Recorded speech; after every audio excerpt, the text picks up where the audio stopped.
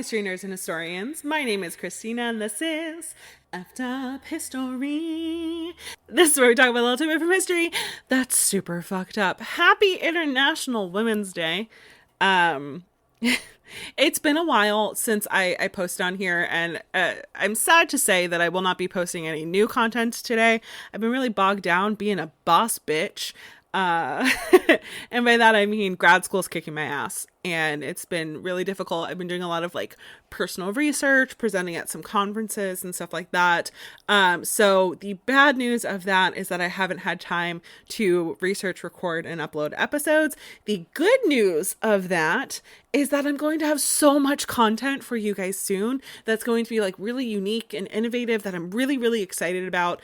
It's just I don't have the time right now to record and edit all of that. So hopefully really soon I will get back to the swing of things. But today, because it is International Women's Day, I did want to hop on kind of spur of the moment. I just thought about it like 5 minutes ago. I want to share some of like my favorite episodes that I've done of different women throughout history that are just badass boss bitches. So this is a mega episode today of all of my favorite women that we've talked about. I also had plans of doing things for Black History Month, and then February completely disappeared. So I will be just trying to like catch up on all of that stuff as soon as I can, whenever I have time to record, because grad school again is kicking my ass. So without further ado, here are some wonderful stories of women throughout history. So sit back, relax, and practice your, oh good God, what the fuck faces.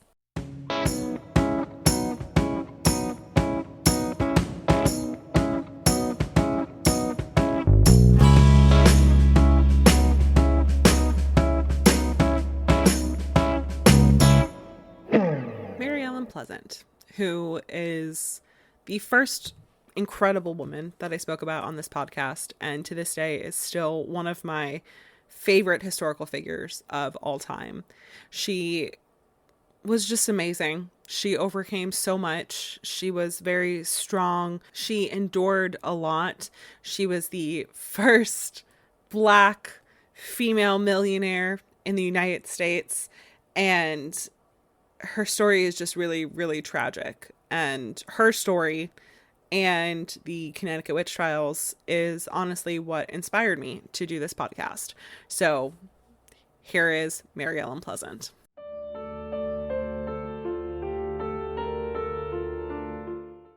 Now, Mary's origins are a little shrouded in mystery. You'll come to find out that she was a little bit of a storyteller. It's kind of one of the reasons why I think history doesn't talk about her as much, because no one knows the full truth.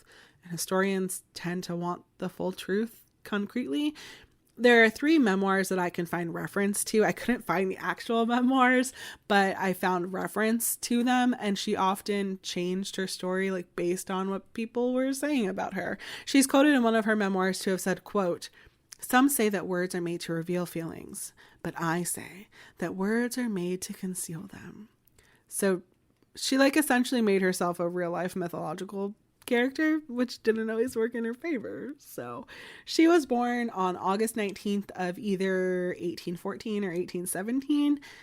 And that's not necessarily her giving different birth years. That's like monuments that have been erected for her, or her gravestone saying different things. So like her gravestone says 1817, but other sources like the plaque that's up in San Francisco that honors her at her park says 1814. She was either born in Georgia or Pennsylvania. Her parentage is also disputed. In some cases, she said that her mother was Black and her father was Hawaiian, which later on we'll talk about like the images surrounding her that are like, if you Google image search her, which would be very interesting if her father was Hawaiian, considering one of the people that she's often mistaken for was a Hawaiian princess. In other sources, she says that she was born a slave to a voodoo priestess and a white plantation owner / journalist named John Pleasance. Either way, when she was born, she was known as just Mary. She also mentioned to her goddaughter that she witnessed her mother being beaten to death by a plantation overseer.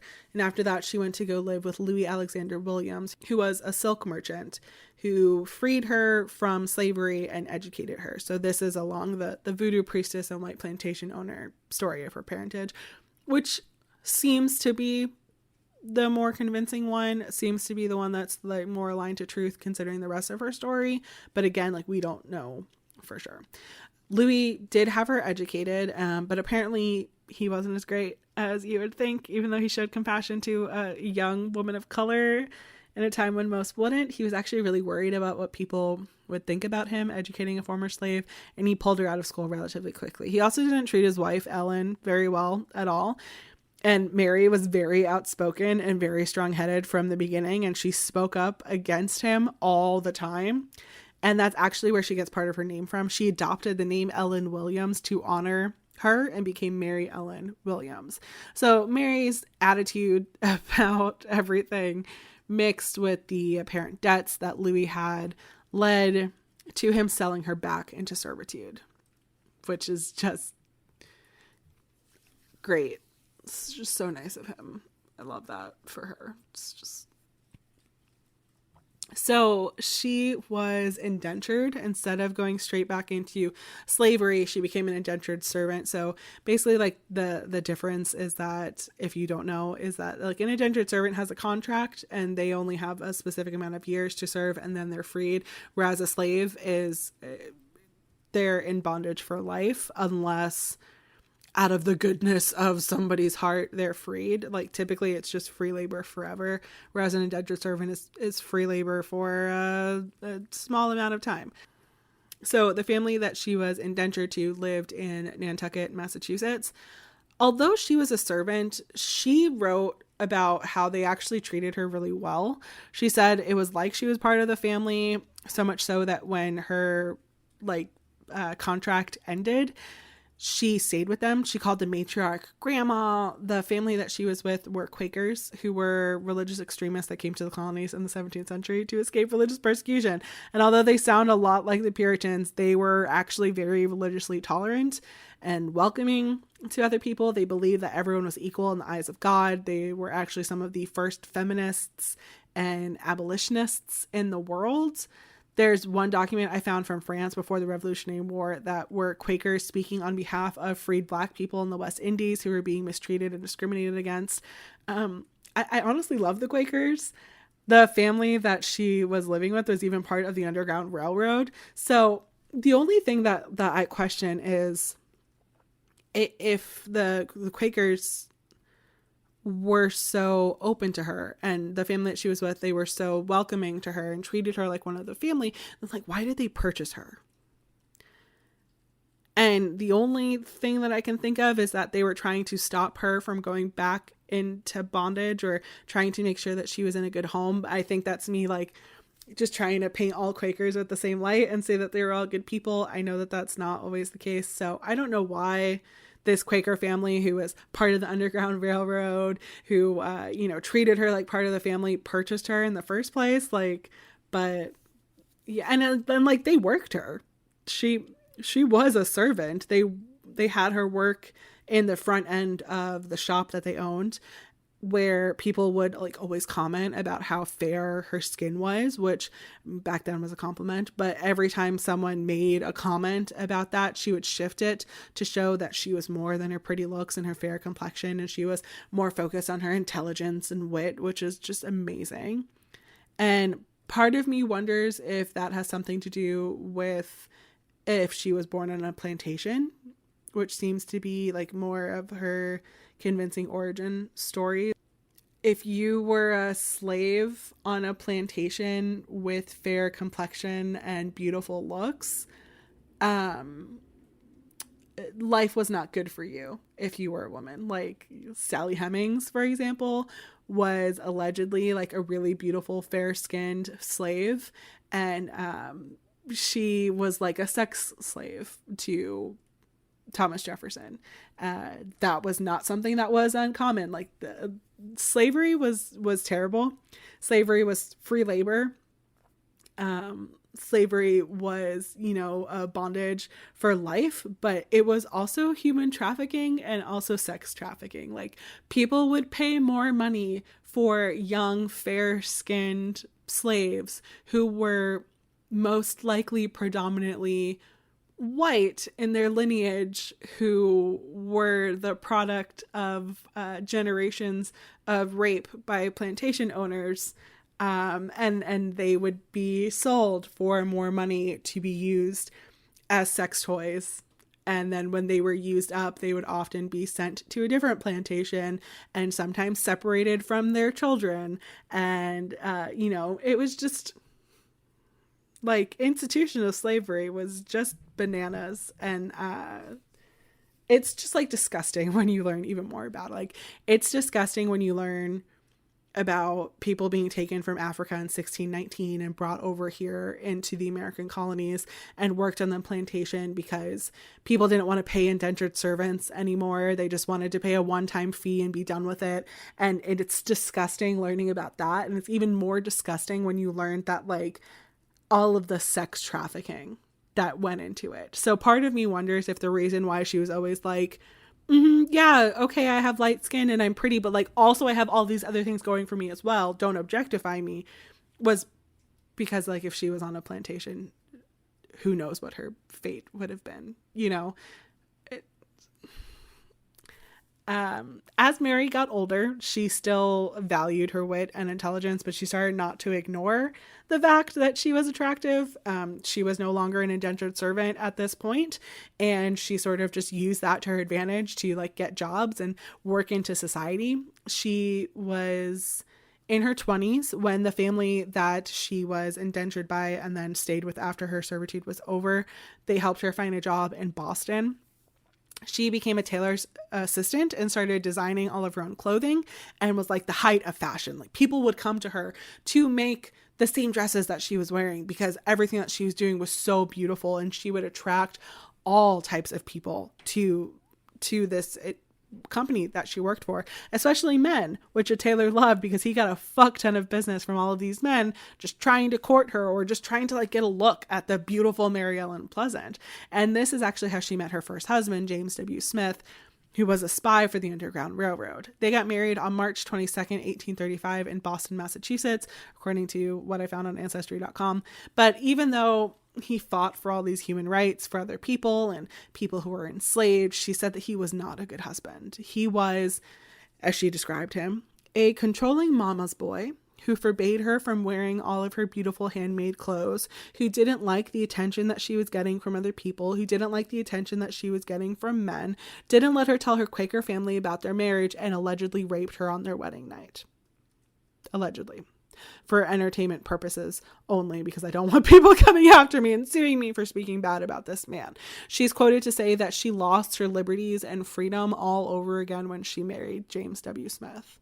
She said at one point she did, like, start to grow to love him, but in 1844, about 9 years after they were married, he died suddenly. And everyone, including her second husband, thought that she might have killed him, but nothing was ever proven. And James W. Smith just left her a rich and free widow.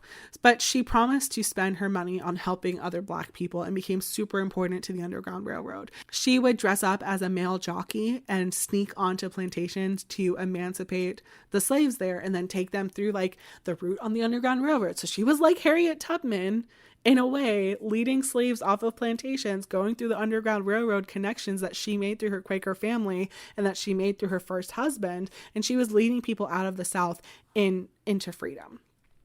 She met her second husband, John James Pleasance, which oftentimes he's just called J.J. Pleasance. Sometime during this work, how they met is contested. Some sources say that her mother-in-law of her first husband, like, introduced them to each other. Others say that he first saw her performing a voodoo ceremony and was immediately intrigued by her. She was once quoted to say that he dressed loudly and wasn't half the man that her first husband was, but they still got together. Now, although he did have the same last name as one of the stories of her parentage, he wasn't related to her at all, even though there were rumors that they were when people were starting to, like, try to ostracize her in society and trying to like beat down her reputation and stuff. According to the records, Pleasance is even spelled differently, but gossip will be gossip, of course. One source that I read said that one of the main reasons she married him was for his last name, so she could nurse that connection to John Pleasance, her alleged father in one of her origin stories, because J.J. Pleasance's name, even though it was spelled different, could be anglicized too, the same way that her father's name was spelled. But it's all just sort of like speculation and roundabout. What we do know is that they got married. Now, while he wasn't related to her or her father, J.J. was the cousin of Louis Christophe Dominique du Galpion. Now, why is he important? And am I going to look for any excuse to say his fancy name again? Well, Louis Christophe Dominique de Galpion was the motherfucking husband of Mary Laveau, as in the Queen of New Orleans. In the late 1840s, it said that Mary and JJ were under fire for all of their work with the Underground Railroad, especially after the Fugitive Slave Law in 1850, which intensified the repercussions for escaped slaves and their fugitives. So after that law passed in 1850, they decided to flee Massachusetts and ended up in New Orleans, where she became best friends, apparently, with her cousin-in-law, Mary Laveau. Because Mary Ellen Pleasant is just the coolest person to ever exist in the world, and I just want to be friends with her, and I want to be friends with Mary Laveau. Like, both of them could just adopt me, and I would go back in time and live happily, because this is just, like, it's so cool. And I love Marie Laveau. Like, okay, so we're going to go on a tangent. And we're going to let Marie Laveau make a little bit of a cameo in this story. Okay, so the only vacation that I've actually ever been on in my life, aside from like growing up in Florida and going to Disney World for the weekend, which like we wouldn't even get like a hotel typically, we would just go because I lived in Central Florida, and Disney World is in Central Florida as well. So the only like actual vacation I've ever been on was for my 1-year wedding anniversary pre-pandemic, where my husband wanted to go and explore spooky shit with me because he's perfect and you should be jealous. And we went to New Orleans. Very first night we went there, I'm sure probably unsurprisingly, we scheduled a history tour. I didn't really want to go on a ghost tour. I wanted to go on a spooky history tour. I think it was called like Witches Brew Tours, something like that. It was really, really good tour. Like, I remember almost everything that man told me, and it's been years. And one of the stops was outside Voodoo Authentica, which is a shop, but it's also a cultural center that's, as they say in New Orleans, is the only one that's run by actual voodoo practitioners. And then the tour guide was like, okay, I'm going to tell you about the Voodoo Queen of New Orleans, and I guarantee you that at least 2 of you are going to want a tattoo of her after this. And I was very intrigued. Now, part of my focus as a historian is the history of witchcraft, but my focus is more like 16th and 17th century witchcraft in like England, Scotland, and the American colonies. So this time period in the 1800s isn't my field of study. I've not done a lot of personal academic research on it. This is a story that we were told. I've done quick little Google searches to see if there are any like mention, and everything that he said had other sources that backed it up. Honestly, though, I haven't done much research on Marie Laveau myself. So if there are any Marie Laveau experts that are listening, feel free to reach out to me, because I like want to know everything about her, and she's fascinating, and I haven't had a chance to do nearly as much research on her because I'm like knee deep in research about the Connecticut witch trials and like English witch trials and stuff like that. So anyway, the tour guide starts telling this story. So Marie was a free woman of color. And I say woman of color and not just Black woman, because she was also Native American and French. So she was a voodoo practitioner, but I mean, obviously, like, honestly, voodoo is not what popular culture paints it to be. It's a lot of like root work. It's a lot of herb work. It's working with like ancestors and stuff like that. It's not working with the devil, like when you watch TV and they're like, oh, voodoo is devil worship. It's not at all. Like, it's a closed practice, so I don't know as much about it because it's not my culture, and I'm not gonna like appropriate it or anything, but the research that I have done into it, it's a really, really cool religion. And Marie Laveau actually had a pretty big hand in creating the image of a lot of voodoo as people regarded. But even though she was a free woman, she was still relatively ignored in society, as all Black people and just women of color, even mixed race women, were during this time. Marie Laveau was a hairdresser, and one day there were some white women in her shop, and they were talking about how they saw their slaves performing this voodoo ceremony, and they were very intrigued by it, but they didn't know what to do. And Marie was like, well, girl, don't you know that I'm the motherfucking voodoo queen of New Orleans? And these women were so excited. And this is one of the things that began making her visible in society.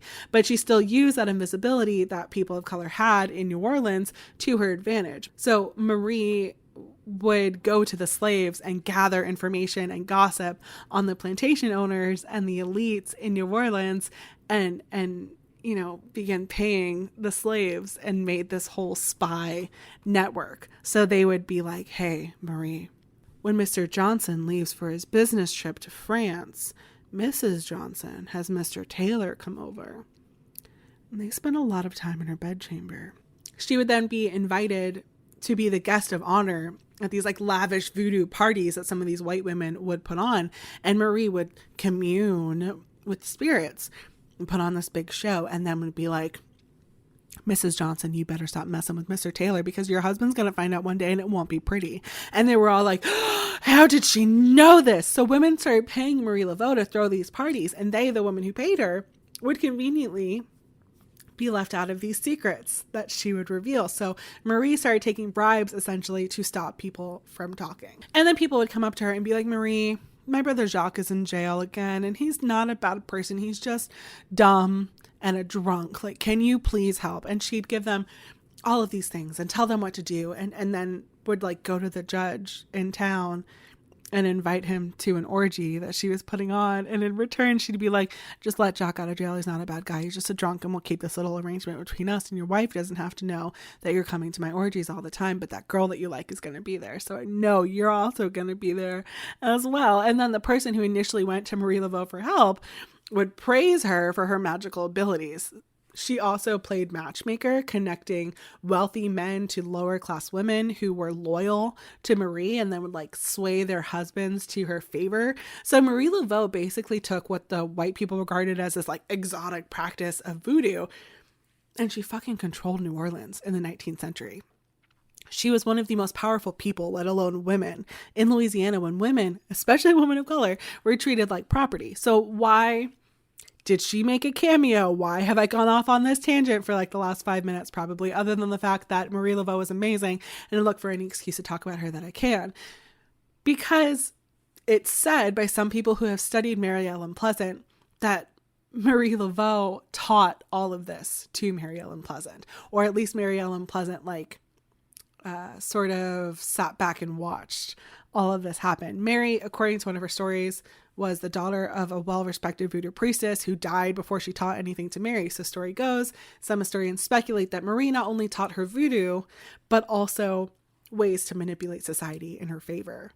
So Mary Ellen Pleasant then took this practice with her when her and JJ moved to California 2 years later. So she arrived in San Francisco on April 7th, 1852. On her voyage to California, she met a man named Thomas Bell, who is important to the rest of the story, but this is how her and Thomas Bell meet. So now California was a new state at this time. It only became a state in 1850. They joined the United States as a free state, which sounds wonderful. Like, great, no slavery in California, but it was mostly because the people who lived there didn't want slave owners moving to California to work the gold mines and have an unfair advantage on the wealth there. So, I mean, it's a positive that it was a free state, but like most America, it was rooted in capitalism. So it was also not a safe place to live. It was mostly bars and places to gamble. And one source I read said that 5 murders happened every 6 days. So the simple fact that people chose to go there is beyond me, other than greed.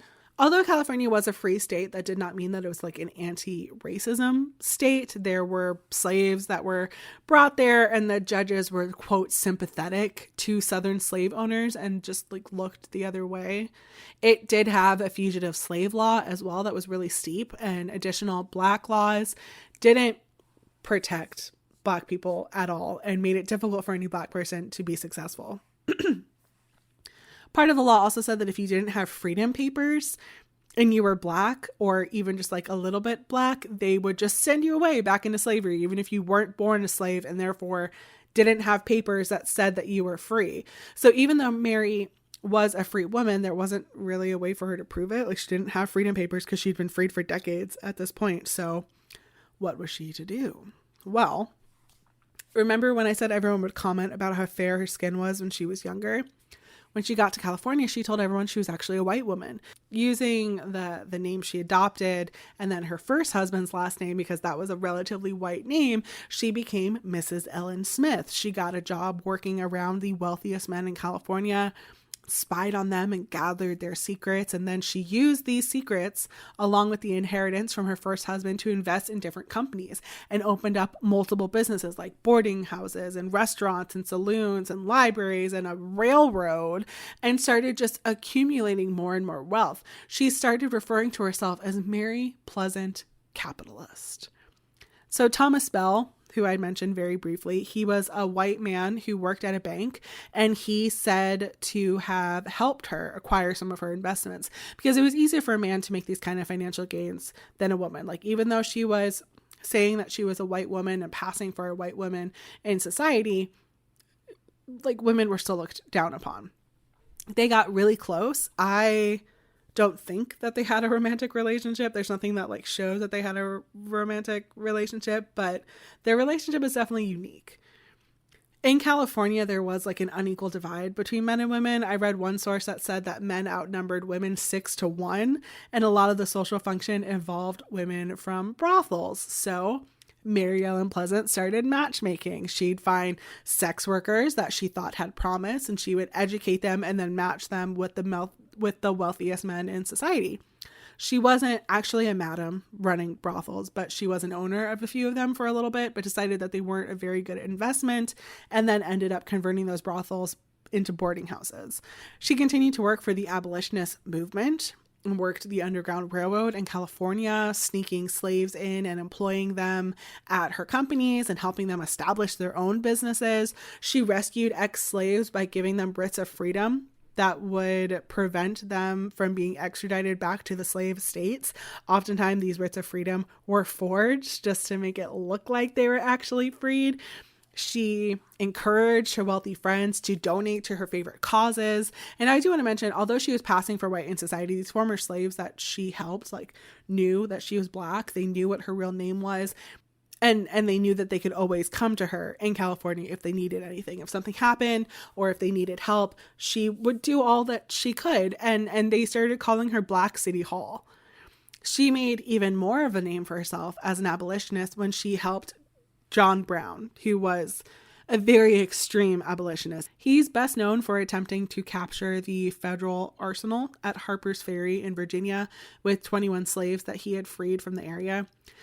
She said that she gave him between $30,000 and $40,000, which with current inflation is over $1 million today. And she helped purchase a slave refuge, which was part of his plan. When he was hanged in 1859, there was a note that was found in his pocket that read, quote, "The axe is laid at the foot of the tree. When the first blow is struck, there will be more money to help." And she signed it MEP, but the way that she wrote it, it looked like WEP. So as officials tried to look for this mysterious benefactor, they went in all of these different directions, but never in hers. She was, after all, just a woman. She was, after all, just a white woman, and her initials were MEP, not WEP. In 1863, the Emancipation Proclamation passed, and on that year's census in 1863, Mary stopped pretending that she was white and declared proudly that she was a Black woman. And that's pretty much when everything started going downhill for her, because people are awful, and they always have been. In 1863, Black people could start testifying in court in California, and she was not afraid to do that. One of the major things that she did was go up against the streetcar companies for throwing Black people off of streetcars or just refusing service to them altogether. And she won. So she was essentially Rosa Parks 100 years before Rosa Parks. Before there were even buses, she was battling the streetcar companies. One of the cases went all the way up to the Supreme Court. And although she lost the monetary part of the settlement, her case was used over 100 years later in the 1980s in a civil rights case and helped change California laws when it came to punitive damages, which is like pain and suffering associated with discrimination. And I cannot understand why more people don't know about her.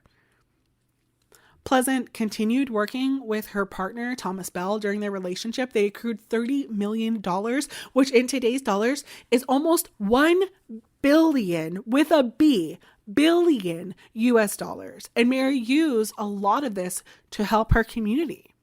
But they also lived together in a mansion that had over 30 rooms that they built in 1870. Now, with their relationship, there were stories that go back and forth about the nature of their relationship. Like I said, I don't think that there was a romantic relationship between them, but like there could have been a romantic relationship with them. But he lived in the house, their 30 plus mansion.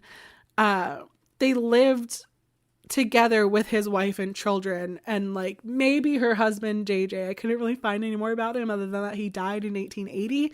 So I'm assuming that he also lived there with her, or I don't know, but because she was not only a Black woman but an incredibly successful Black woman, of course, people started talking shit about her, and people started trying to bring her down in society, and people started trying to slander her name. They started using her association with brothels, began calling her a madam, and then they started demeaning her even more and began calling her Mammy Pleasant, which is a terribly derogatory term for anyone who isn't familiar with it. The Jim Crow Museum at Ferris State University says that Mammy is the most well-known and enduring racial caricature of African American women. She was economic, political, and social. She typically was an overweight, always smiling and happy Black woman. They were typically depicted as child caretakers or cooks, and they were slaves that worked in the house and tried to be part of the family and were happy with their position as a slave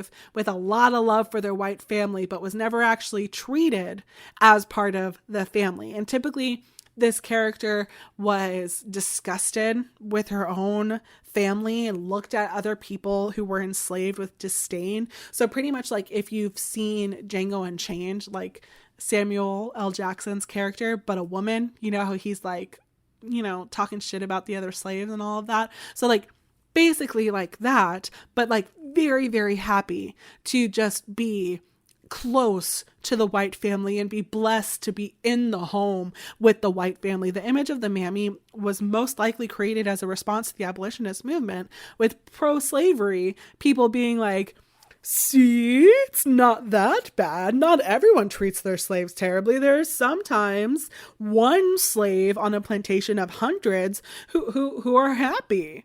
You know, even though everyone else is not, there's one slave who might be a little bit happy with the situation. So slavery is not that bad. But the Jim Crow Museum says that she was just a product of propaganda. And looking into the primary sources, a woman like this working in the home, they don't appear. There aren't records from any plantations that show this kind of relationship with anyone who would look like this stereotype. In some of the very, very wealthy households where they had slaves to spare, they would sometimes have one or very few women who were enslaved who were in the home. And they were typically, like I talked about, very light-skinned, mixed race, very skinny, very young, and typically were used for sexual reasonings, like Sally Hemings with Jefferson at Monticello. Slavery at times was like literally sex trafficking, like we've talked about. It's disgusting. And Mary Ellen Pleasant being called a mammy was really insulting and really demeaning. It was like they were saying that because she was trying to assimilate into quote white spaces, that she was perfectly happy with them and how they treated people of color. But as much as she loved quote white culture and the quote white families that she was a part of, she would always be beneath them. And Mary tried to say that this didn't bother her. She just tried to be like water off a duck's back. But they were demeaning her so much. At one point, she said, quote, They paid the newspapers to malign and vilify me and to blacken my character, but I did not reply to their assaults because I had staunch supports in the city, and so long as they supported me, I did not care one snap of a little finger. But it did bother her. Like, you can't go through life being called a whore and a demeaning racist term.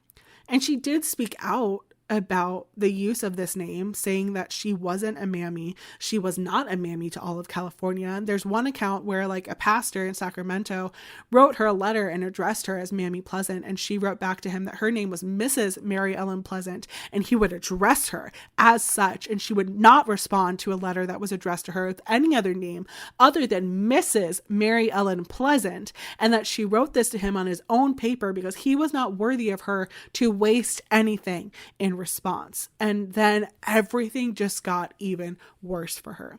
People started whispering that she was a voodoo queen, and that's how she got her wealth, and that's how she got her control of the city, because a woman couldn't possibly be powerful and successful on her own without otherworldly and supernatural help, especially if she was a woman of color. In 1883, she was involved in a court case against a senator. His name was Senator William Sharon of Nevada. He was accused of seducing and abandoning a woman named Sarah Althea Hill. Allegedly, he wrote letters to Sarah stating that she was his common law wife and that he would always support her and yada, yada, yada, what sometimes men say to women to get what they want. Not all men, I know, but like a lot of men. And then he just up and abandoned her. And he kicked her out of the room that she was living in his hotel. So Mary, who was friends with Sarah Althea Hill, backed her financially when she decided she wanted to sue William Sharon. And this case was insane. People were obsessed with it. It was like, you know how like the O.J. Simpson case was just like in the media, or like the Casey Anthony trial, like everyone was talking about it. Everyone knew about it. Everyone was writing about it. And although Mary Ellen Pleasant wasn't on trial, she was a big part of it. And so William Sharon's lawyers started attacking her, even though she wasn't even on trial, using the voodoo argument against her, saying she used her voodoo powers to influence the senator on Sarah's behalf, and he never would have done the things that he did or said the things that he said if it wasn't for Mary and her sorcery. And that's bullshit, obviously, especially considering that William Sharon admitted that what he did to Sarah was wrong and that he did it of his own volition. But Mary just like embraced the rumors and started bringing a voodoo doll to court and saying that she would bring about the death of William Sharon if he didn't right his wrongs. And then he died before the trial even ended. So it kind of backfired a little bit, but yeah, it kind of backfired a little bit. There's no really but about it. There was no positive. And even though he died, he posthumously won the case. So people just started really like playing at the whole voodoo thing, and were just like blowing her up in the press. In 1892, her business partner Thomas Bell died. He actually toppled over the banisters from the top floor of their mansion and like plunged to his death, which is fucking terrifying, which of course Mary Ellen Pleasant was blamed for, but they performed an autopsy and there was like no nefarious activity involved that they could find, and she wasn't charged with anything, but the media still was sensationalizing that the voodoo queen has made a sacrifice, the voodoo queen has murdered her friend or whatever. So 7 years later, when his wife Teresa, who in multiple sources that I read said Mary introduced to Thomas, was apparently influenced by her new lover Bayard Seville, and she kicked Mary out of her own fucking house. So Mary and Thomas shared their wealth, but they trusted each other a lot. And a lot of things were in his name for legal reasons. Just because at the time it was better for a white man to have these things rather than a black woman. And because they trusted each other so much, like there was no problem that they saw. So according to the courts, the mansion belonged to Thomas, and therefore, now that he's dead, belonged to Thomas's widow, and therefore she could do whatever she wanted. In fact, Teresa perpetuated the whole mammy thing and said that Mary's role in the house was just to take care of the children and to cook food and to clean, and not that she majorly contributed to the massive wealth that they accrued. And that was her home that she owned with her friend Thomas Bell and allowed Teresa and her children to live there. It did not matter. According to the courts, everything belonged to Teresa. And according to the courts, Mary Ellen Pleasant deserved nothing. And then Teresa started a smear campaign against Mary, saying that she was a terrible voodoo priestess who kept Thomas as a prisoner and influenced everyone. And everything that she did was only to benefit herself. And she was this terrible person. She called her, quote, a demon from first to last. Teresa's lover, Bayard Seville, by the way, was a man who was known to seduce rich widows and extort them for as much money as he could and then abandon them. So he went to prison multiple times for forgery and stole a ton of Teresa's money and committed forgeries in her name. So like great choices, but also karma. And then what happened to Mary? Mary died later in poverty on January 4th, 1904.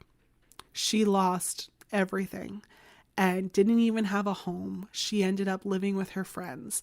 And when she died, the San Francisco Examiner wrote, quote, Mammy Pleasant will work her weird spells no more. Teresa was later regarded as insane. She was addicted to opium and alcohol. She disowned her children, saying that they were not hers at all. And she died in 1922 alone and abandoned by everyone, being called the, quote, Mad Woman of Glen Ellen. In 1925, a fire burned down almost all of Mary's mansion, and then it was demolished later on that year. The only thing remaining were the 6 eucalyptus trees that she planted outside. So that's the story of Mary Ellen Pleasant. She was an amazing woman. So how is she remembered and how is she memorialized? Mary Ellen Pleasant, mother of civil rights in California. Harriet Tubman of California. Rosa Parks, 100 years before Rosa Parks, the first Black female millionaire. Well, a few years after Teresa died, a murder mystery came out called The Cat and the Canary that featured a mysterious servant named Mary Pleasant, who you were never quite sure if she would murder someone or cast a curse or do some other wicked deed. This play later became a movie that was adapted multiple times. The first 2 adaptations, the character is called Mary Pleasant, and then in the 1978 recreation, it was changed to Mrs. Pleasant. But in every version, the character is played by a white woman. In 1950, some biographies were written about her by Helen Holdridge based on the awful rumors and based off of Teresa's diaries. You know, the crazy lady that was addicted to opium and an alcoholic that ran a smear campaign against Mary. In her diaries, Teresa spoke about her terribly and called her a demon and accused her of doing things like pushing Thomas over the banister and pulling his brains out of his head, which is an insane work of magic because his skull wasn't broken. And they did an autopsy to determine the cause of his death. And it wasn't found to be nefarious at all. But of course, these biographies paint Teresa as the victim and ignored all of her pesky delusions and make Mary Ellen Pleasant into a fucking monster. In the 1960s, one of the final wishes that she had was finally granted to her, like 60 years after her death. And they added to her gravestone, friend of John Brown, because it was never discovered that she was this mystery WEP, MEP that signed the note when he was hanged. And her grave is now a designated freedom site in the National Park Services. And she has a street named after her on Nob Hill. And the 6 trees that are all that remains of her mansion have become the smallest park in San Francisco. And there's like a little plaque there that calls her the mother of civil rights. It makes a very small statement about her work with the Underground Railroad. But most people who go to San Francisco and hear about Mary Ellen Pleasant most likely hear her story on a ghost tour, where they go to the smallest park of 6 eucalyptus trees at Bush and Octavia, and they tell the story of the evil Mary Ellen Pleasant, the voodoo queen who haunts the... Sorry, I'm getting really emotional about this. I'm sorry. The voodoo queen who haunts the trees, summoning chills and frightening dogs and small children, who throws nuts at people as they pass by. And the tour guides talk about how Mary Ellen Pleasant came to San Francisco in the mid 1800s and defied prejudice and built an empire, and how she was a voodoo queen and a murderer, and now she's no better than a demon, and a scary story meant to give you chills. and put you on edge. And that is her legacy for the hundreds, if not thousands of tourists who go on these tours every single year. They walk away having nightmares of the evil Mary Ellen Pleasant, hoping that they don't get cursed by the vindictive ghost of the voodoo queen. And that fucking enrages me. But like, we still have statues of Confederate soldiers and people fighting to keep them up and defending states' rights and defending the history of the South when everything that they stood for is hatred and capitalism. And we have presidents' faces carved into a monument on a mountainside of a sacred mountain. 2 of those presidents of which owned slaves. And Mary Ellen Pleasant has a street and 6 trees and a plaque and a fucking ghost story. And that is how she was remembered. And that, my friends, is what is truly fucked up about this story, and why when I researched her, she went to the very top of my list to talk about. She was a wonderful, beautiful woman who fought for people who were being oppressed and built an empire in the mid 1800s at over $30 million. But if you Google the first Black female millionaire in America, it is C.J. Walker, who was amazing, but not accurate. And if you Google a picture of her, you'll see all of these beautiful images of her as a young woman and one single one as an old woman. And all of the pictures of the younger women are Queen Emma of Hawaii. And the most extensive book about her that I could find is amazing and unearthed so much information on her that we didn't have before. But the author, Shashil Bibbs, has spent the better part of her life researching her and stripped away so much of like the negative propaganda that surrounded Mary and her name, but basically says that Mary Ellen Pleasant made the choices that she did and fought for the things that she fought for and did everything that she did based on what Marie Laveau taught her in like the year and a half that they were together, and employed what Bibbs calls the Laveau method. And this is not to like shit talk Marie Laveau, because I love her, obviously. And like, I'm one of those 2 people that the tour guide talked about that would get a tattoo of her in a second. And I'm not shit talking Shashil Bibbs either. And I think what she wrote is amazing. And if that's what she thinks, then that is her argument. That is fine. Like, historians and people who look into people, they make arguments all the time, but I respectfully disagree. Because while, yeah, it can be said that Mary Ellen Pleasant did do a lot of the same things that Marie Laveau did, as far as like matchmaking and using her invisibility to gather secrets to push herself into a career, it almost negates the kind of person Mary was. Mary was doing so much more before she met Marie, and did so much more after she left Marie, and to equate it all to a Laveau model from someone that she knew for a year and a half, it just does not sit right with me. Because Mary Ellen Pleasant is probably one of my favorite historical figures ever. She said once, quote, "My cause was the cause of freedom and equality for myself and for my people, and I would rather be a corpse than a coward." So I choose to make an active attempt to live a little bit more like Mary Ellen Pleasant. And I think that everyone should make an attempt to live a little bit more like Mary Ellen Pleasant, because the world would be so much of a better place. And don't forget her. And don't fucking demonize her, because she was amazing. And I think of like all of the people who are alive today that most likely have Mary Ellen Pleasant to thank for the fact that they are alive today. And she's a fucking demon that lives in the trees and throws nuts at people.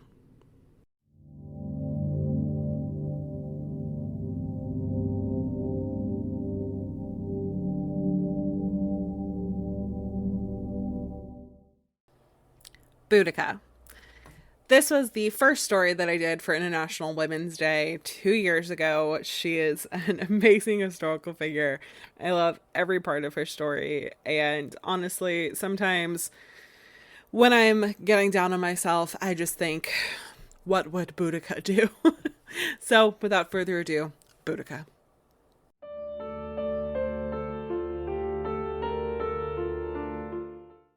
Boudicca was a Celtic queen that lived around 60 in the Common Era. Most of the information we have about her is from the Romans, namely a man named Tacitus, who was a Roman senator and historian that lived around that time. He was a small child, apparently, when this like whole event of today's story went down, but he probably grew up hearing stories about this. It's kind of weird, though, because like he doesn't paint her in a negative light. So who was telling him these stories? It's like in the Chamber of Secrets in Harry Potter, when Dobby is all like, Dobby has heard amazing things about Master Harry Potter, but like in the Malfoy household, like who is saying amazing things about Harry Potter? Insert Draco is in love with Harry fan fiction here. Also, J.K. Rowling is trash, but Harry Potter defined my childhood. So I make a lot of Harry Potter references, even though I don't support TERFs. So if you're trans, you are welcome here. If you're J.K. Rowling, get the fuck out.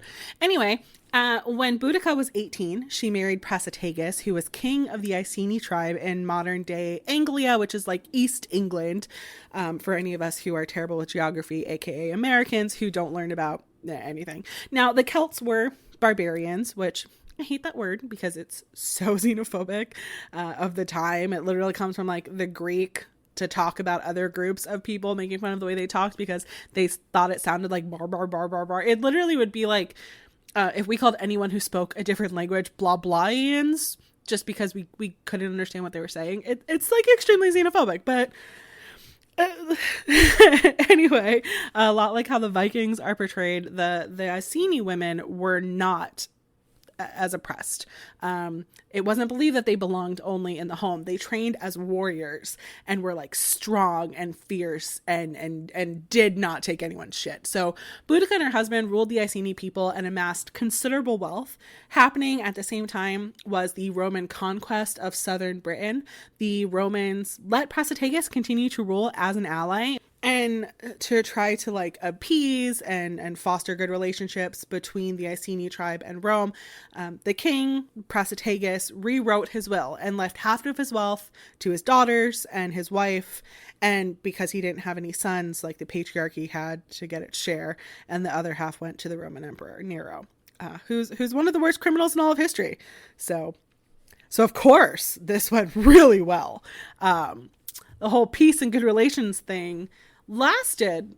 I mean, it didn't happen. After Prasutagus died, the Romans ravaged the kingdom. They publicly whipped Boudicca in the street. They raped her daughters, and they took everyone, even the royalty, as slaves. So Boudicca led her people and other Celtic tribes in a revolt and attacked. I can never say this word. Attacked Camulodunum. It's modern Colchester. Tacitus wrote that the statue of Victory erected there fell off her base and lay on the ground with a face averted as if the goddess yielded to the enemies of Rome. Within the council chamber, screams were heard in a foreign accent. The sea purpled with blood, and when the tides ebbed, traces of bodies were left in the sand, and the vastly outnumbered Romans were overtaken, and the colony lay waste with fire and sword. And I want to emphasize, an army of barbarians led by a woman overthrew a Roman colony. And girl, we are not done. 2 days later, Commander Petilius Cerealis came to the defense, and Boudicca and the Celtic tribes marched on to meet him, and they cut the infantry into pieces, and the Romans retreated. Then they marched to London, which wasn't a Roman colony, but was the heart of trade. The Roman army, led by Roman governor Suetonius, retreated, left behind those who he deemed could not come due to their age or the, quote, weakness of their sex. And no tears could change the general's mind.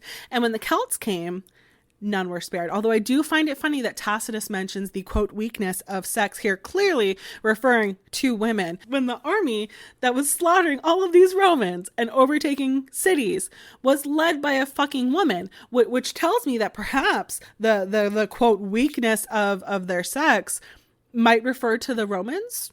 Or maybe we just shouldn't bring sex and gender into this at all and just say the Iceni tribes were better, the Celts were better, and the Romans were cowards.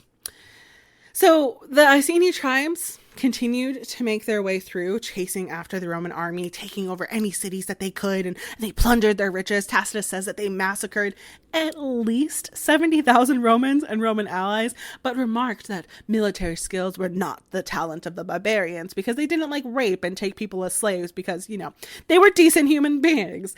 At this point, Suetonius gathered an army of about 10,000 people and chose a spot to camp out that was surrounded by woods, and because he didn't want to make himself vulnerable to an ambush.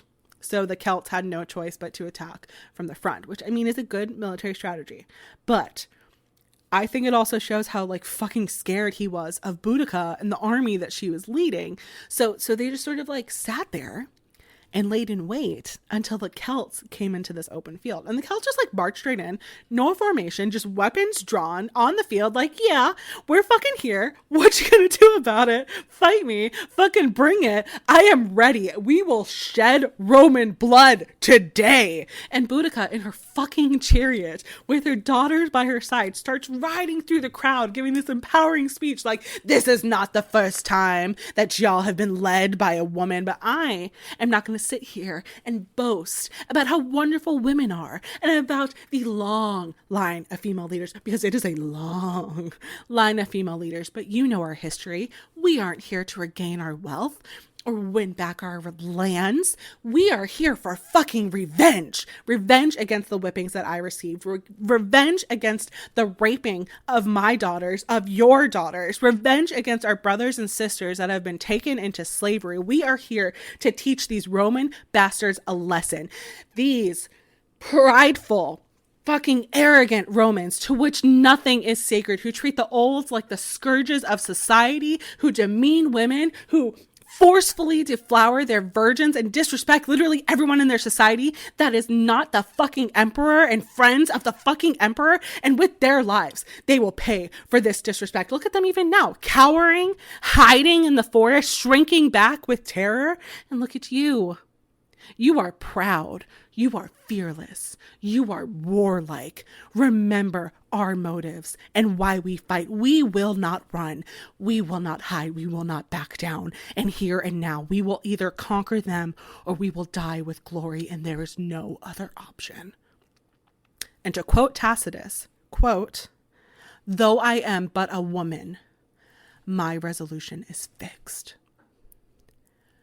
Holy fuck, what a goddamn speech. Like, I would join this in a fucking second. I want to go fight the Romans. Like, I think about speeches in movies. Like, I think of like Leonidas in 300 where he's like, Spartans, ready your breakfast and eat hearty, for tonight we dine in hell. Which, like, side note, hell wasn't a thing for the Greeks. It would have been more like, tonight we dine in the underworld if we receive the proper burial rites, which they probably wouldn't, because we're all slaughtered by an army from a different country that don't recognize our beliefs. But that's besides the point. The speech doesn't motivate me. It doesn't make me want to fight. I don't want to dine in the underworld. I want to like dine at my kitchen table. I want to like dine while like huddled over the counter, scooping food into my mouth quickly before my son realizes what I'm eating. But Boudicca's speech, like, I want to go fight the Romans. I don't care that 2,000 years has passed. Like, I will build a fucking time machine and go join the legions and probably die instantly because I have no skills whatsoever with a sword or a weapon, but I will die with glory. Meanwhile, Suetonius hears this and he's like, yeah, I'm going to address my army too. I can give a rousing speech as well. I'm not going to be emasculated by this bamf of a woman riding around on her chariot. Hey, everybody. Listen to those yucky barbarians. It's not actually what he calls them. He calls them undisciplined barbarians. But I just feel like yucky fits this character better. And he talks about like how the women outnumber the men and like what does that say about them? These are bastards and people who run away from your sword. It's like, hold on a second, aren't you the ones who have been like running away the whole time? There are flaws in your speech, Suetonius. And then he talks about like immortal glory and victory and blah, blah, blah, blah, blah. And it worked. I mean, the soldiers like burned with impatience and, quote, warlike vigor and charge. And Celts advanced with ferocity. But the Romans, I mean, they were powerful for a reason. Like, they were conquerors for a reason. If you take highly skilled and trained warriors with formations and military strategies against a group that, are warriors, but they don't have like a cohesive military front. Like, they're all from different tribes. Perhaps the Iceni fight different from another tribe that they've banded together. I mean, it's an unequal fight. The Celts were unfortunately just completely slaughtered. Tacitus says that they lost over 80,000 people and women and old were not spared, just like the Celts did not spare the women and the old in the cities that they overtook.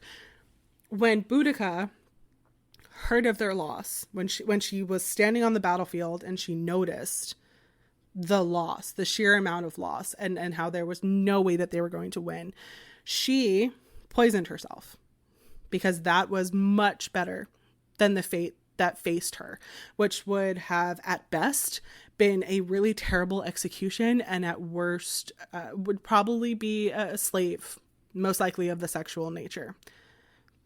The story of Boudicca was revived during the English Renaissance, and she continues today to even be an important cultural figure in the UK, and it's no question why. She's amazing, and she's a fierce and strong woman. She is extremely empowering, and I'm just like so honored to talk about her and tell her story today. So happy International Women's Day. Go out there and be like Boudicca and like crush the fucking patriarchy, I swear.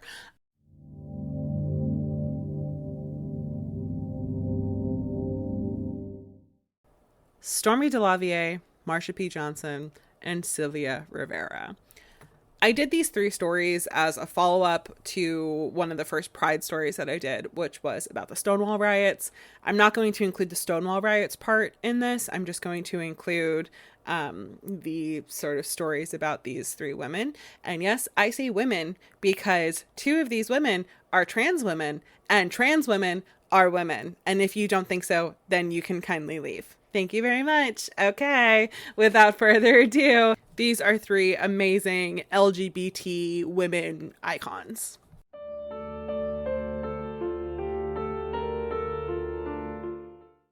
So to give a little bit of a recap, since we're going to be talking about it again today, on June 28th, 1969, undercover police officers raided the Stonewall Inn, which was a gay bar in Greenwich Village owned by the mob. So some of the laws and statutes in New York during that time were very homophobic, including what was known as the Gender Appropriate Clothing Statute, which basically said that whatever gender you were assigned at birth is what you had to dress as, and if you didn't, you could be arrested. Before you were arrested, you would be taken to the bathroom by a police officer, which they usually tried to make sure was a female, but sometimes it was not. And then they would look in your pants or under your skirt to see what kind of genitalia you had, which was lovely. So now with this, there were a lot of things that I read about called like the 3-piece law, or sometimes the 3-article rule, which basically said that you had to be wearing 3 articles of clothing associated with the gender that you were assigned at birth. So this wasn't an actual law. There wasn't anything in the statutes in New York City that said that you had to be wearing a certain amount of clothing. It just said that you had to be dressed as your gender. So this was more so a rule of thumb in the community, sort of like protect people from getting arrested. But there were people who lived their truth and personal style, regardless of whatever their birth certificate said. Anyway. So when... Hello, cat. You hear any purring, that is my other cat coming to say hi. So when the raid on the Stonewall Inn happened on June 28th, 1969, a lot of the patrons that were targeted by the police officers were people who may have not been following that 3-article rule of thumb. So one of the people that was arrested was a lesbian woman who was dressed rather masculinely. She was handcuffed and escaped from police custody a few times and fought with multiple officers, and then complained that the handcuffs were too tight. And I guess this made the police officer angry, and he smacked her over the head with his baton. With her face all bloody, she turned towards the crowd and screamed at them to do something. And they did. And that thing was the Stonewall riots of 1969. So now this woman was never specifically identified. Like I said in the last episode, everything happened so quickly back then that it's really hard to know for sure. But some people believe that this woman was the lesbian activist and artist Storme DeLarvie. So let's talk about Storme. Storme was born in 1920 in New Orleans, and her father was white and her mother was black, and her mother worked as a servant for his family. So when she was born, she wasn't issued a birth certificate or anything, because during that time in New Orleans, interracial relationships were very much still frowned upon, and interracial marriages were illegal altogether. So she didn't even know when her actual birthday was growing up, but she celebrated it on December 24th because she was a goddamn gift to the world. So I did read in her obituary that was published in the New York Times that her parents actually did get married at some point in her life and moved to California, where interracial relationships were not frowned upon and they could actually get married. But that was the only place that I saw it while I was researching it, so I'm not totally sure if that's true. As a teenager, Storme rode jumping horses for the Ringling Brothers, which I think is so cool. She figured out that she was a lesbian around the age of 18 and was worried that she would be murdered if she stayed in the South. So she moved to Chicago, where she was apparently a bodyguard for mobsters, and then later moved to New York. She was a singer who performed in the 1940s as Stormy Dale, where she would dress in elaborate gowns, but she pioneered gender non-conforming fashion and would also dress in suits and other man's clothing, inspiring others to do the same who felt that they were maybe a little bit more masculine. So I searched on the internet trying to find a clip of her singing, and I found one from April 27th, 2008 on YouTube, posted by the channel Jazz Jericho, that is said to be Storme. Well, it's too bad, and it's so sad, that I'm in love with you. First you loved me, then you snubbed me, but what can I do? I'm still in love with you. I guess I'll never see the light. I get those blues most every night since I fell for you, since I fell so hard for you. In the 1950s, she was an MC and the only drag king of the Jewel Box Review, which was the only racially integrated drag show of the time. She even performed at the Apollo Theater. So part of her whole performance was Guess the Girl, where she would perform dressed in a suit and a fake mustache along with 25 other men, and then the drag queens that were all done up in glamour would perform as well. And then at the end, they sang this song called A Surprise with a Song, where she would reveal herself as a woman at the end. So there weren't a lot of drag kings back then, and even if there are more now, they don't have nearly as much recognition in popular culture. I think Dragula is the only one of the pop culture shows that I've seen a drag king. And then in the latest season of RuPaul's Drag Race All-Stars, there's one trans woman on there who for one challenge dressed up as a man, so she was the drag king for that challenge, but she still performs in female garb for all the rest of her performances. But for Dragula, his name is Landon Sider, and he actually won the season when she was on, which is super cool. And he is amazingly talented, as is pretty much everyone that's on Dragula and Drag Race and all of those other things. I love drag queens so much. They're like some of my favorite people in the world, honestly. So then, of course, there was the riot at the Stonewall Inn. So while it isn't known for sure if she's the one that started the riot, she was definitely one of the women that was arrested that night, and then later on claimed herself that she was this woman that was beaten over the head and was screaming and incited all of these riots. But when she was later asked about the riots, she said it was a rebellion, it was an uprising, it was a civil rights disobedience, but it wasn't no damn riot. So I do want to clarify that she's actually one of the only people that we'll be talking about today that claim that she was who pop culture says that she is. Because with Marsha P. Johnson and Sylvia Rivera, their stories kind of get jumbled by what people say and what they say actually happens. But of course, we'll get to that more. But it's funny because she's the only one of the three who isn't necessarily credited with starting the Stonewall riots, and yet she's the only one who actually admitted that she was one who did it. So I find it kind of interesting. In the 70s, Storme's partner Diana died. They were together for 25 years, and after her death, Storme pretty much stopped performing and continued to carry Diana's picture with her everywhere until she died, for as far as I know. She then became a bodyguard, a bouncer for lesbian bars. She would patrol the area defending those that she called her baby girls from what she called ugly people, which basically meant like rude bullies and bigots, essentially. So she continued to do all of this until she was 85 years old. In 2009, she was interviewed by Columbia University, and she said, quote, I can spot an ugly in a minute. No people even pull it around me that I know. They'll just walk away, and that's a good thing to do because I'll either pick up the phone or I'll nail ya. She had a gun permit and walked around with it. She was intimidating and amazing, and I would have been happy to be one of her baby girls during that time. Although, in 2005, I was 13, so... Storme was also a board member for the Stonewall Veterans Association and spoke out for victims of violence and abuse. And towards the end of her life, she unfortunately faced legal issues and housing issues and mental health issues, but she was still so loved by the community. She died in 2014 at the age of 94 of a heart attack. And one of her longtime friends and caretakers, Lisa Canastrassi, called her a gay superhero. And she was. And that is the brief story of the wonderful life of the gay superhero Storme. And now we're on to the next icon of the Stonewall riots, Marsha P. Johnson. Okay, so here's the thing. There are a few different stories of what happened, like I already said, and I don't know exactly what is true. Most people don't know exactly what happened, even people who were there. Watch a lot of interviews of people who were there that night, and they were able to say, you know, these are the things that were happening. These are what it led to, but they weren't able to say exactly how it started. So one story of the shot glass heard around the world, or possibly the brick heard around the world, says that a trans woman named Marsha P. Johnson was so fed up with these police officers that she threw a shot glass, shattering the mirror behind the bar, although some accounts say that it was a brick, and screamed, "I know my rights," or "I deserve my rights," or "I want my civil rights." Other accounts say that she was there, but this happened outside after the lesbian woman who could have been Storme was assaulted.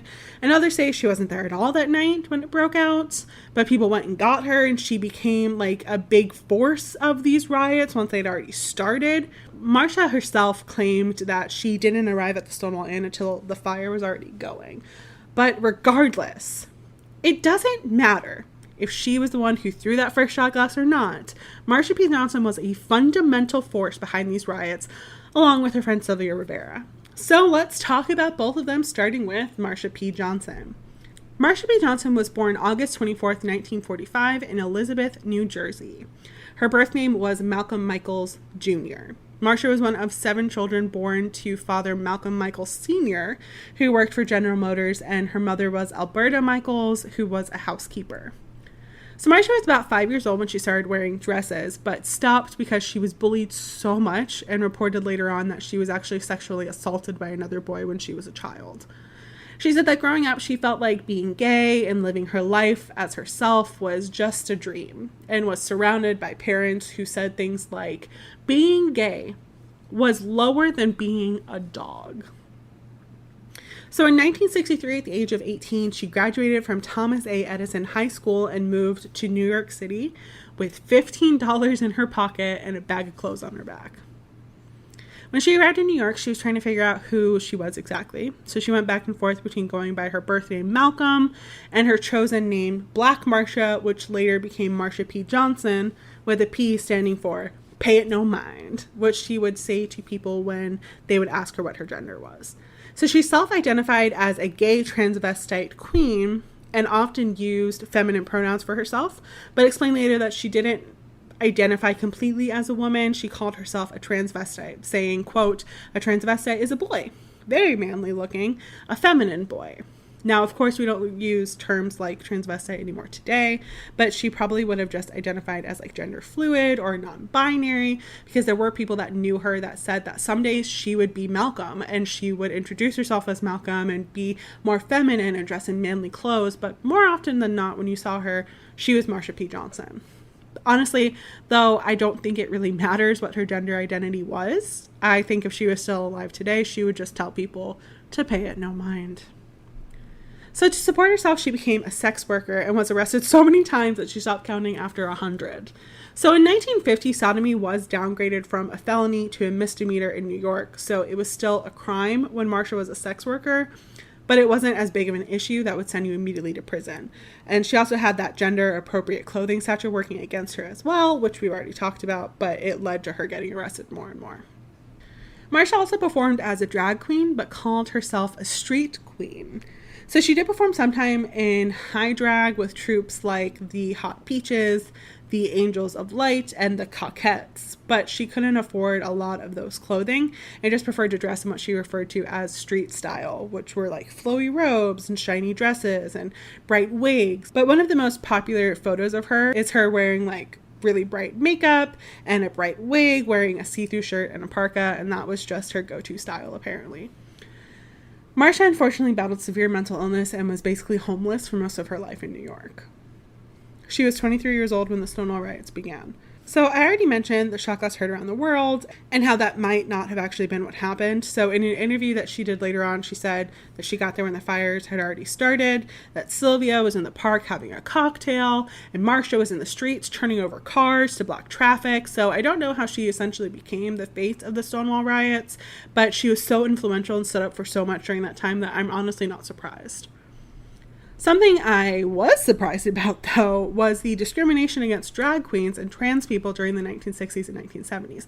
Now, I'm not talking about discrimination from like cis straight people. I'm talking about discrimination from people in the LGBTQ plus community. I mean, we talked about it a little bit in the last episode, but Marsha and Sylvia were told not to participate in the gay pride parades. And when they insisted that they should be a part of the gay pride parades and that they belonged in the gay pride parades, they were told that they could march in the back. So they maneuvered their way through the crowds to be on the front lines and sometimes just marched right in front of the parades altogether.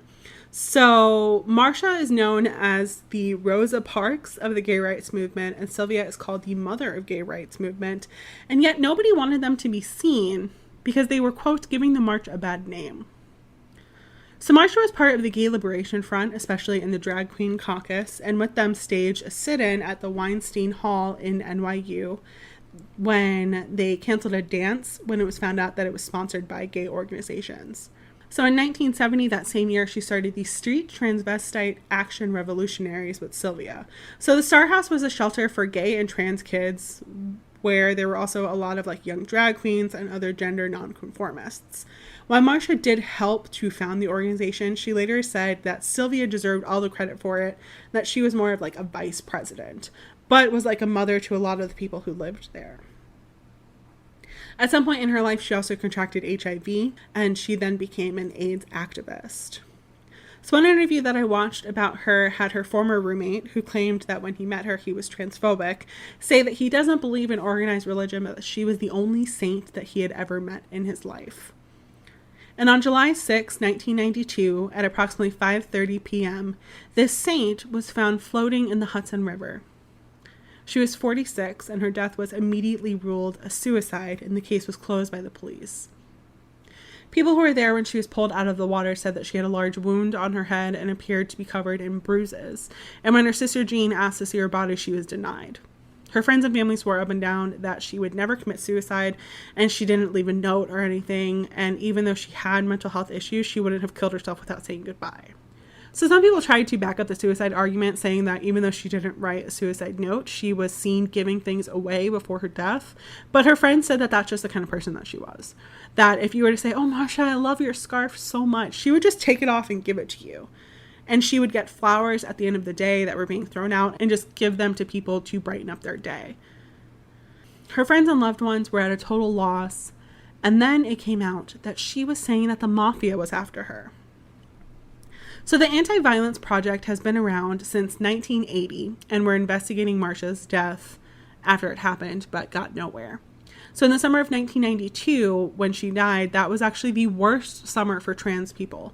1,300 reports of bias crime,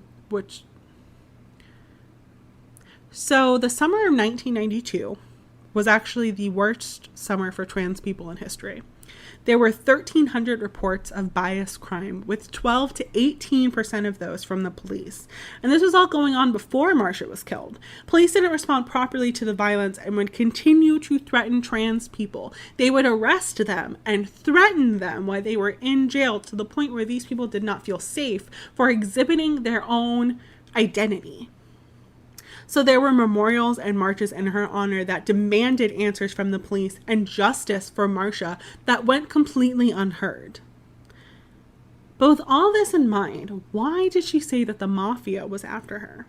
So Marsha's roommate at the time was a man named Randy, and he was trying to expose the leaders of the gay pride festivals that were happening. He basically said that they were all run by the mafia and stealing from the community and just weren't very great for the community. And he was trying to get them overthrown and have organizations that actually cared take it over. So Marsha was helping him at the time. She was like handing out flyers, and she was really outspoken. So who knows what she could have said or who she could have said it to, but she was the kind of person where, like, if you confronted her, she would not back down. So Randy at one point hired a private investigator to look into these mafia ties.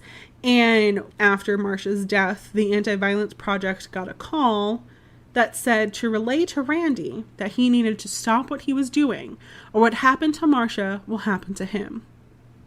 Randy claims that this message was never relayed to him, and he was told about it in the documentary that I watched called The Death and Life of Marsha P. Johnson, which is really good. It's on Netflix if you're interested in watching it.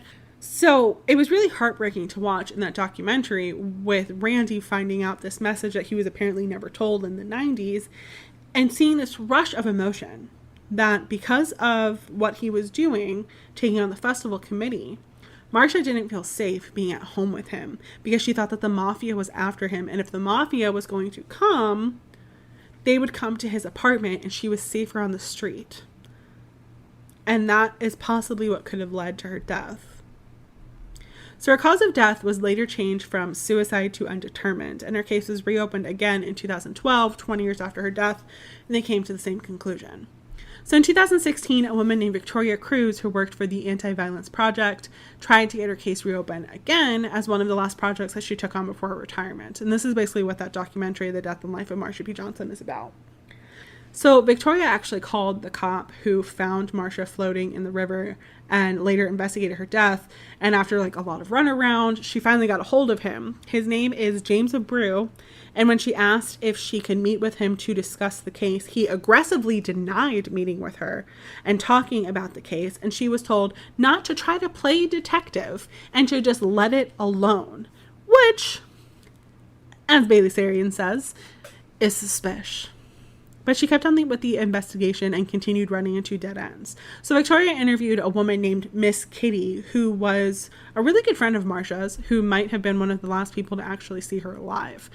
So they were hanging out during the day and were set to get some clients because they were both sex workers and then meet up afterwards at a club, and Marsha never made it to the club.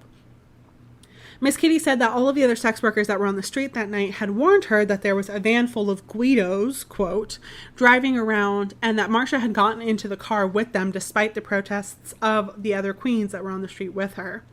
And then someone reported seeing Marsha at 4 a.m. on the night she died, looking terrified and being followed by two men west towards the river. So the threat towards Randy and her being followed was allegedly reported to the police by the Anti-Violence Project. And when the police and investigators were asked about it when Victoria was doing her investigation, they said they never heard about it and that it was never reported to them. So they had no idea what happened. And her cause of death was still inconclusive. So Victoria requested her case file so that she could see what reports were made towards Marsha P. Johnson's case. And funny enough, the case file couldn't be found anywhere in the New York Records and Archives. But she was, however, able to get a hold of the coroner's report and had a medical examiner look into it. So the medical examiner said that the wound that she had was not something that seemed to have happened before she died. Seemed like it was just like natural decomposition that happens in warm water, especially summer in New York City, and that she didn't have any life-threatening or life-ending injuries that would have caused her death, and that she was still breathing when she went into the water and drowned. But the circumstances of how that happened are still not known. But that, with the reports in mind that she was being chased, if she had ended up in the river or was pushed in the river or fell off the bridge because she was being chased or jumped off the bridge to escape from people who were pursuing her and probably harassing her or doing anything to her that may not have been life-threatening but still harmful, it would still be considered a homicide. And that's where it all was left. Victoria Cruz is shown in the documentary continuously reaching dead ends and trying to keep looking into it, but eventually she had to stop. The higher ups of the organization were like, listen, what you're doing is great, and we really support what you're doing, but there are other people that also need help, and that also need funds, and that also need energy.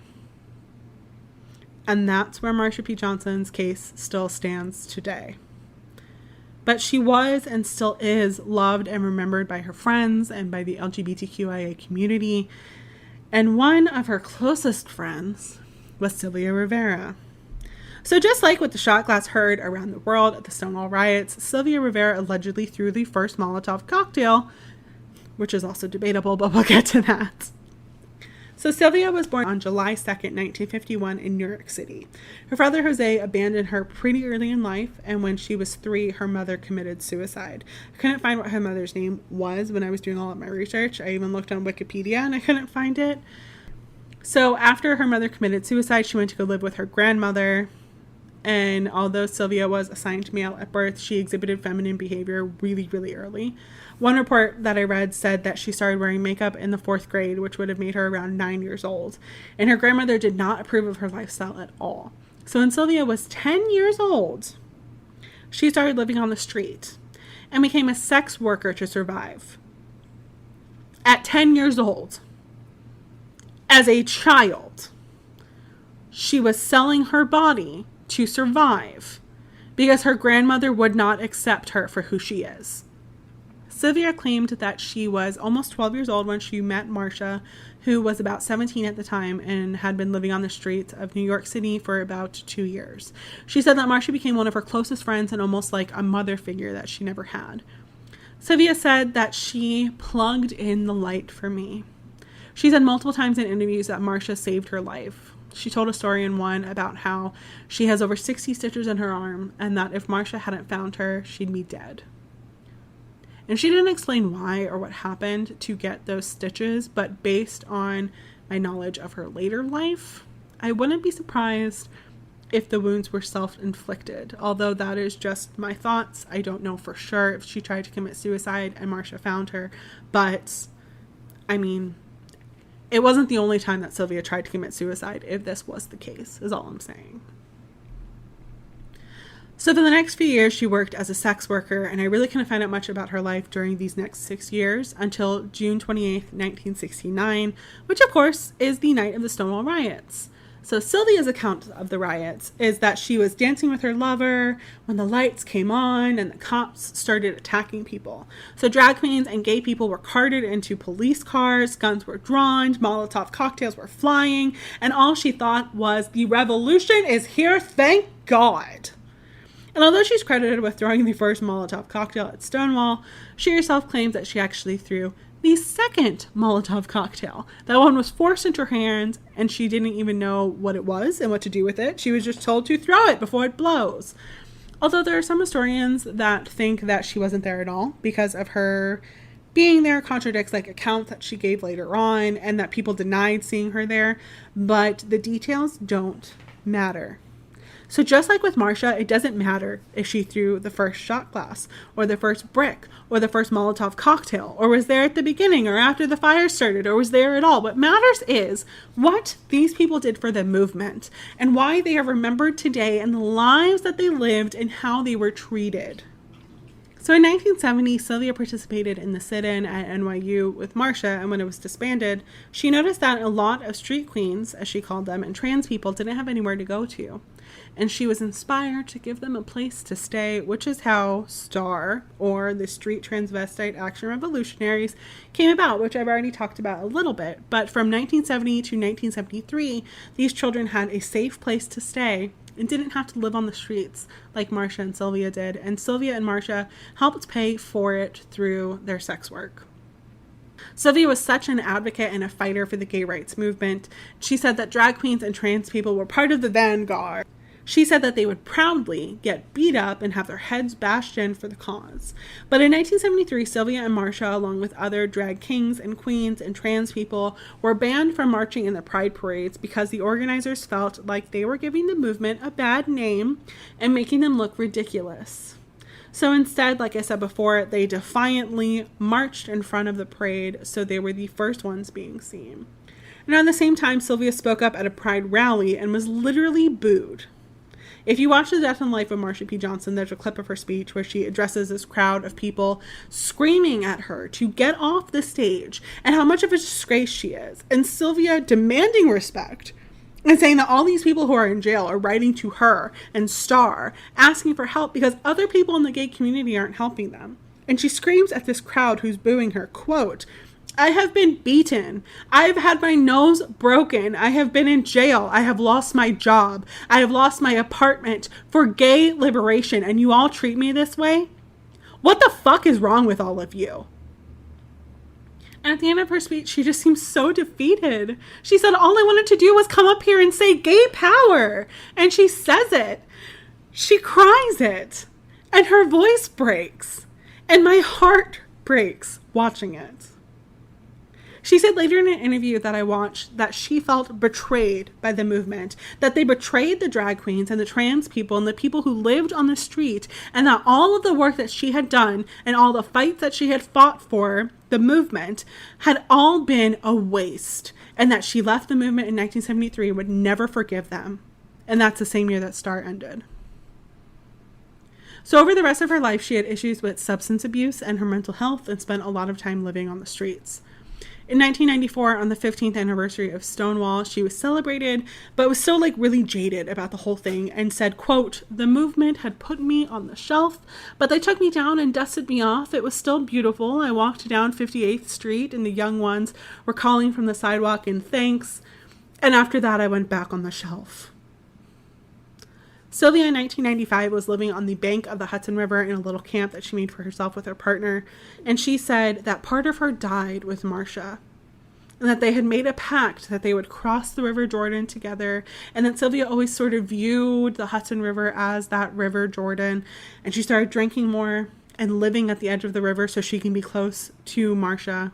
And then at one point, they were building up the roads and made all the people who were living along the Hudson River evacuate. And there's footage of her tearing apart her home and talking to Marsha at the river's edge. I found a newspaper article from the same year that said she tried to kill herself in the Hudson River. I'm assuming it was after this incident because she talks about living in a boxcar with her partner and her cat and not being able to live there anymore, and how Marsha's ashes were poured in the Hudson River. She goes down there to draw strength, talk to Marsha and meditate, and said, quote, "But that day I was drinking. I was thinking how with Marsha gone, there was no one left. I thought it might be time to take a little swim. And I was up to my waist when somebody saw me and the police came."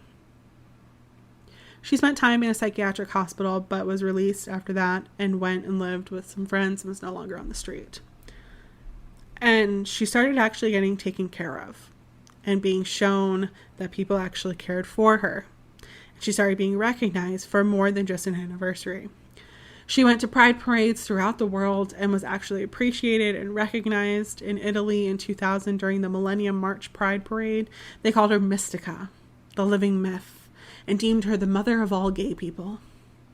She started getting her faith back in the movement and quit drinking cold turkey one day, completely turned her life around. She got a job at a church food pantry and spent the last few years of her life fighting for trans rights in New York and fighting against Don't Ask, Don't Tell and for marriage equality. In 2001, she resurrected Star, changing transvestite to transgender, and continued to fight for the members of the LGBTQIA+ community on the streets. And on February 19th, 2002, at the age of 50, Sylvia died due to complications from liver cancer. After she died, the food pantry that she worked at was renamed the Sylvia Rivera Food Pantry, and the church's queer youth shelter was named Sylvia's Place.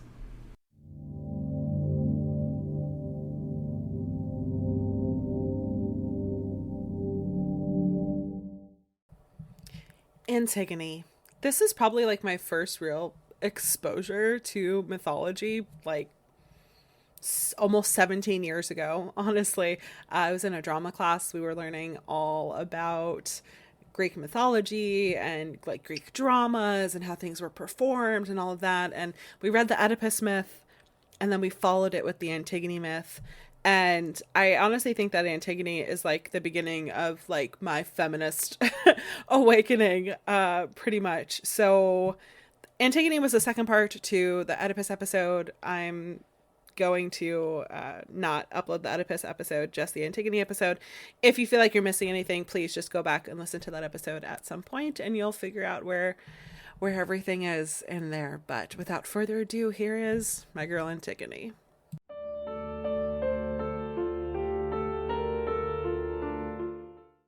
So last time we talked about Oedipus. If you did not listen to that, I would highly suggest to go back and do so, because a bit of this might not really make sense if you haven't. But to give a quick recap, if it's been a while since you've listened to that episode, or if you're familiar with it and you don't want to listen to my take on it, which, I mean, why are you here if you don't want to listen to my take on a myth? But Oedipus was Prince of Corinth. He went to an oracle because he's an idiot and he has a death wish. And the oracle told him that he would kill his father and marry his mother, so he fled his hometown. During his travels, he came across an older man traveling down the path. They get into an altercation that descends into fisticuffs, and Oedipus ends up killing him and all of his men. Then he winds up at a city called Thebes, where there is a sphinx at the entrance killing anyone who doesn't solve her riddle. Oedipus solves the riddle, ridding Thebes of this monster, and in return he's given the newly widowed Jocasta, queen of Thebes, and becomes king himself. Jocasta is definitely a cougar. She's probably about double his age. They have 4 children together, Eteocles, Polynices, Ismene, and Antigone. About 15 to 20 years after they get married, there is a plague that descends upon Thebes that they find out is caused because the murderer of the former king, Laius, is in Thebes and was never brought to justice. After a lot of back and forth, it's revealed that Laius and Jocasta had a child at one point, but they ordered a servant to kill the baby because there was a different prophecy that the baby would kill Laius, but the servant that they sent to do it couldn't do it. And the baby ended up being brought to Corinth by a shepherd who brought him to the king and queen of Corinth, and he was raised there as prince. And then he found out about the prophecy that he would kill his father and marry his mother, end up fleeing Corinth, and then ending up killing a man on we've become a full circle now. Oedipus was that child. The prophecy is fulfilled. Oedipus, by trying to escape his motherfucking prophecy, becomes the motherfucker. I'm so sorry. I've been waiting my entire life to make that joke. I know it is a very overdone joke. I know it is probably almost as old as the Smith itself, but it is finally my turn to say it. So,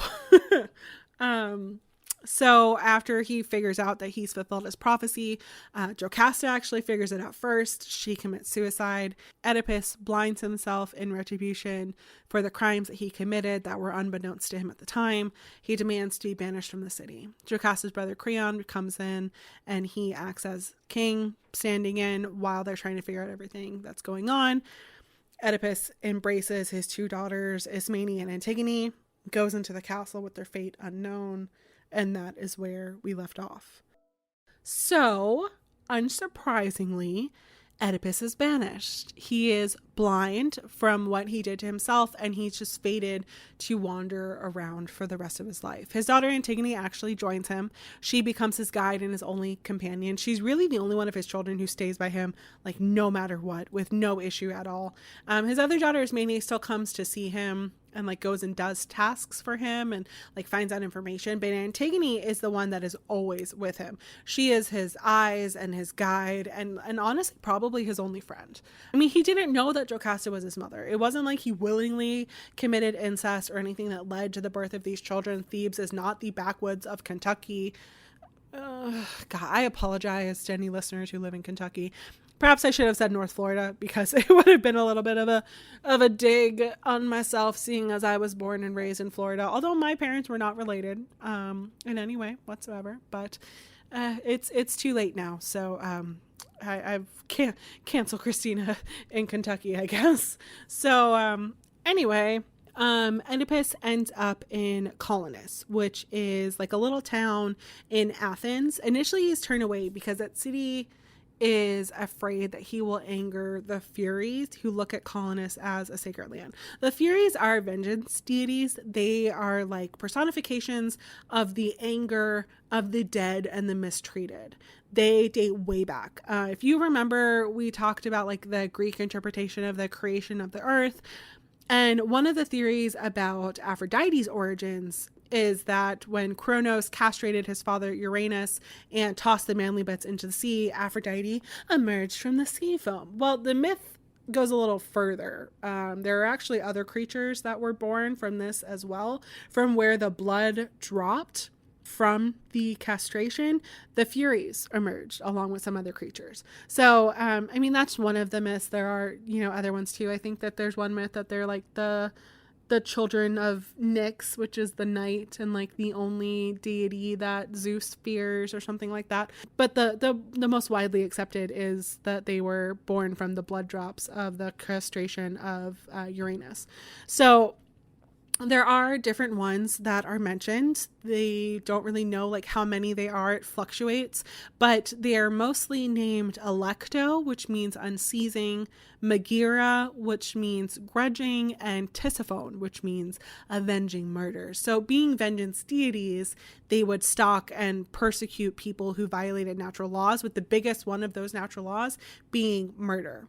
So Oedipus, being a confessed murderer, might not be the best person to be in a town that's considered sacred by the Furies who persecute murderers.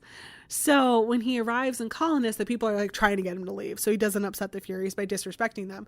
Because like, I'm sorry, if there is one mythological figure or mythological group that I don't want to piss off, it's the Furies. And like maybe Hera. She's scary when you get on her bad side. And by get on her bad side, I do mean get sexually assaulted by her husband. So Oedipus told them that he wasn't responsible for his crimes because he acted in self-defense and ignorance. He also told them that he was on a sacred mission and asks to see Theseus, who we've mentioned him briefly before when we talked about Medea, but he is now the king of Athens, and he is not my favorite. He's probably actually best known as the man who defeated the Minotaur in Crete. But yeah, we'll talk about him at some point. You'll find out why I don't like him. But yeah. So all the people at Colonus kind of like give Oedipus a break while they wait for Theseus to come. And while he's waiting, his other daughter Smene comes to meet them with not great news. She's like, okay, I've got bad news and I've got bad news. Which news do you want first? You want the bad news? Okay. So it turns out, Oedipus, after you were banished, your oldest son Polynices became king. But Eteocles, Oedipus's younger son, decided that he wanted to be king. And he raised an army and usurped the throne from Polynices with the help of Creon, and now the two brothers were heading towards war. So Polynices had fled to Argos, and he was raising an army there. Ismene also tells him that Creon has gone to the Oracle because he didn't learn his lesson at all in the previous play, seeing how that worked for everyone. Like, even if I didn't already have strong negative opinions of the Oracle, if I was in Thebes and witness everything that happened with Oedipus because he went to the Oracle, I don't think I would seek out the Oracle. I'd just be like, you know what? Some things are not for me to know. I will allow my life to be a mystery as the gods intended. But no, Creon literally buried his sister, which like you could say is the direct product of Oedipus trying to change the Oracle's predictions. But no, Creon is still fine. He still went. And basically, she told Creon that Oedipus will bring luck to whatever city he's buried in. So Oedipus already knows that, though, because when he went to the Oracle way back when and received the whole like murder dad fuck mom thing, she also told him that he would bring luck to any city in death. But also, a step further, what his sons and Creon don't know is that this place that he would die in would be a place that would be sacred to the Furies, aka Colonus. So the last thing that Ismene tells him is that because of this prophecy, everyone is now like super interested in what's going on with Oedipus. And it's been years now since everything happened in Thebes, and Polynices and Eteocles pretty much abandoned him. And so Oedipus is like fucking pissed. He's like, when I was getting exiled, my sons did not say a god's damned thing. And when I was being removed from Thebes, they didn't come and embrace me one last time or give me any like encouraging or loving parting words. It was Antigone who came with me, and Ismene who keeps me up to date on everything and still supports me and makes sure that I'm okay. But my sons, who like in ancient Greece could help me by giving me money or making sure that I'm okay or setting me up with property and all these other things that males can do but females can't, fucking don't. They let me be a blind, poor beggar. But wouldn't you fucking know, now that the goddamn oracle has said that I might be important to the outcome of this war, now they care? Ismene also tells Oedipus at this point that Creon is on his way to Colonus, but not with good intentions. He's planning on bringing Oedipus back to Thebes, but when he dies, burying him outside of city lines without burial rites, so that neither son will be victorious, and then he'll be the only one who will be left that can be king. And now he'll be uncontested. No wonder Shakespeare used this name for the uncle in Hamlet. So Oedipus tells Ismene that he's not going to support any of them, and he begs Colonus to allow him to stay so that Creon cannot force him to go back to Thebes. And they're like, we can't make any decisions for you. You'll have to wait until Theseus comes, and oh look, here he is to save the day. So Theseus comes in. He already knows about Oedipus. He doesn't ask him any questions. He actually offers sympathy to Oedipus and makes him a citizen of Athens, like without any further questions. And therefore he can be buried there whenever he dies and like receive all of the burial rites. Oedipus warns Theseus that this means that Thebes will most likely declare war on him and try to steal his body.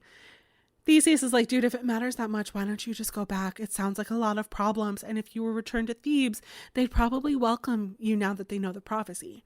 And Oedipus is like, fuck those bitches. They are cruel, and the moment that I was no longer beneficial to them, they abandoned me. There are no friends there. There is no love there. There is no trust there. Fuck Thebes. Fuck their couch. Fuck that shit they call art. Everyone except their dog can fuck off. And Theseus is like, okay, dude, you can stay here as long as you want.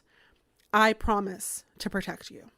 And I know that a lot of people have betrayed you in the past, but I will never betray you. And I will never abandon you, Oedipus, because I only do that to beautiful princesses who help me on my quest in return for my promise in marriage, who I then leave on a random fucking island about 100 miles away from here. Soon after that, Creon comes and is like, over that boy, hands, fuck, hand over that boy. Oh, poor Oedipus, you've been away from home for far too long. Just come back and we'll take care of you. That whole father killing and mother marrying thing can just be a thing of the past. It's cool, dude. Besides, you wandering around make Thebes look so much worse than if you were to be in the city where we would take care of you. And Oedipus is like, bitch, you're the one who fucking banished me. You made me live this life, and besides, I know about the prophecy. You're not fucking fooling me now. Leave me alone and let me fucking die in peace. It won't be long off. I'm probably sick and old, and I've lived a stressful life. Just fuck off, man, and leave me alone. And Creon will not just fuck off, man, and leave him alone. He literally orders his guards to kidnap Antigone and Ismene, and they drag the girls off. And Oedipus can only do so much, seeing as like he can't see where they've gone off to, seeing as he's blind. He asks Creon to let them go, and Creon grabs at him and tells Oedipus that he will drag him back to Thebes as well. And Theseus comes in and is like, what the fuck is happening? You cannot come in and just kidnap people. What the fuck is wrong with you? Even I know that's not something you should do, and I'm terrible. Oh God, I really have strong feelings about Theseus.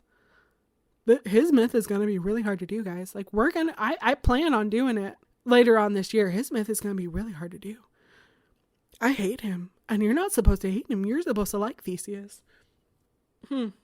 So Creon, realizing that he's outnumbered, is like, you haven't seen the last of me, and rides away like upside down on his horse or whatever. And if you understood that reference of who I am comparing Creon to, that you are my people and I love you, and if not, you need to educate yourself in Mel Brooks, because he is just like a shining gem of comedy. Okay, so Theseus chases Creon and takes back Antigone and Ismene, and lets Oedipus know that a stranger from Argos has arrived in Athens and wishes to speak to Oedipus. And Oedipus is like, well, there's only one fucking person that could be, and I refuse to speak to my brother/son. Antigone tries to convince Oedipus to listen to him, and at the end of the day, like, Oedipus, he's still your son. He's made mistakes, but you made mistakes when you were young, and you don't have to agree with him, and you don't have to do anything that he asks, but at least hear him out. And Oedipus disagrees, like, simply on principle, but Theseus is like, we're not going to let anything happen to you. It'll be fine. Just hear him out. So Oedipus agrees to talk to Polynices. So just like in the first play. There are like just random men who are standing by that are observing this whole play. They're called the chorus. They're pretty much in every Greek play. They sort of like serve the role of like what the audience would say who's watching it and like what society would say about it and stuff. So these random guys are there, and out of nowhere, while Oedipus is going to walk over to Polynices, they're like, oh, life is terrible. It would be better to never be born. But like, if you had to be born, let it be a short life, because life is unbearable and only death can bring peace. And oh, look, here's Polynices in a way that's not foreshadowing in any way whatsoever. So Polynices comes in and he actually apologizes to Oedipus and says like that he regrets letting him be exiled and that he wishes that he would have done more to stop it, or that he would have done more afterwards to help him. And it took him being forcibly kicked out of Thebes to realize this. And he doesn't understand how Oedipus did not want to take revenge, and that Polynices has raised an army and he plans on taking the throne back by force, and that Oedipus is like welcome to come with him and he will make sure that he is taken care of. This army that he's raised is referred to as the Seven Against Thebes, which like band name called it, but basically it's like 7 champions who are picked by the king of Argos to be captains in the army that Polynices is leading. They're typically named as Polynices, Tydeus, Amphiaraus, Capanius, Parthenopaeus, Hippomedon, and Eteoclus, although in some versions it is the king of Argos who's there instead of Eteoclus, who is Adrastus. So Polynices does like his whole speech, and Oedipus just stands there and listens to him but doesn't say anything. He barely even looks at him, and there's just like this really awkward silence until one of the random onlooker chorus dudes is like, just please fucking say something. And Oedipus responds that he wishes that he never set eyes on Polynices, that he doesn't feel sorry for him. In fact, it is poetic justice that he's now in exile and suffering just like Oedipus has suffered. And if Polynices is coming to ask for his support, or like trying to trick him into returning with him to Argos so that he'll die there and Argos will be victorious in battle, like it's not happening. So you wasted your time coming to Athens to talk to me, Polynices, and I curse you, and I curse your brother Eteocles that you will die at each other's hands. And Polynices is like, awesome. Thanks, Dad. Appreciate it. Good talk. Great. And he sort of just dejectedly asks his sisters to make sure that he's buried properly if he's killed in battle. Antigone begs him to call off the war and is like, the throne is not worth it, and this is all your pride, and it's a suicide mission, man. Like, you are not Harley Quinn, you are not Deadshot, you are Slipknot, and you will die immediately. And Polynices just says that his fate is in God's hands, and he wishes his sisters well, and he leaves for Thebes without saying another word to his father. And then there's a terrible thunderstorm. And Oedipus determines that this is a sign from the gods that his time has come, or rather that his time is up, I guess. Like, he's about to die. He's determined that this thunderstorm means that it's time for him to die. So he enters the grove that's sacred to the Furies with his daughters and Theseus, and prepares himself for death. When it comes time for him to actually die, he sends his daughters away because he only wants Theseus to know where he's buried. Apparently he just like becomes one with the Force and disappears into thin air like Obi-Wan Kenobi, like Eddie-Wan Kenobi. Like, literally, we don't know how he dies. Theseus doesn't say. He could have committed suicide, or been swallowed by the earth, or like been fucking abducted by aliens while they were on their way to Egypt to build the pyramids. Like, it is a mystery. There is a servant who's close by when it happened, but he said that he turned around and Oedipus had just disappeared into thin air and was gone, and that Theseus was shielding his eyes like he couldn't bear to look at what happened, which, I mean, to me sounds like he committed suicide, and Theseus not telling Antigone and Ismene is a way of protecting them from knowing what actually happened. There is like speculation that I read that said that the gods opened up the earth and accepted him into it, and it was divine intervention letting him know that he had paid his debts and that he would be among the heroes in the underworld or whatever. But again, like, nobody knows. It is quite disappointingly anticlimactic for Oedipus, especially considering how dramatic everything was leading up to it in the first play, and then like everything that's led up to in this one. Like, it is so anticlimactic to just be like, we don't know what happened. He disappeared. He exited stage left and never re-entered. He is dead and gone. He is now one with the Force. Do not mourn him, for he is where he wants to be. But after Oedipus is buried and all the rites are performed, Theseus comes out and comforts Antigone and Ismene. Antigone begs to visit the tomb of her father and asks to be buried with him because she doesn't know what her life is without him. She has devoted her entire life to him, and like, what is she supposed to do now? Theseus tells her that he promised Oedipus and he gave his word that no one would know where he was buried for their own protection. And Theseus only breaks his promises to beautiful princesses from Crete who help him defeat the Minotaur. So he had to keep it. Antigone agrees, tells him that that makes sense, and then asks if he can arrange passage back to Thebes for her so she can try and stop her brother. So that is where Oedipus at Colonus ends, but we're going to go straight into Seven Against Thebes and Antigone because that's like, it picks up exactly where it lets off. So Seven Against Thebes, they are not successful. So let's talk about that a little bit real quick. And I apologize in advance for name butchering, because like it's just going to happen. Like if you've already heard, I've already butchered the names. It's just going to happen more. So when Polynices left Thebes, he married a woman named Argia, who is the daughter of Adrastus, the king of Argos, which is why Argos was so willing to get behind him. Amphiaraus, who is a seer, saw that this was not going to be successful, but he was like forced to join the expedition anyway as one of the seven, even though he was like, I don't want to be here. This is going to end in everyone's death, guys. Like, this is not going to be positive. But nobody listened to him because he's like Cassandra in that way, I guess. Like, no one listens to his prophecies.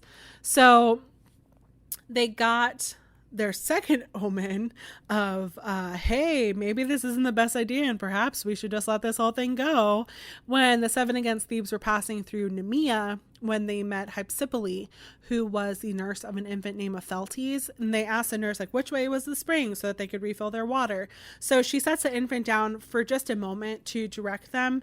And in that moment where she sets them down to sort of like show them where the spring is of fresh water, a serpent comes and kills Opheltes.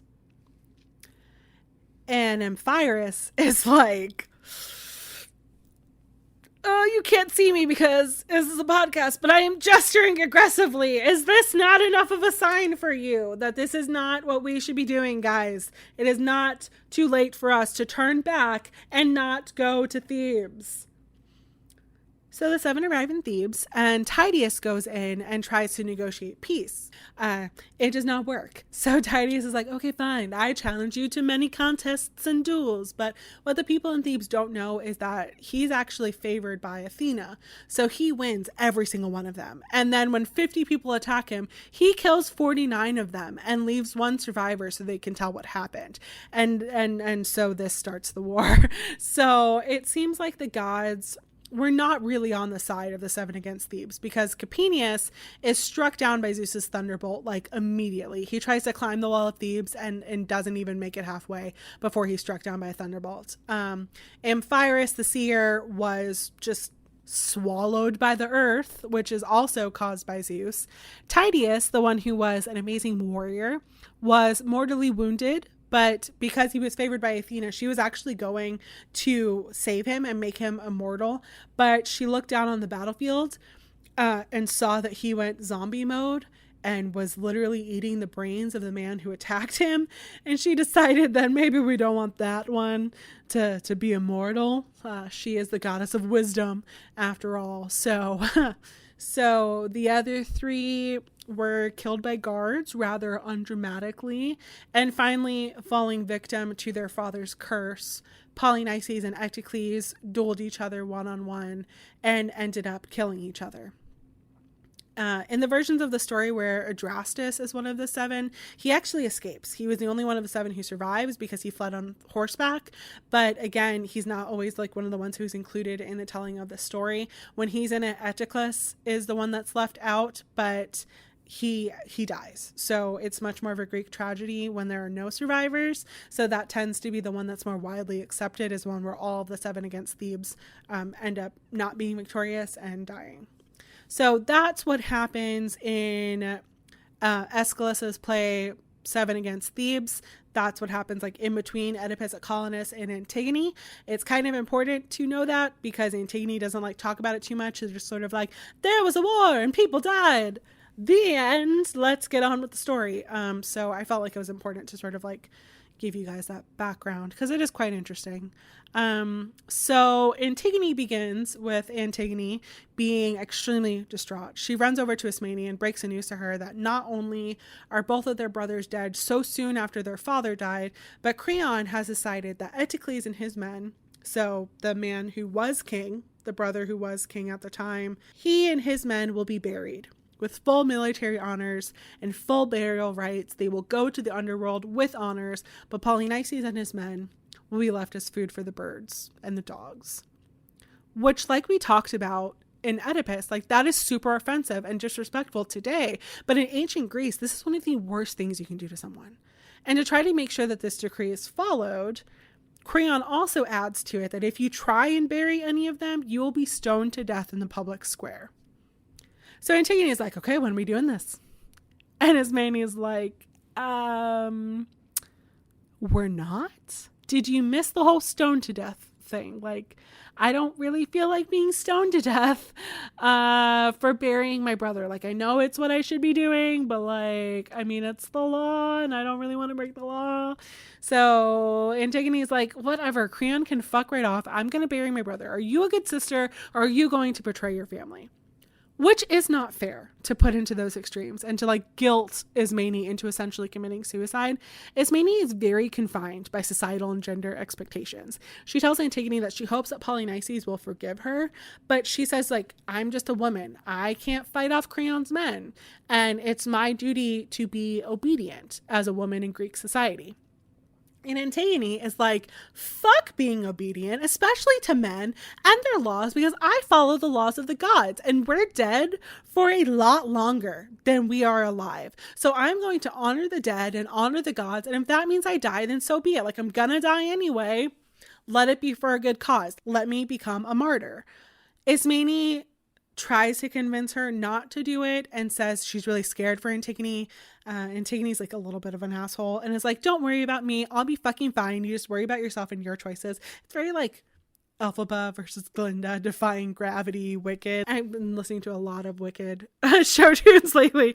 So we're essentially back in quarantine here in Salem. So anyway, Ismene is like, I don't support what you're doing, but I won't tell anyone. Antigone is like, fucking tell them. I don't give a shit. Make sure that they know that I did it. And make sure they know that you don't have anything to do with it. So that when they come down on me, you'll be safe. So fuck off now. And let me like figure out everything I need to do now by myself. So Creon then comes out and he addresses all the people of Thebes and repeats everything I've already said about nobody burying Polynices. And then a messenger comes in and is like, someone has buried Polynices. And Creon is like, what the fuck? I just finished talking. So Polynices wasn't fully buried. It's described by the messenger as like just enough covering of dirt to put his soul at ease. One of Creon's advisors wonder if it was the gods because there were no footprints or carriage tracks or signs of any animals who may have done it. And Creon is like, you old fuck, you really think that it was the gods when the gods literally intervened to strike down these men? No, someone did this. There is a whole group of anarchists who have been whispering in the alleyways, and y'all need to figure this out or your deaths will be the least of your concerns. So he tells everyone to go away because their mere presence is just distressing him. And the messenger's like, is it us or is it your conscience, my lord? And Creon's like, oh, okay, Freud. Why don't you shut the fuck up and work on this whole complex with my brother-in-law and then leave me alone? And he storms off. And the messenger's like, okay, let me try and figure this out so he doesn't kill me or whatever. And he literally catches Antigone in the act of burying her brother. And he brings her to the castle and Creon is like, fuck, Antigone, what have you done? And she's like, yeah, I buried my brother. And he's like, I'm sorry, what? And she's like, did I stutter? I said I buried my brother. I buried my brother Polynices. I buried him with my hands. I buried him. He was laying on the ground and I covered him with dirt so that he can go. Yes. Do you need me to describe it in a different way for you? I buried my brother. And Creon was like, did you not hear what I said about not burying your brother and his men? And did you hear what I said about the stoned to death part? And she's like, yeah, pretty much shouted it from the castle steps. Who wouldn't be able to hear it? I'm pretty sure they heard you on Mount Olympus. But the laws of the gods are higher than the laws of men. And I know I'm going to die because we all die. And if this has hastened that for me, then I'm fine with it.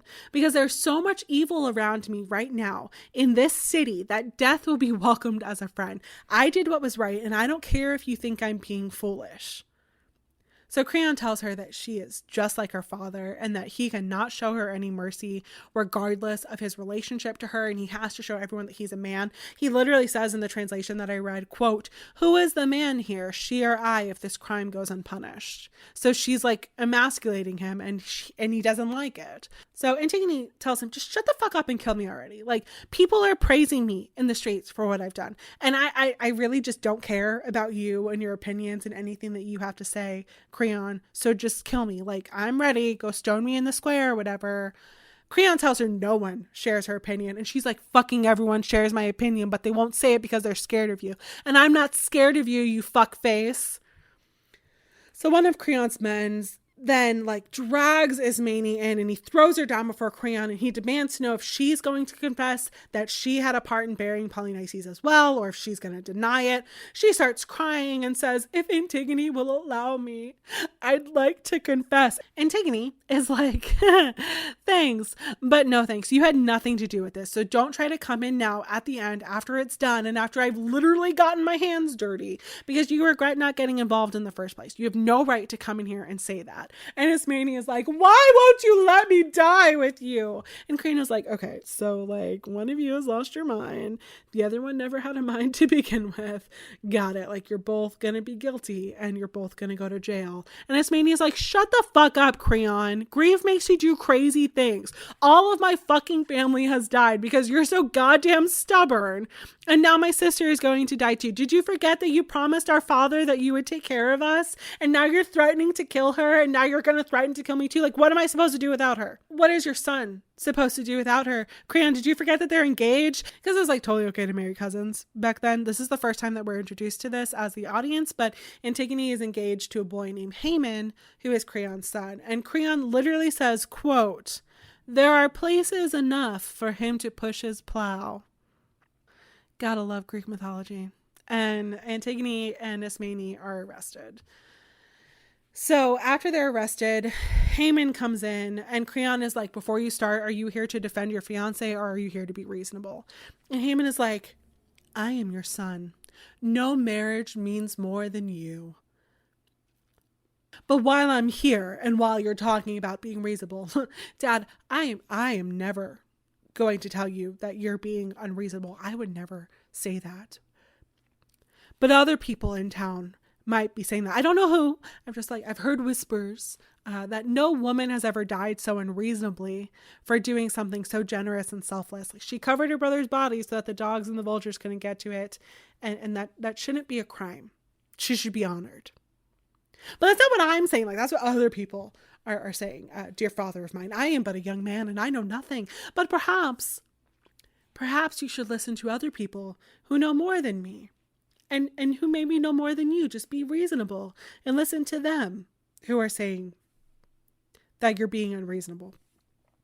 And Creon is like, you would really stand up for an anarchist? And Haman's like, of course not. I have no pity for criminals. And Creon is like, well, she is now a criminal. And Haman's like, that's not what people are saying, but I'm too young and stupid to know the difference, right? And Creon is like starting to catch on that Haman is kind of patronizing him. So he screams that I am the king and everyone will listen to me. And I am the one who makes the orders and I am the one who makes the decisions all by myself. And Haman says the only thing that one person can rule over on their own is the barren desert. And Creon is like, are you stepping up to me? Step up to the streets? And Haman tells him he has no problem with his father. He has a problem with justice. Creon responds that everything that I'm doing is within my rights as king.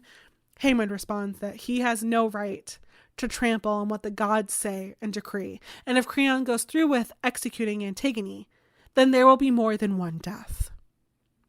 And Creon is enraged. And he's like, are you Are you threatening me? I'll fucking kill her now. I'll fucking kill her right in front of you, Haman, with my own goddamn hands. And then we'll see what happens. And Haman is like, no, you're not. And just like walks out. Props to Haman. Snaps for Haman. So Creon calms down a little bit, but decides that Ismene is innocent. She'll be released.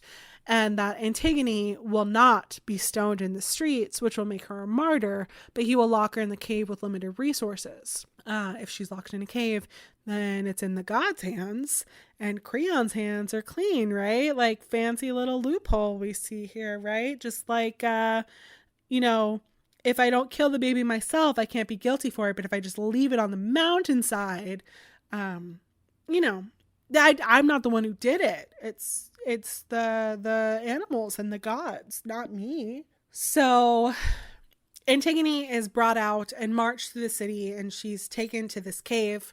And as she like walks by everyone is crying. There's not a dry eye. And they're like, we are not for this. Like, we cannot be for this.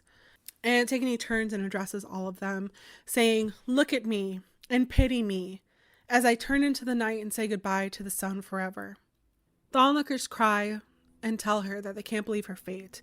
What woman has walked into a fate like this before? And at least she can take comfort in the glory that she will have in the underworld. Maybe not in this world, but that she'll have in the underworld. And Antigone's like, can you wait until I'm in the cave to fucking make jokes? Seriously? You're talking about glory as I'm walking to my death after being denied pity and after I've been judged without justice. Stay quiet and just like give me your thoughts and prayers or whatever in silence. And one of Creon's men tells her that it's just the consequences of her own actions. And Antigone's like, shut the fuck up already and let me go into my goddamn cave where I can finally just have some peace and quiet. Jesus Christ. Or, I mean, like, I guess not Jesus, because this is Greek mythology. So she's like, let me just have some goddamn silence. Zeus. It does not have the same ring to it, but Zeus doesn't have a last name. So she's like, just let me have some peace and quiet. Zeus, like, goddamn moon. So she stands before the cave that will become her tomb and calls to Persephone to welcome her. She says she looks forward to seeing her father and mother again and her brother Polynices, probably Polynices most of all, because the reason that he would be in the underworld at all is because of what she did. Because regardless of the mistakes and the decisions that Polynices may have made, he's still her brother. And she made the right decision and she doesn't regret anything. But she knows that one day Creon will regret everything, and she hopes that his punishment will be equal to her own. She calls on Thebes to look at her and remember her, and walks into the cave without looking over her shoulder. So a day or two later, Tiresias comes and is like, Creon, what the fuck have you done? I was sitting down, I was enjoying the day, listening to the birds, as I do because I'm old as fuck, and they started fucking killing each other. And that scared the crap out of me because this is a really bad omen. So I set the fires to make my offering to the gods, and the fucking fires wouldn't even light. The gods are pissed because you have no sense. You're being completely unreasonable. Like, the kid's already dead, just let him be fucking buried. Like, why are you trying to kill him twice? I swear to God, you fix this or so help me. Creon chooses now to finally listen to me and say he's not going to listen to prophets and oracles anymore because they've done him no good in the past. And then he falls into the same reasoning that Oedipus had when he talks to Tiresias, saying that his skills are for sale, that he's in cahoots with someone, and that he's a fraud, which, like, Creon, I don't like Tiresias any more than you do, and I hate the oracle. They literally, like, it enrages me when people go to the oracle and to the prophets, but he has never been wrong. Tiresias calls Creon a sick fuck. Creon calls Tiresias a sellout. Creon tells Tiresias that he's tired of being a butt to the dull arrows of old and feeble fortune tellers. So Tiresias tells him that he'll be leaving, but not before I drop my bomb. And what's one more arrow from a prophet before I go? Tiresias tells Creon that it will not be long until the Furies and the dark gods of the underworld will divvy out their punishments unto him.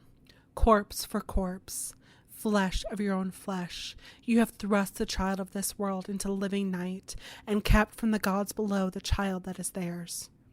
The one on the grave before her death and the other dead and denied his grave. This is your crime. The curses are already descending upon you from the families in far-off cities who mourn for their unburied sons outside the walls of Thebes. Your quiet home will be filled with men and women weeping. Do you want to buy my services now, Creon? Because they're not for fucking sale. And then he puts on his sunglasses and saunters off like a bamf.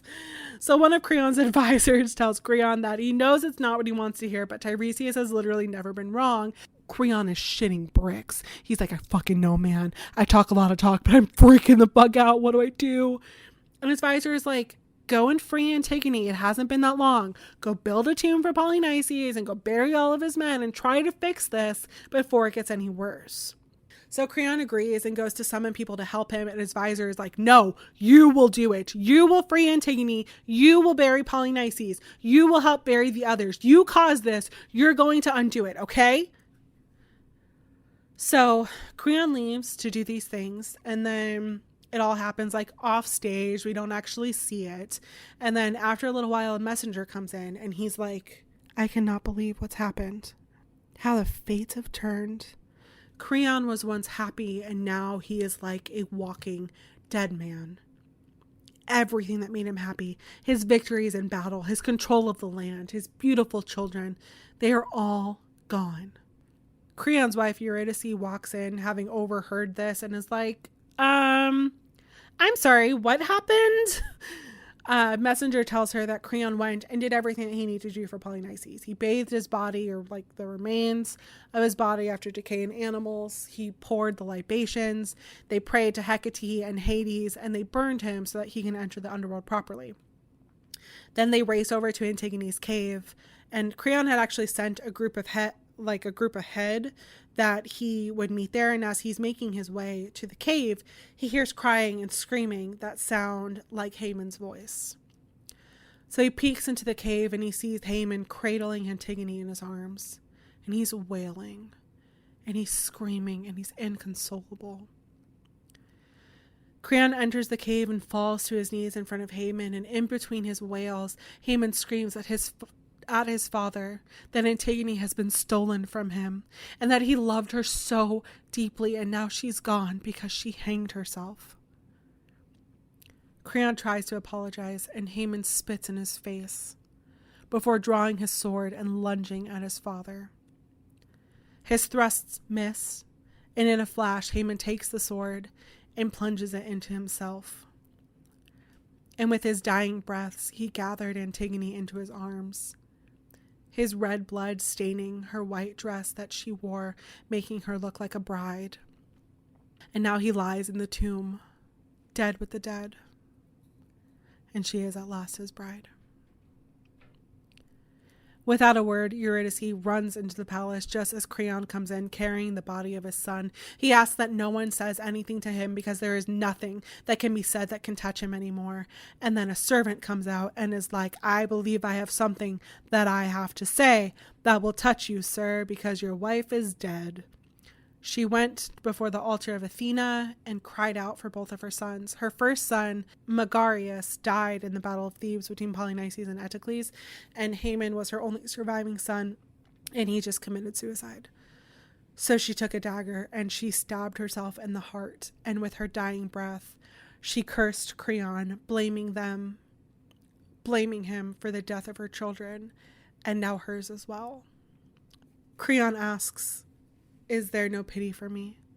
I was dead, and these words are death again. Can it be true that my wife is dead? Has death bred death?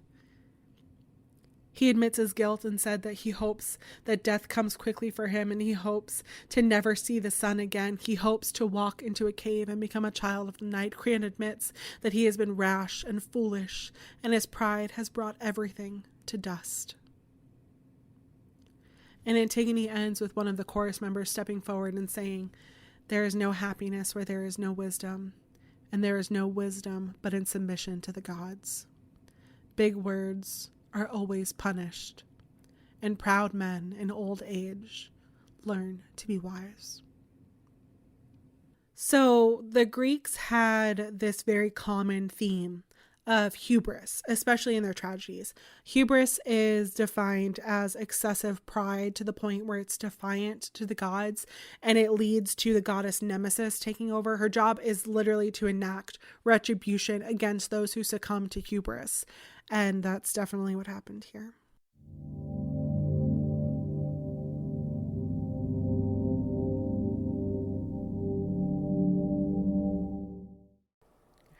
Bernadette Devlin McAliskey. This is a relatively recent one that I did last year. I only really learned all about her life less than a year ago. And honestly, learning about her and her strength and tenacity and struggles and accomplishments, I feel like has made me a better person and a better woman and a better civil rights activist and anything else that you could possibly say. This woman is quite literally one of my heroes. So without further ado, here is Bernadette Devlin McAliskey.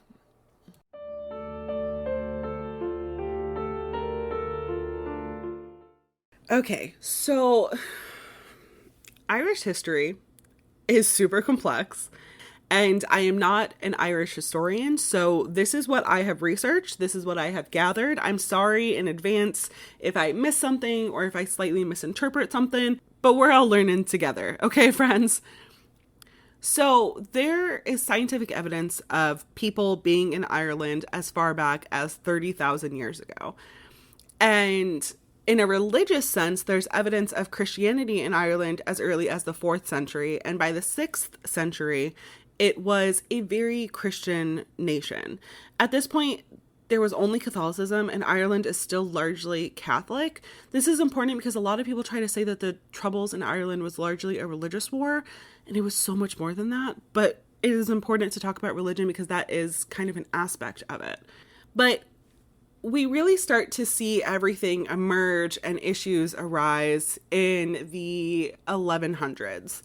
So in 1169, we see first of really like the issues with England when the English invaded in what's known as the Norman invasion. From what I read, they were invited by a man named I'm gonna say the anglicized version of this because I am a hypocrite, I guess. So the anglicized version of this man's name is Dermot McMurrough. And he had, from what I've gathered, been deposed for kidnapping someone else's wife and was trying to regain his kingship in Ireland. So he asked King Henry II to come and help him over from England. He also got help from the second Earl of Pembroke, whose name was Richard de Clare, whose nickname was Strongbow, who hated King Henry. So McMurrough was just like playing both sides, trying to get his kingship back, and he didn't care how he got it. And then the English were like, hey, this is a mighty fine place you got here. We're just gonna stay. And the Irish were kind of like, no, thank you. You came to serve a purpose. We didn't even want you here. And now that's done. So thank you, but it's time for you to leave. And then in 1171, King Henry II was like, no, and landed with a large army to assert his control over the lands that he felt were owed to him. And this invasion was backed by the Roman Catholic Church because they wanted to push Irish reform. And there was also that like capitalistic motive as well to get taxes from the Irish. And then a few years later, they signed a treaty that gave Henry lordship over the conquered Irish lands. And then the Irish leader who controlled like the rest of Ireland at that time swore his fealty to Henry II. So like technically Henry ruled over all of Ireland, which is not cool with the Irish people. So this treaty totally fell through, and there was a lot of fighting until Henry just decided that his son was the ruler of Ireland. Like the lion, the witch, and the audacity of this bitch to just come in and be like, it's amazing what you've done with the place. I like this land. It's some nice land. I'm just gonna take it now. Look at me.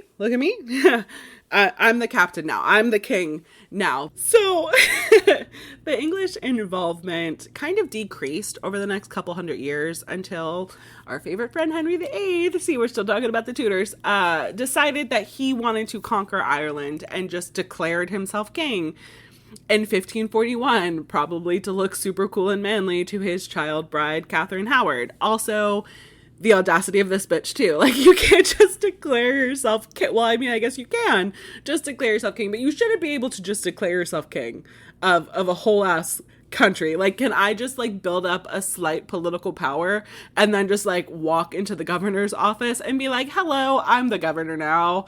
I have some ideas. Like, no, but apparently, like, kingship over a country. It's just totally fair game. History is bananas, people.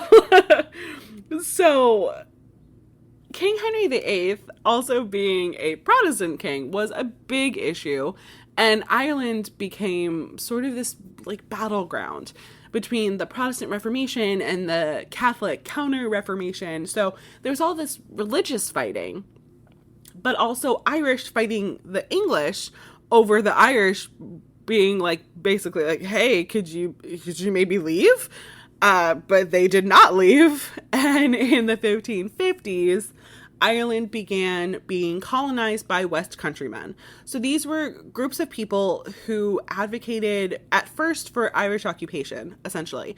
And then later they advocated to fight the Spanish. And then they were the people in the late 1500s and early 1600s who were publishing the propaganda pieces in early colonial American days that got the poor English people who literally had no other prospects to enter into indentured servitude over in the British American colonies that led to the deaths of like thousands of people, both those within servitude and also the indigenous people who lived in America at the time. And then in 1601, the Irish forces were defeated at the Battle of Kinsale, which began sort of Ireland becoming part of the English and later British Empire. This was, of course, quickly followed by England's longtime Scottish enemies, nemesis, when James VI of Scotland became James I of England, and kind of united those countries because he was king of both of them. So fast forward almost 200 years. There's continuing of fighting and all of that stuff during that time. But again, this is not an all-inclusive Irish history.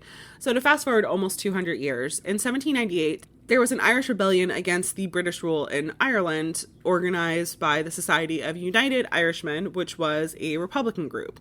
Which, of course, I'll say it now, Republican in Ireland means something very different than Republican in the United States.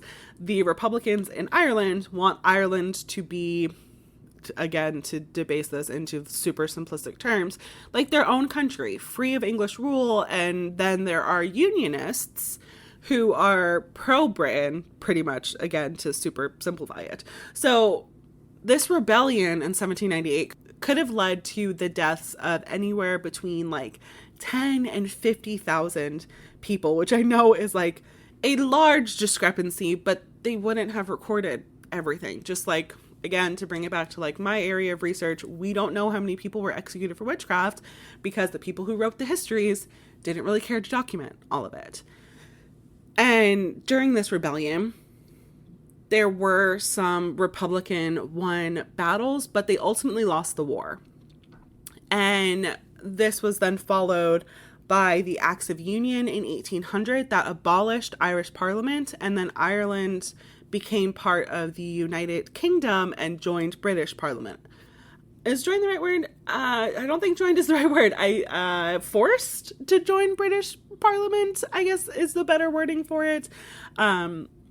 Yeah, so after that, a lot of the rights of the Catholics in Ireland were stripped, and in 1829, they got some of those back with the Catholic Emancipation, and then there was the Great Famine in the 1840s, so the feuding kind of took a backseat because people were just, dying left and right.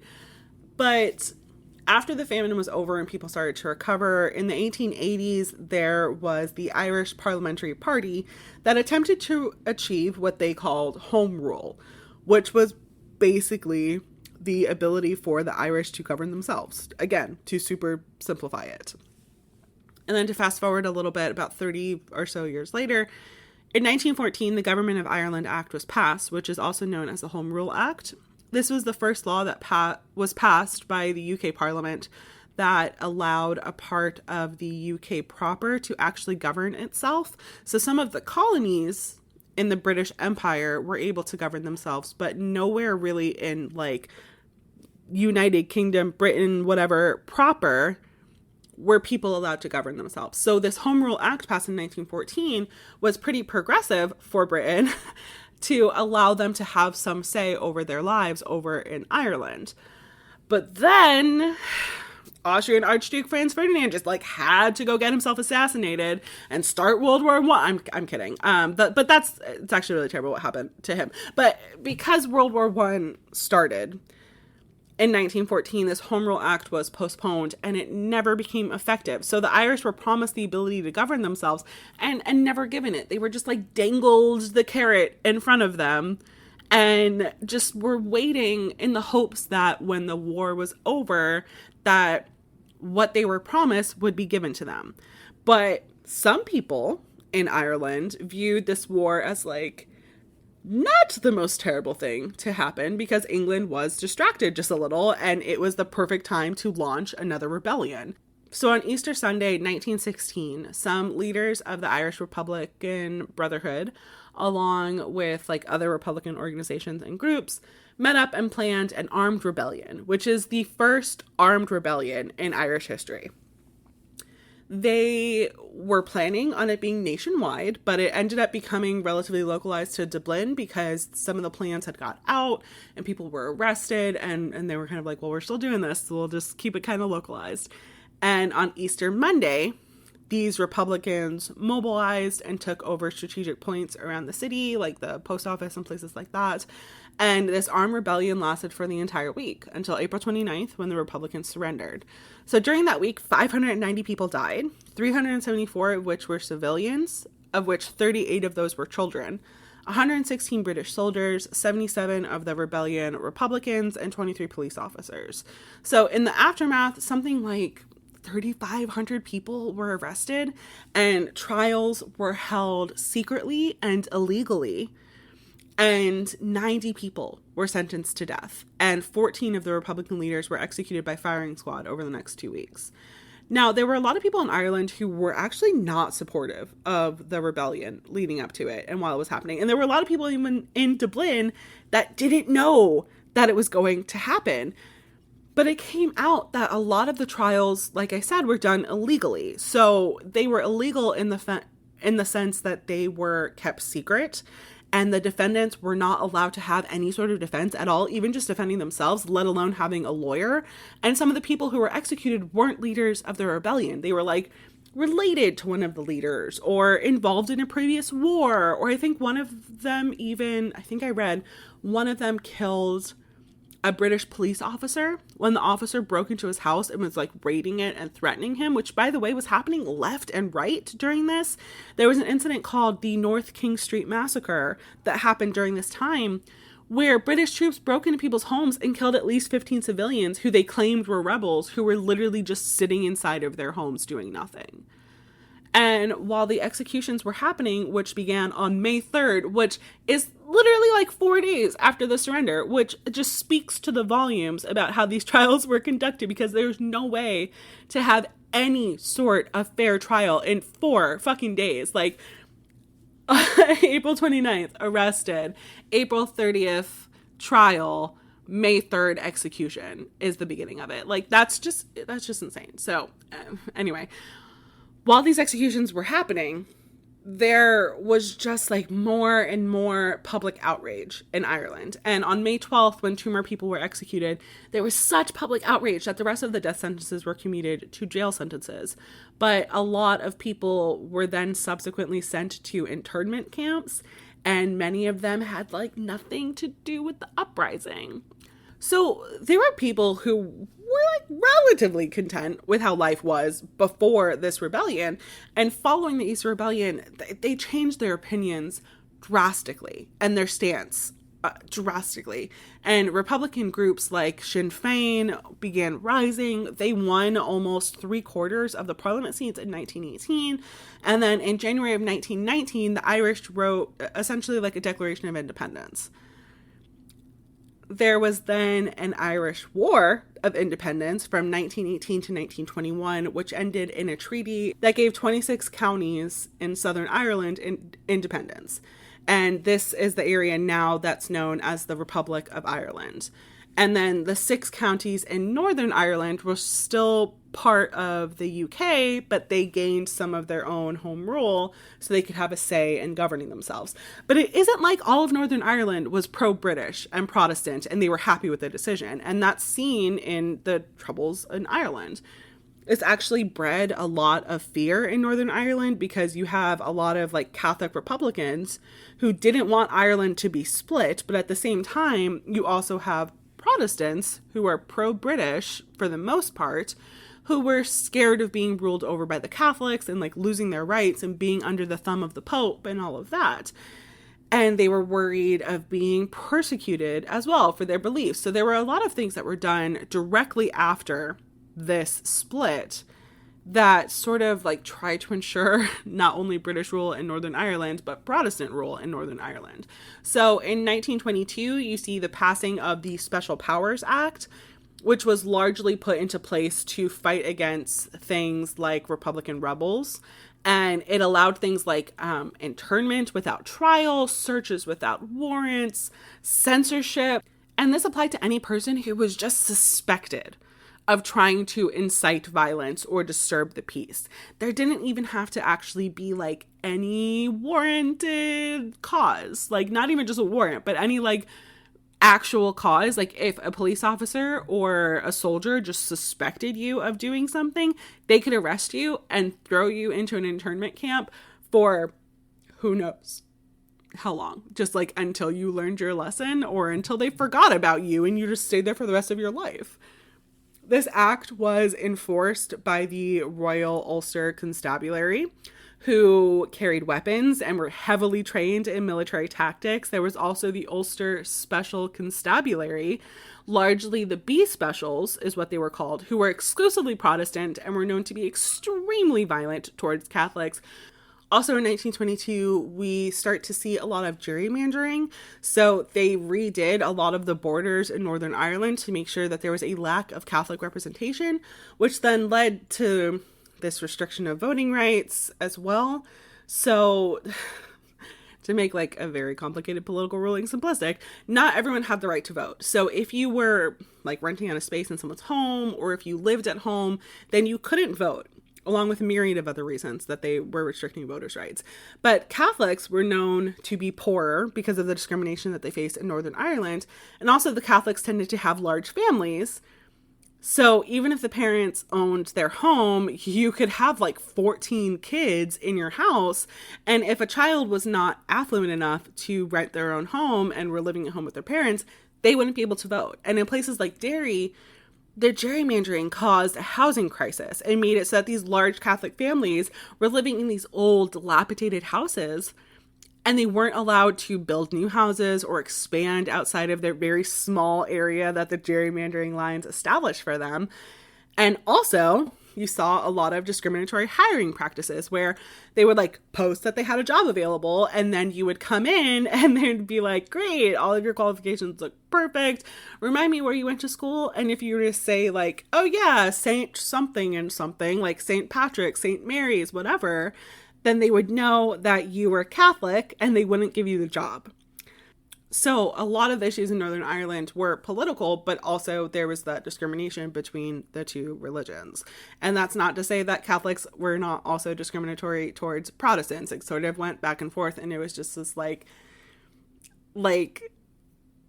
air of just, it was just like bad energy to go like super woo woo. It was just like a lot of like bad toxic energy in Northern Ireland in a lot of places.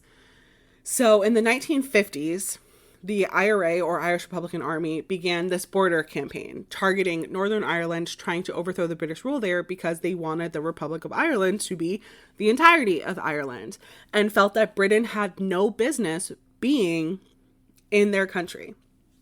And the compromise that split Ireland was not enough. And in the UK general election of 1955, Sinn Féin candidates were elected in a lot of areas in Northern Ireland. So it showed that there was Republican support in Northern Ireland and not everyone wanted to be under English rule. But they were, because Northern Ireland was under a unionist-based government based out of Stormont. So there was all of this like civil and political unrest within this, when Bernadette Devlin was born. Okay, so that was a little bit longer than 5 to 10 minutes. But like I said, that background is not at all inclusive of everything. I feel like I missed quite a bit, but I don't want to get distracted and stop even more talking about Bernadette, because like at this point I'm already at like 20 minutes of recording time. So we're still not going to talk about Bernadette yet, though, because sometimes when I talk about people, I like to talk about their parents or their family first, because I'm very much of the opinion that a lot of the way that we are as people is because of our parents, and whether that be a positive or negative thing. Like sometimes it doesn't mean we become our parents, but like we learn how to be the kind of people that we don't want to be, you know? So I think Bernadette, looking into her parents, we can see a lot of the traits that she has and that she inherited from them. So her parents were both named Devlin as their surname because in Cookstown, where she lived, it was largely a Devlin area, she said. She said that everyone in town, for the most part, was either a Devlin or a Quinn, and like were somehow like distantly related, but like there weren't like kissing cousins. It wasn't like brothers and sisters were marrying and first cousins were marrying necessarily. It was just like my maiden name was Butler, and that is a very popular last name, and it would be like me marrying someone who's Butler, who's probably like somewhere down the line distantly related to me, but they're not, you know, they're not close. So her mother came from the group of Devlins that were known as the fair-haired Devlins, and then her father's group of Devlins was known as the fighting Devlins because they were often fighting. Although before that they were known as the hawker Devlins because they were traveling salespeople. So a lot of people in the town kind of looked down on Bernadette's father's family and didn't really treat them with a lot of respect. So her father was named John James Devlin, and he was born in 1910 in Farnamullin.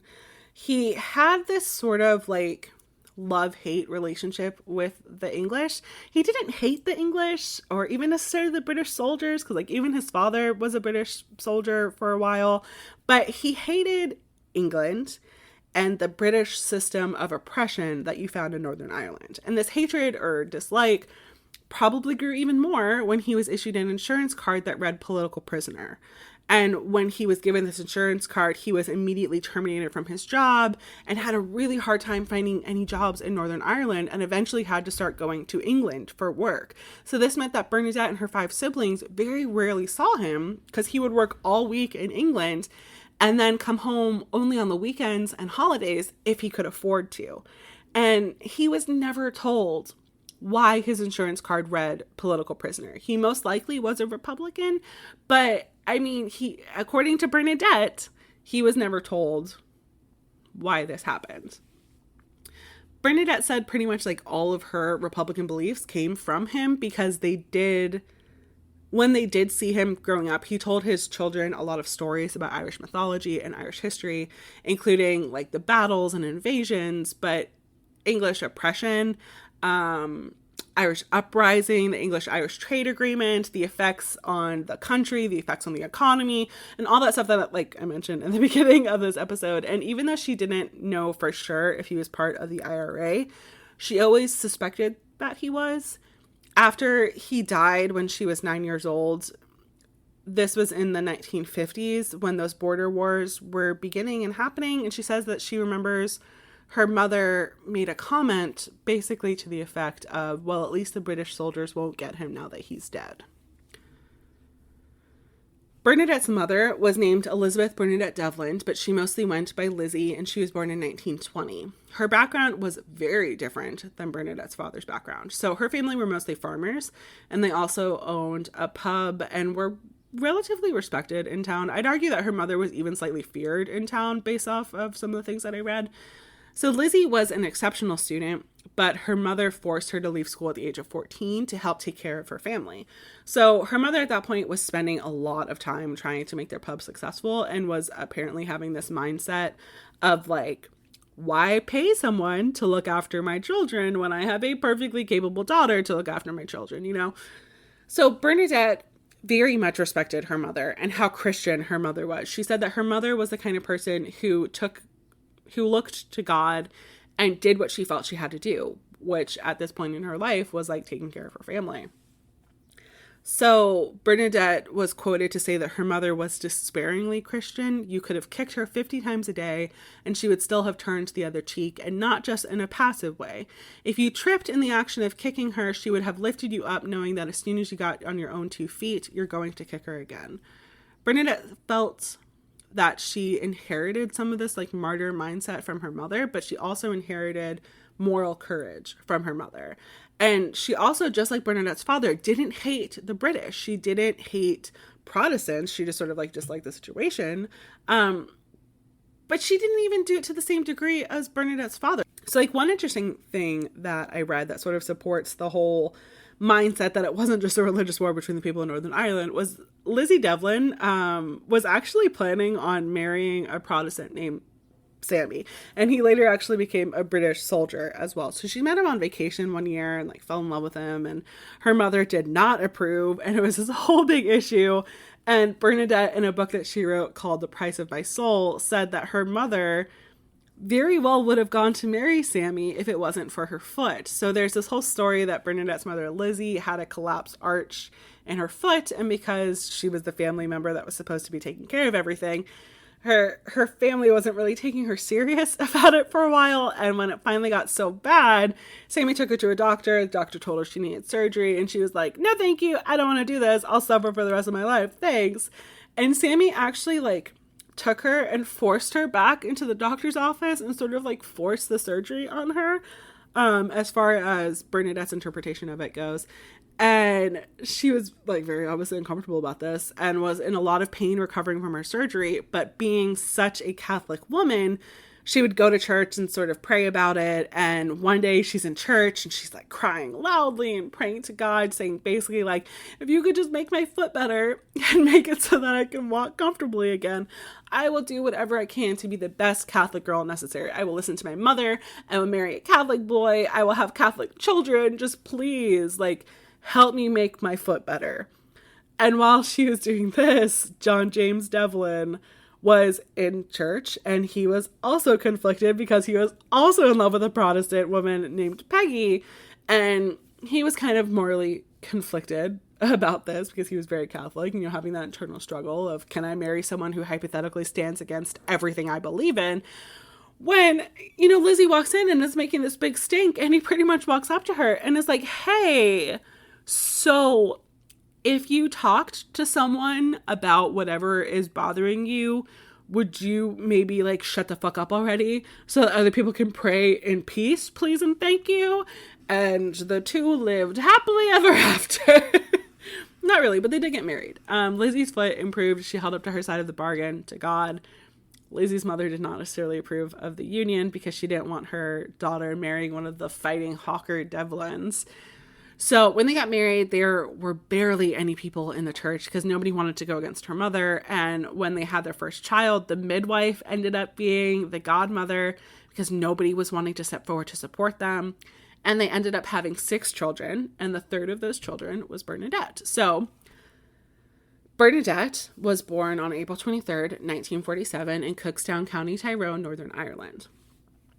In her book, she mentioned that this is the day of the Feast of St. George, who is the patron saint of England, and she always thought that that was kind of ironic, and later said that she preferred to think that her birth celebrated April 23rd, 1916, which was Easter Sunday in 1916, when the Easter Rising began.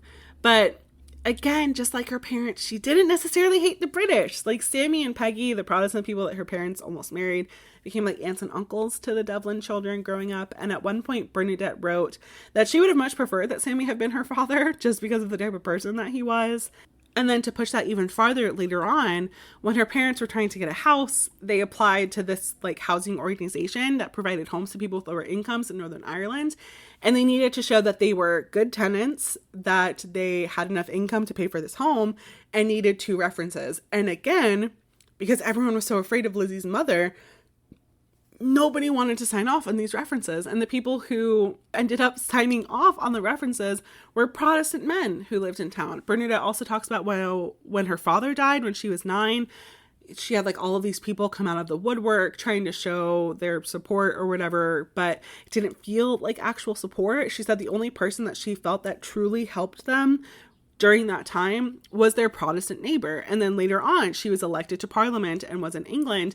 It was British Protestant people who provided her refuge from the paparazzi who were like going crazy. She said as a child, some of the worst people that she actually encountered were the Catholic Irish in her town. Like when her father died, they lived on welfare benefits, which she said her father paid towards, and it's what they were owed, and that the whole organization and system was there for that reason. And yet the people who worked there were absolutely terrible and treated them like they were scum.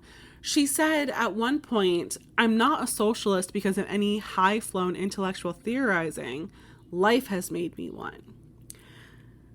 But she was political from like a very young age, very early in her life. When she was 12, she entered a talent competition with her school, and there were 3 tiers that you had to prepare some sort of talent for. And she recited 3 political pieces. The first 2 were known as The Rebel and The Fool, and were written by Patrick Pearse, who was one of the leaders of the Easter Rising, who was executed. I believe he was the first person executed for his involvement in the Easter Rising on like May 3rd of 1916. And then the other speech that she recited was known as Speech from the Dock, which was given by Robert Emmet before his execution for treason in 1803 because of his involvement with the rebellions that were happening at that time. She actually won this talent contest, but she said the people in the town were not supportive of it at all, and that a lot of them thought that she had like blackmailed the judges and that she was threatening to accuse them of discrimination if she didn't win at 12 years old, and said that on the last day when she won, she actually had to have a police escort home. One quote that I read from her that I absolutely like love has to do with this political talent competition that she did. And she said that when she got home, she remembered her mother being delighted that she had enough of her father in her to go somewhere that she was hated and look people straight in the face. And that is one of the things I read that is something that we can speak of and use now with all of the political unrest that's happening here in the United States. And there are more quotes from her that I'll pepper in as we're going, because I literally just wrote a 20-page paper on her. So I'm full of information and quotes from Bernadette Devlin. I am full of so much information that is not even making its way into this podcast. She's become one of my heroes. She is elevated to the leagues of Mary Ellen Pleasant.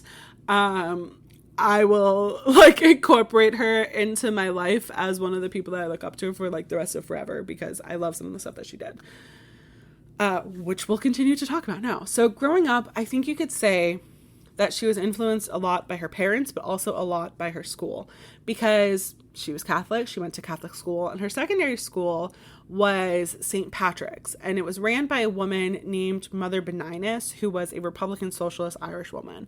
She, unlike her parents, believed that anything English was bad and truly hated the English because of the suffering that they caused her family.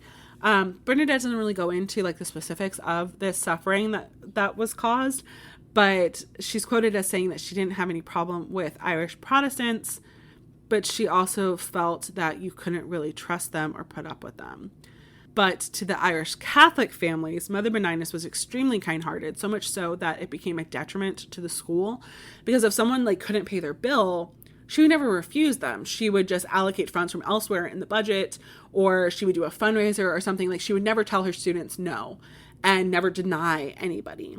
And Bernadette excelled very quickly at this school. She learned Gaelic and became really proficient in it and won all sorts of awards. And Mother Benignus just loved her for this. I kind of would look the other way at times as she did some of the political things that she did while she was in school, started a political club with some of the other girls in the grade when she was a senior in high school. So the girls had commandeered a part of the library, and they would sneak coffee in and just have these little meetings where they would talk about the political standing of Ireland and all of the societal pressures that they were under in Northern Ireland. And a lot of them were talking about leaving, either by going to the Republic of Ireland or just to another country altogether.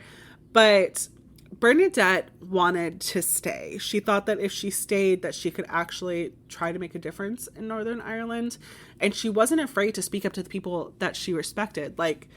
around the same time that she was participating in these little like political meetings with people in her grade, she said that her history teacher had come up to her and asked if she could basically make like a poster, because some of the younger grades were having a hard time like grasping everything that she was talking about.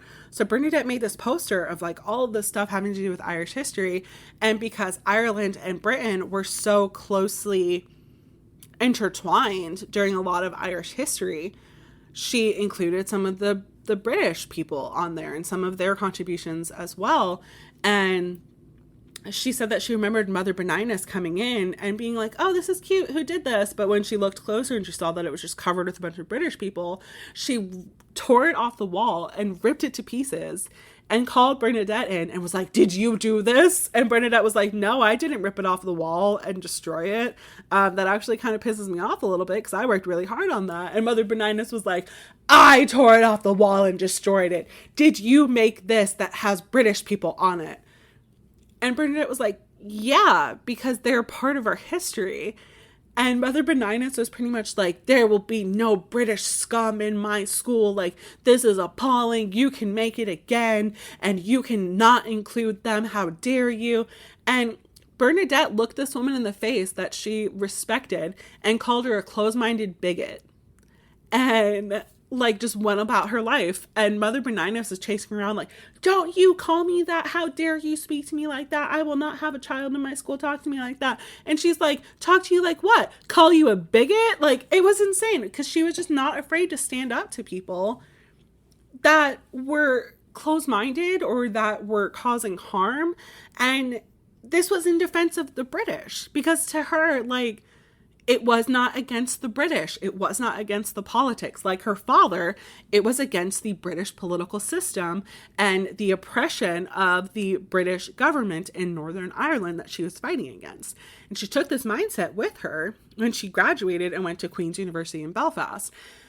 And she said that she went to university with some vague notion of being able to one day improve some aspect of Northern Ireland. And she was hoping that being in college in the 60s, that there would be this like air of political freedom and open-mindedness and like civil rights and all that kind of stuff. And she was just vastly disappointed with the political societies on campus.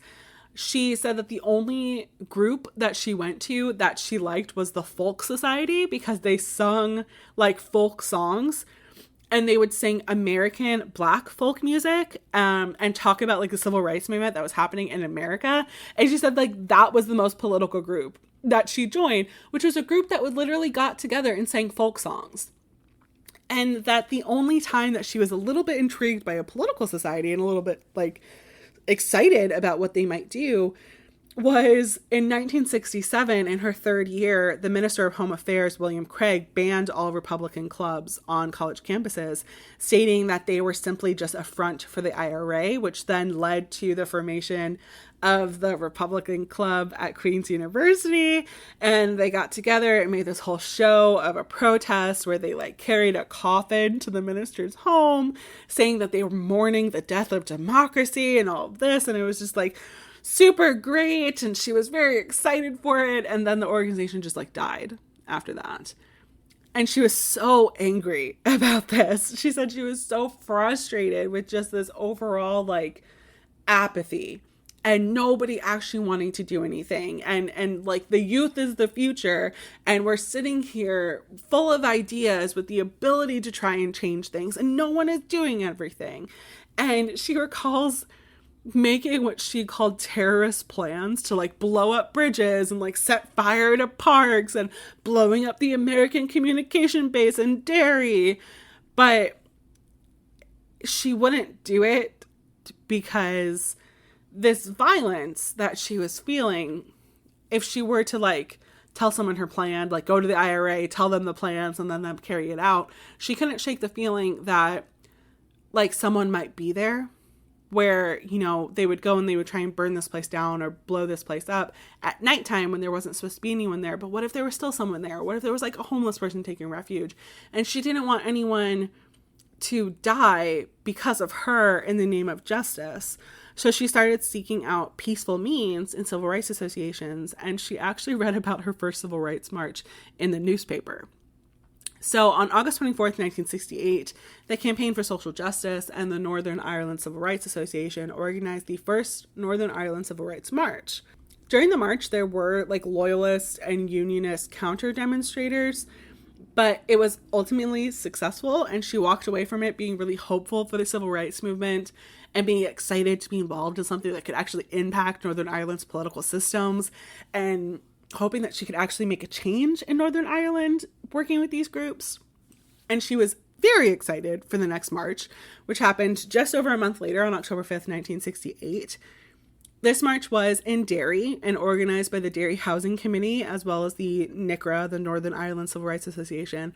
And the march was actually banned by William Craig, the same guy who banned the Republican Club. So just like with the Republican Club, they did it anyway, and this led to even more people showing up than would have normally, because now it was discrimination for a march that was already about discrimination in the housing organizations, you know?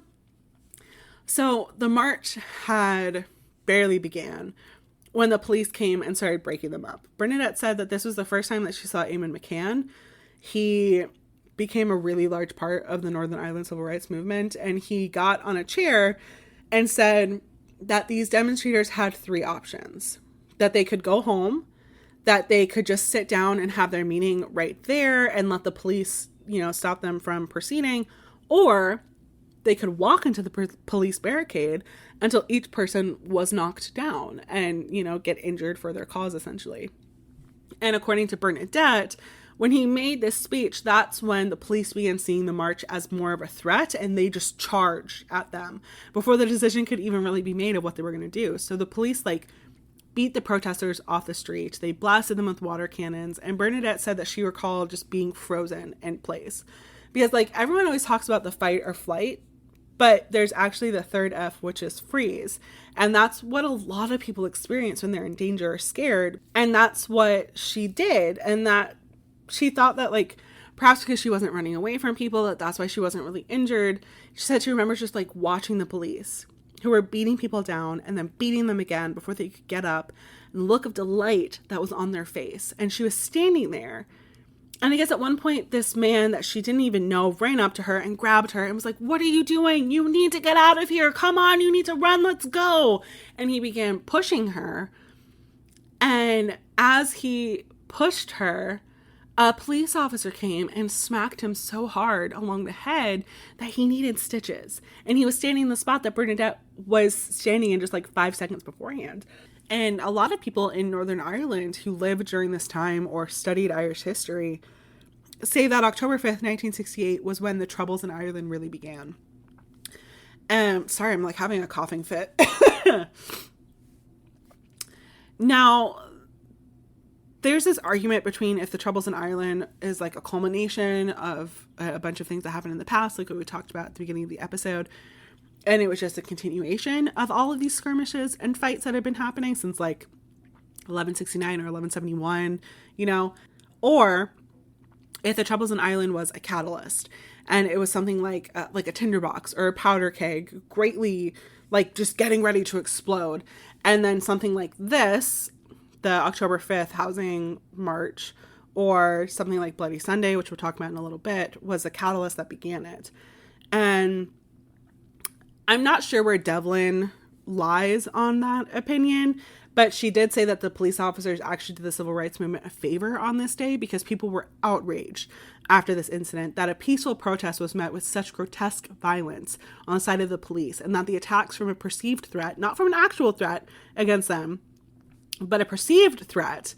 And this outrage fueled the civil rights movement. She said it gave it life in one day. And she said that this is also the beginning of her civil rights commitment, that she was passionate about civil rights beforehand, and that there was something that she knew was wrong, but being in this protest and seeing what happened made her know that this is something that she wanted to do and dedicate her life to, pretty much. Because she was so angry. She was so angry that she fantasized about going to every police station in Northern Ireland and systematically slaughtering every police officer. And that, of course, was not something that she did, but she was so enraged by the police brutality. She thought about it. And again, this is something that is a completely different situation in Northern Ireland, but reflects on some of the things that are happening now in America. But Bernadette had too much value for human life and was developing this ideology that violence was futile and it would just perpetuate itself, and that nonviolence was the only way to make the civil rights movement successful, and that if they were nonviolent, even if police officers and counter demonstrators were violent in response to them, that the demonstrators that were working towards the civil rights movement would not be seen as the negative ones. And she was very much inspired by like Martin Luther King Jr. and the civil rights movement in America and how they would handle things with their marches. So when Bernadette returned to Queen's University after this protest, within a couple days, there was a small protest on her college campus against the like 125% fee increase or something like that. And after that, she was part of the foundation of the People's Democracy. So the People's Democracy was a civil rights organization that was started by students, and they had 6 main aims that they were working towards, which was one man, one vote. So like we talked about with people being restricted with the rights to vote in Northern Ireland. They wanted to end gerrymandering, which we also talked about. They wanted freedom of speech. They wanted houses based on need and not your like religious or political affiliation. They wanted jobs based on merit, not where you went to school or where you go to church. And they wanted to repeal the Special Powers Act that allowed for internment without trial and searching and the limit of speech and all of that. And at the first meeting for the People's Democracy, there were 10 people who were elected that did not have any political affiliation. It became part of what they called the Faceless Committee, and Bernadette was one of those people. The Faceless Committee was made because they didn't want people, like they didn't want like student politicians to take over the People's Democracy and like covertly turn it into a political organization. They really actually wanted democracy.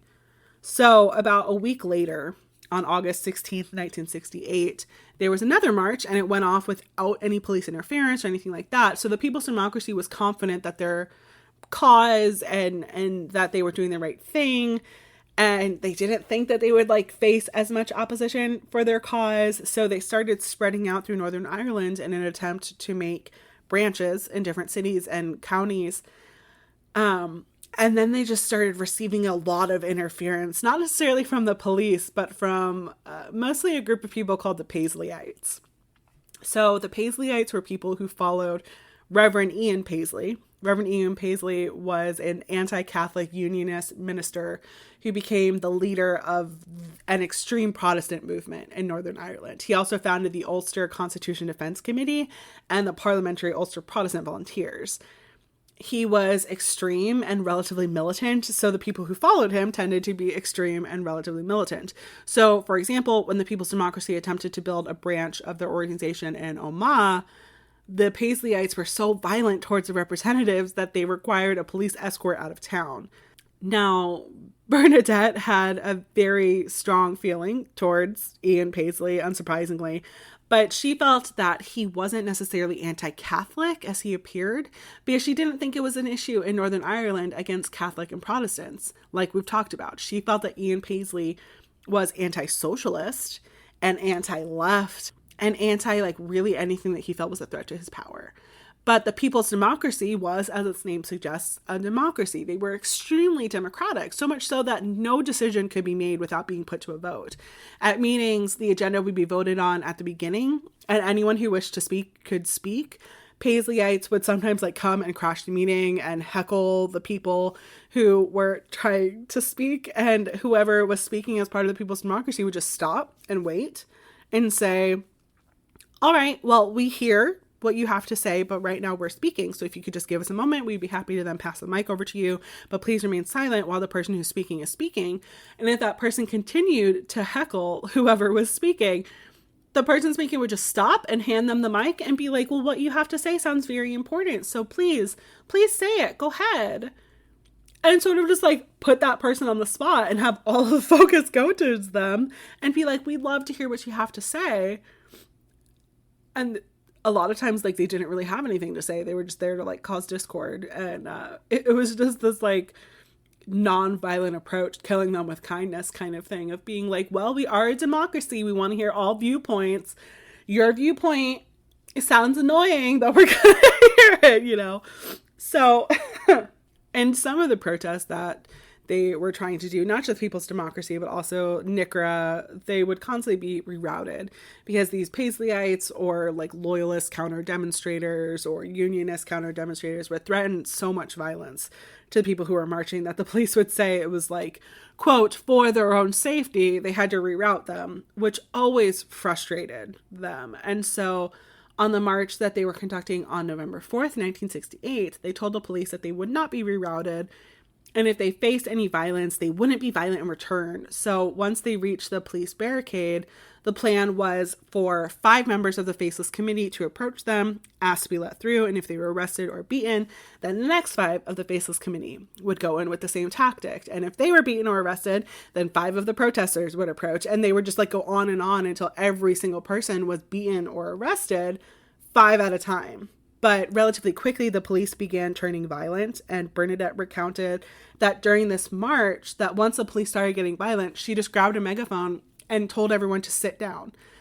And again, the intention would be that they would show that the protesters were being peaceful and were practicing civil disobedience, while the police officers and the unionists and the loyalists and the Paisleyites were the ones who were being the aggressors. And it was she recalled it being kind of comical because the police were like, the protesters sat down so quickly that the police were like tripping over them and like scraping up their knees and doing whatever and getting really pissed off.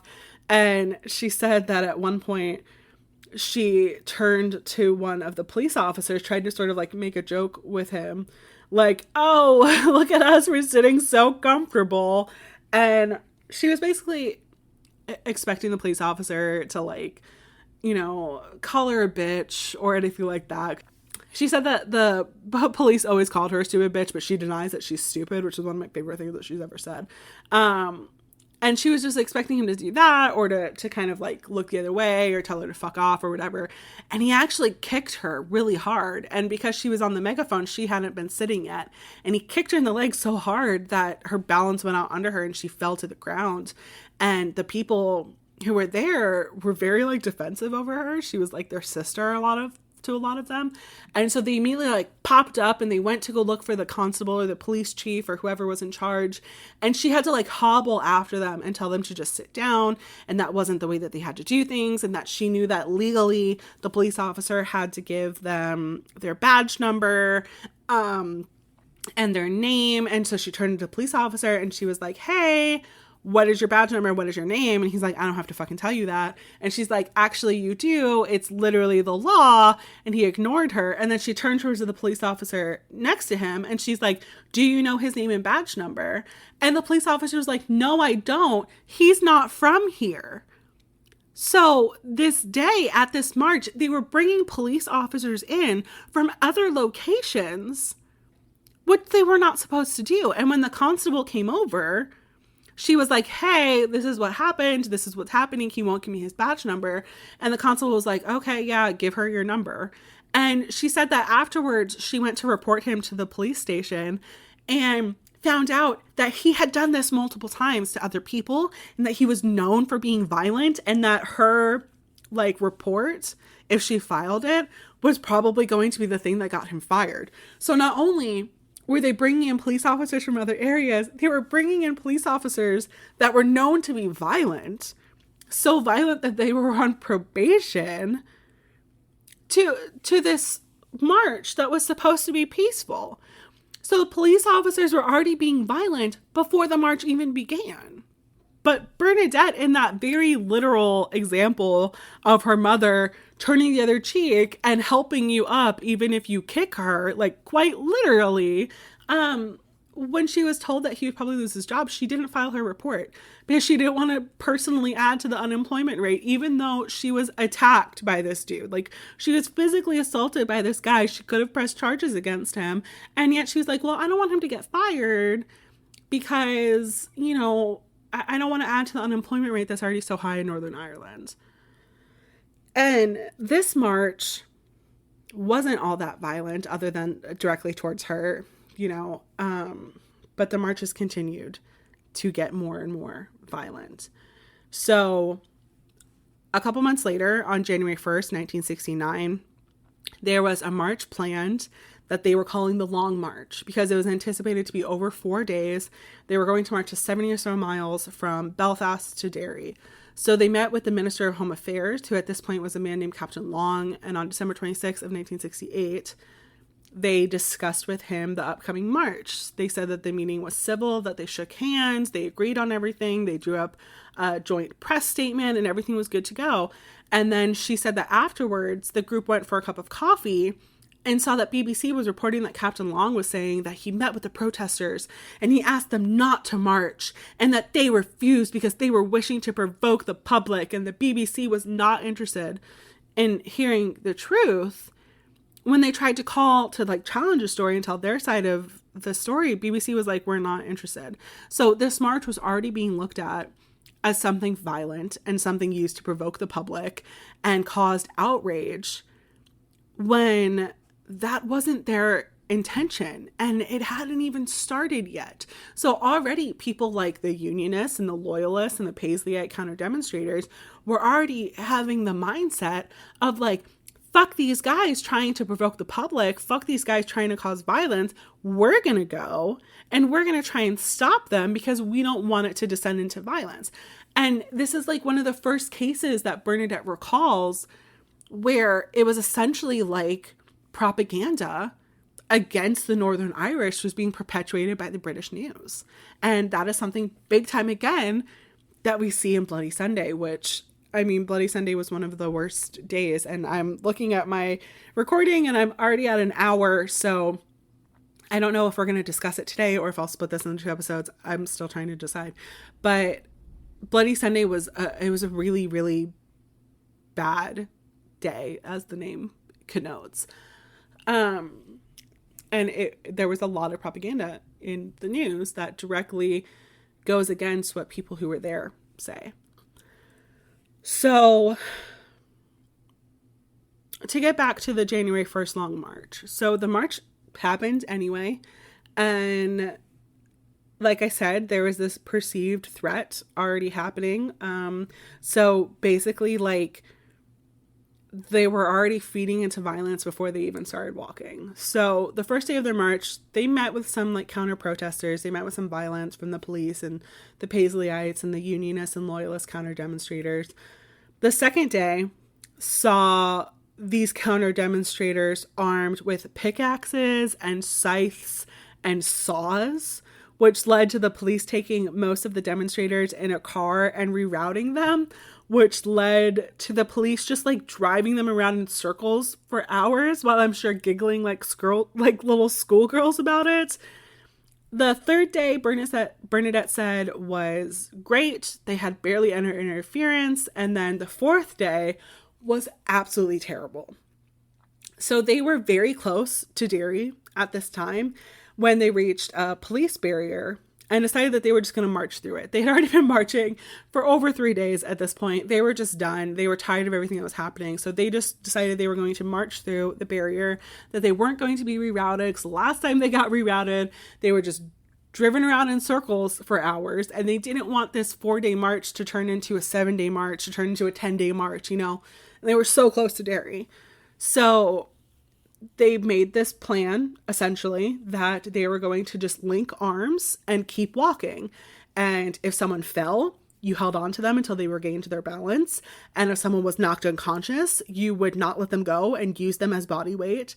And the police began doing the same tactic towards them, where they like linked arms and were marching towards them, but they were also kicking, which is a terrible thing to imagine, but also like I think of like the Rockettes, which is kind of a comical thing to imagine, but that's not what they were doing. They were like forcibly stomping people off the road, and Bernadette describes it like a rugby match, and it was just this like back and forth of protesters who, the protesters weren't violent, but they just kept walking, and eventually they sort of like, you know, pushed the police off the road and got through.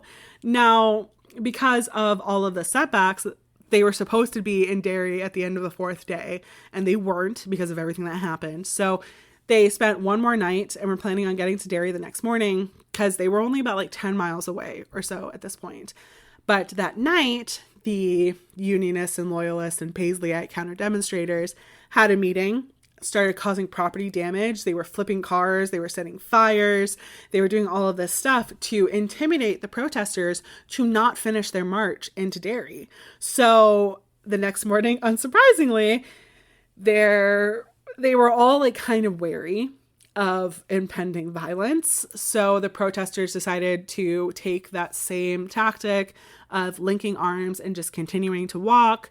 And then they reached Burntlip Bridge. So the moment they started crossing the bridge, they were stopped by bricks and boulders being thrown at them. And then, according to Devlin's recollection, they were ambushed by screaming people holding planks of wood, bottles, laths, iron bars, crowbars, cudgels studded with nails. It was just this insane, terribly violent ambush. And people were going down left and right. And this formation that they had made of linking the arms and walking through, trying to be as peaceful as possible, wasn't really happening anymore, as people were being hit with wood with nails embedded into it. And Bernadette recalled remembering October 5th and how she was just frozen, and that sort of like stopped her from getting attacked. And she just sort of stood there, and then someone ran up to her with a plank of wood with nails embedded into the end of it and swung it at her. So she lifted her hands to protect her face, and the board embedded into the back of her hand. She fell to the ground and just sort of went into the fetal position as multiple people started just hitting her and beating her. And then they got frustrated because she wasn't going down, because she was in this protective fetal position, and they just like moved on to the next person. And then she said that she got up and she saw these counter demonstrators and police officers like carrying a woman away to like who knows where. And she tried to get involved, but was stopped from getting involved in this. But she recalled later that it seemed like some of the protesters that she was with ended up getting this woman back. They went up to a police car and were like, please, she needs to be taken to a hospital. And the police officer literally shoved her out of the car and was like, find your own fucking way to the hospital. Like, it was insane. And she remembers looking around and seeing that the police either were not stopping the violence from the counter demonstrators who were attacking them, or they were participating in the violence. So they weren't keeping the peace. They weren't defending anybody. They were fighting against anyone. They were fighting against the marchers, not against people who were like doing the attacking. They're fighting against the peaceful people who are just trying to walk in a peaceful protest. And she remembers going up the road in just this like rampage, just screaming that if she had her way, not one solitary police officer who was there on that day would live to be sorry for what they had done, and that there was only one way to deal with these people, which was to give them 3 weeks for every honest man to get out of the system and then systematically shoot the rest. And she's saying this out loud, walking down the street to the officers, and they're like, hey, little lady, you better stop. And she was like, fuck you, I'm gonna keep going. But of course, like I said, when it came to these kinds of things, Bernadette was not violent, so she would not be someone who would cause any violence towards anyone, so she wouldn't do this. But it just shows like how enraged she is at the moment, that she's like, every single one of you should be systematically shot. And she like kept marching. She ran into Eamon McCann and said that she wanted to go back and look for the people who were next to her that she had linked arms with because she couldn't find them. And he was like, dude, we're going to be lucky if we get out of here with less than 3 deaths. So if you go back, then we're going to have 4 deaths. And if you go back, then I'm going to go back, and then we're going to have 5 deaths. So we just have to keep marching and keep going and hope that these people are not dead. And like, fortunately, nobody died, but a lot of people ended up in the hospital. This didn't really stop the march. At that point, 2,000 people were in it. And so about 2,000 people arrived at Derry, where they were met with bonfires and stones and sticks and burning sticks and bottles and petrol bombs. And it was insanity. But they got through, and Bernadette made a speech where she called Derry the capital city of injustice. And so much happened in Derry during the Troubles that it's hard to think about anything else that really happened elsewhere. during the Troubles. And then after this march, there was no official investigation. There was no real justice. There was nobody held accountable for it. And when Major Chichester Clark became prime minister, he just gave everyone that was there amnesty. And again, this is not the first time that we see stuff like this. This is all like, I don't know, Bloody Sunday is just like such a... I might just do an episode entirely on Bloody Sunday, because we did a lot of research. We talked a lot. We read an entire book. We met the author, who's actually like a descendant from one of the victims of Bloody Sunday, or related to one of the victims of Bloody Sunday. And there's a lot of knowledge about that. And it's really, really awful. But again, like we'll talk to this a little bit. So this long march was very frustrating to her, unsurprisingly. So following this long march, 3 members of parliament resigned, and members of the People's Democracy saw this as an opportunity to have their voices heard better, so they could like really be heard, you know. So they campaigned really hard. They canvassed door to door. They explained their beliefs. They asked people to vote for them, and they approached Bernadette to be their candidate. She said she didn't want to. She said she didn't know anything about Parliament. She didn't know anything about politics. She'd never been inside the House of Commons.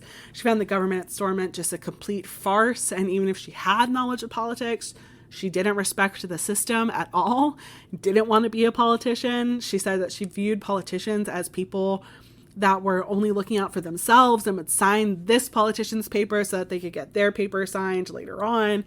But she just couldn't do it. She couldn't be that kind of politician, because she was the kind of person who would just stand up and say, this is what I think. I don't care if you agree with me or not.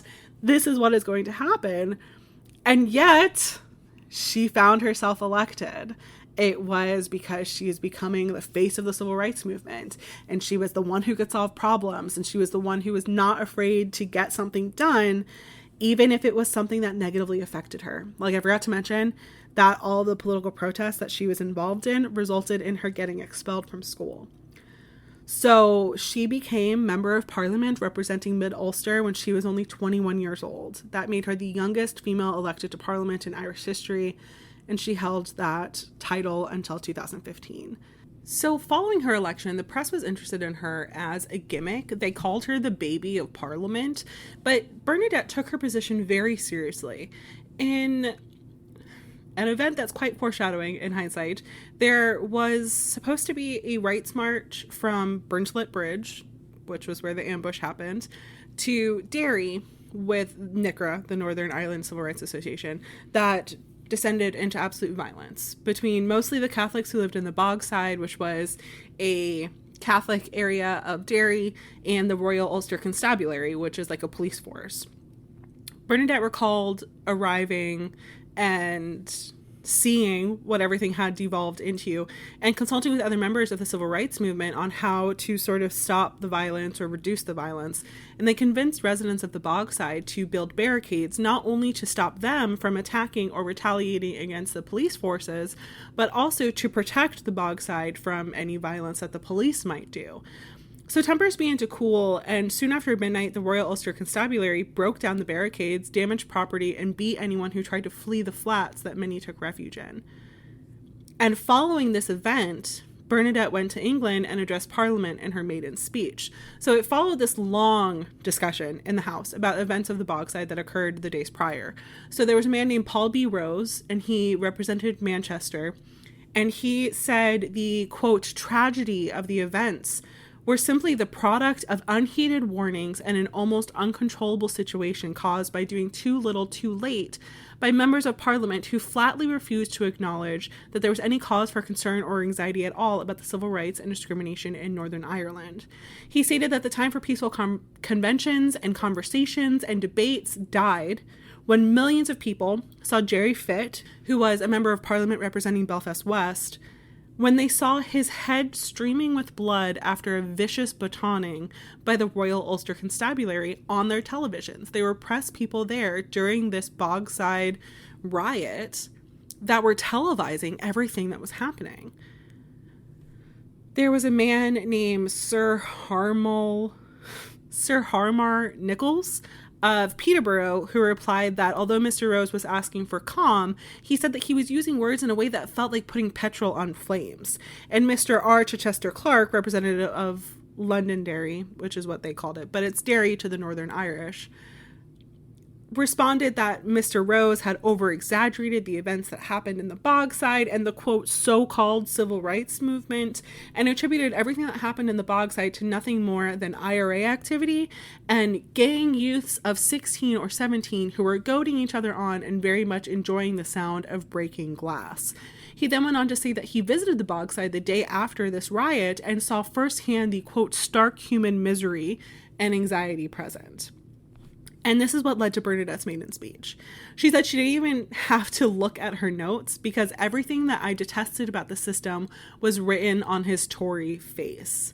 She acknowledged his presence in the Bogside and mentioned that she was there as well, not the day after, but actually during the riot. She said, I was in the Bogside on the same evening, and I assure you, and I make no apology for the fact, that I was not strutting around with my hands behind my back, examining the area and saying tut tut every time a policeman had his head scratched. I was going around building barricades because I knew it was not safe for the people to come in. It was not safe for the police to come in, not just for the residents of the Bogside, but for the police as well. She acknowledged that the police were human, and if a person is attacked or injured, it's simply human to lift another stone and throw it back in self-defense or anger. And that at the Bogside, both sides lost control. She agreed with Chichester Clark, something that she said she never hoped would ever happen and hoped it didn't happen again, that there was never born an Englishman who understands the Irish people, as well as the rampant, stark human misery present in Derry, not only that weekend, but present for the last 50 years, and in both Catholic and Protestant areas of the city. Those in the house commended and praised her for her courage, while the press seemed to develop a bad taste. She said about it that the press had discovered that their little child of parliament is a monster who does not care about their parliament or their parliamentary system or their parliamentary formalities or their parliamentary parties. So following her speech, she became known as the one who got things done. She said that the man who stood at the door told her that he didn't know why she bothered to see people because everyone else ducks and hides and forgets that they were once like the people who were coming in to ask for their help. She became quickly frustrated with the parliamentary procedures and overall air of apathy that she claimed was present while she was there. She said in her book, The Price of My Soul, nothing really matters. Parliament is just a friendly club. We, the biggest phonies in the business, love sincerity. It's so refreshing. Makes us think of when we were young. Awfully difficult to come in at a by-election. I came in at a by-election. And you feel like saying, and I wish to God you'd go out by a by-election. She said that she was basically against Parliament and felt that they didn't have a right to rule over them, and that she felt like her maiden speech was important at the time, but she wished that she would have instead just swore her oath to the people and be thrown out in results. So opinions in the media ranged from that she committed perjury when she took her oath to the Queen, which was said by our favorite Ian Paisley, to that she was the greatest national disaster since the famine, which was said by Unionist Christopher Bland, to that she was incredibly honest. She said that a taxi driver said that the only other person as honest as her that had entered Parliament was Guy Fawkes, who, if you don't know who Guy Fawkes is, he was the man in 1605 who tried to blow up Parliament. Although my favorite has to be the coven of witches that reached out to her. Naturally, my focus being the history of witchcraft, it caught my attention. So I'll read you the whole letter that she said that she received from them. Dear Madam, you are so beautifully evil that myself and my fellow witches in the South Down Coven have decided to make you one of us. And on such and such a night, they would invoke the Prince of Evil, and with the guts of a toad and the legs of a cock and so forth, would initiate me into the whole business. And if I ever was to deviate from the path of evil, the consequences would be disastrous. 2 weeks later, the second communication, as they called it, arrived to say the initiation ceremony had gone off without a hitch. The Prince of Evil had turned up and would from now on be forever at my side. He will always be with you, perhaps in the nod of a strange priest, or the wave of an old man, the smile of a child, with a friendly brush of a big black dog. And then it said, this is a final communication you will receive from us unless you deviate from your work of evil. Whether it be true or not, I've heard nothing more on the subject. Was it necessary to read that entire thing? No. Did I enjoy every single part of it? Yes. So remember when I said the stuff that happened in the Bogside when she was elected was like kind of foreshadowing. So this is why. On August 12th, that is the day of the apprentice boy procession in Derry. So this celebrates when basically like when Protestants defended the city in 1689 for over 100 days. And it has become this whole like celebratory march in Derry. But with the political climate in 1969, it was very possible that this could end in conflict, and the press correspondence came in droves in anticipation of this violence. And unfortunately, it did descend into violence, partially because of the perceived hypocrisy that civil rights marches that tended to lean Catholic were banned, but this Protestant march went off without like relatively little government interference.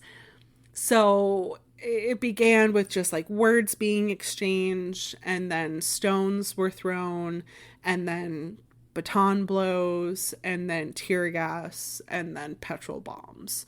And it became known as the Battle of the Bogside.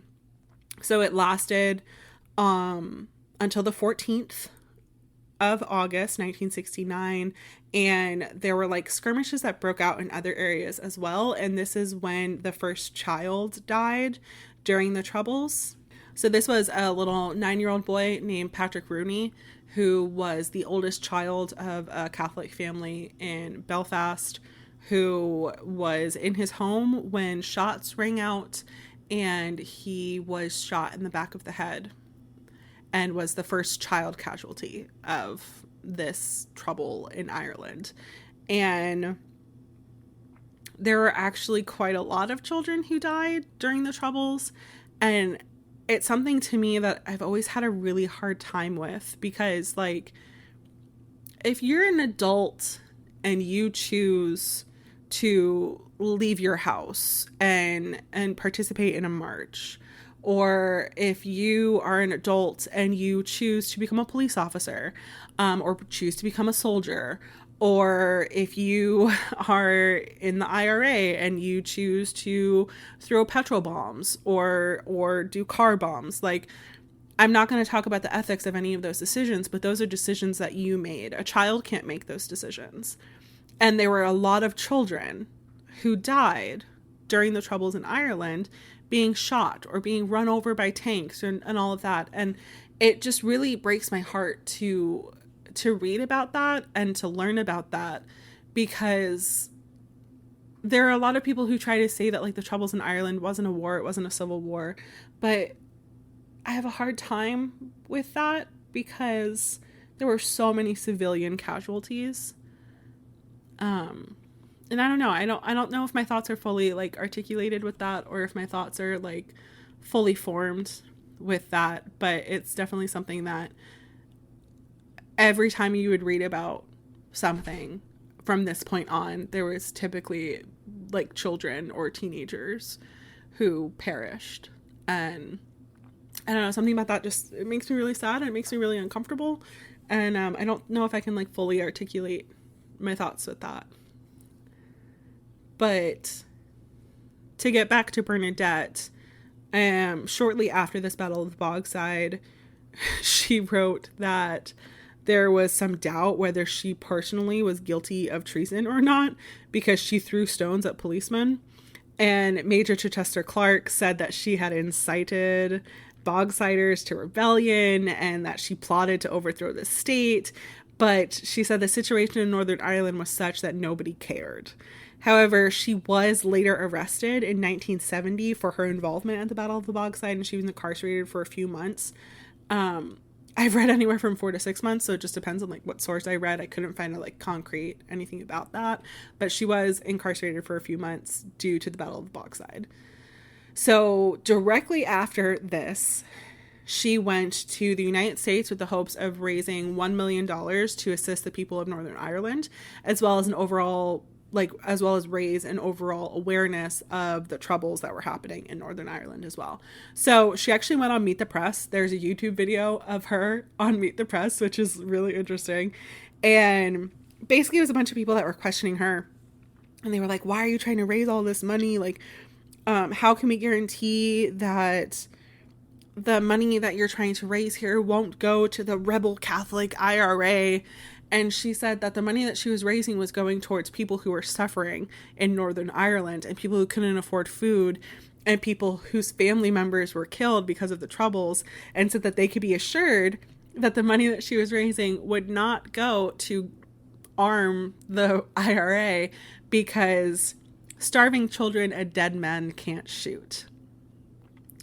She met with the American civil rights leaders and members of the Black Panther Party. She also chastised Irish Americans wherever she went for their racism and treatment of the Black community.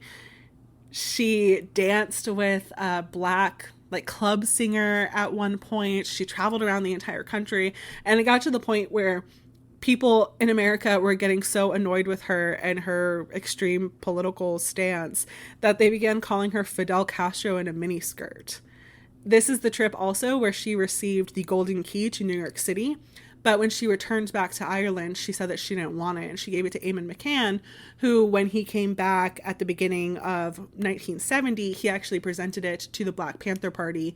And she said that that was who it truly belonged to anyway. And that she didn't want, this farce of a key for her. Okay. Now we are at the moment that I have been foreshadowing this entire episode, which is Bloody Sunday. So prepare yourself, trigger warning, lots of violence. I know that we've had a lot of violence already, but yeah, this part is especially violent. So on January 30th, 1972, there was a civil rights march against internment in Derry. So remember, like I was talking about, there were a lot of people who could just be arrested and thrown in jail without any cause for no sentence. And it would just stay in there for as long as they decided that they wanted to keep him there for. So Bernadette was present and was supposed to speak once the march was completed. They were trying to get to the city center of Derry, and there were police there. There were British paratroop soldiers who were brought in from outside of Derry as well, because there was this expectation that it might turn to violence. So during this time, the police and the soldiers typically resorted to shooting rubber bullets and using water cannons and tear gas and stuff like that. So everyone in the march was kind of mentally prepared for that. A lot of them had gas masks. A lot of them were prepared for the rubber bullets. They were prepared for the water cannons and all of that. So they were marching towards the city center, but there was a police barrier. So the organizers decided that instead they would reroute and they would have their rally at Free Derry Corner instead. So Free Derry Corner is literally an entrance to the Catholic part of town, and someone had painted on a wall saying, "You are now entering Free Derry." So a lot of the group went that way. Bernadette got on the platform to give her speech, but there were some people, a lot of them were teenagers, who were annoyed that everything was being thwarted, and they were sort of annoyed that the British paratroopers were even there, and so they started throwing rocks at the soldiers. Nothing more than that, just some rocks, and Bernadette was beginning her speech when she heard the familiar sounds of shots being fired, figuring that they were rubber bullets. She told everyone to sit down and that they couldn't shoot them if they sat down, which is the same tactic that she had used in multiple other marches that she had been involved in. And then they received the news that it was not rubber bullets. The paratroopers that had been brought into Derry were firing unprovoked into the crowd. And people started running away. It descended into pandemonium, and shots continued to be fired. Most of the bullets were shot into people's backs as they were running away from the paratroopers. So Bernadette dove off the platform and hid as 26 people were shot by British soldiers, and 13 people died that day, and one more died a few months later of his injuries. Jackie Duddy was 17 years old, and he was shot in the back as he was running away from soldiers. He didn't realize how serious it was, and people who were next to him recall him laughing, being a child, and thinking that it was all a joke. And then he was shot dead, and he was unarmed and a child. Michael Kelly was also 17. He was shot in the stomach while at the barricade and was also unarmed. Hugh Gilmore was also 17 and was shot in the back as he ran away from the soldiers. William Nash was 19 and was shot in the chest while at a barricade, and his father, who watched him get shot and killed, ran to his aid and was then shot and injured while going to help his son. But fortunately, if you can even use that word, he survived. But Michael McDade, who was 20 years old, was not as lucky when he was shot in the face and killed, also going to help William Nash. John Young was 17 and was shot in the face while standing at a barricade. Kevin McElhenney was 17 and shot in the back while he was trying to crawl to safety. Jim Ray was 22 and was shot in the back as he was running away, didn't die, was on the ground, and a soldier came and shot him in the back again to make sure that he died, and some people who were nearby literally had to play dead and watch so that they didn't meet the same fate. William McKinney was 26 and shot in the back as he ran away. Jerry McKinney was 35 and was running away when he ran into a soldier, put up his hands and said, "Please don't shoot," and was shot. And the bullet went through his body and shot Jerry Donahue, who was 17.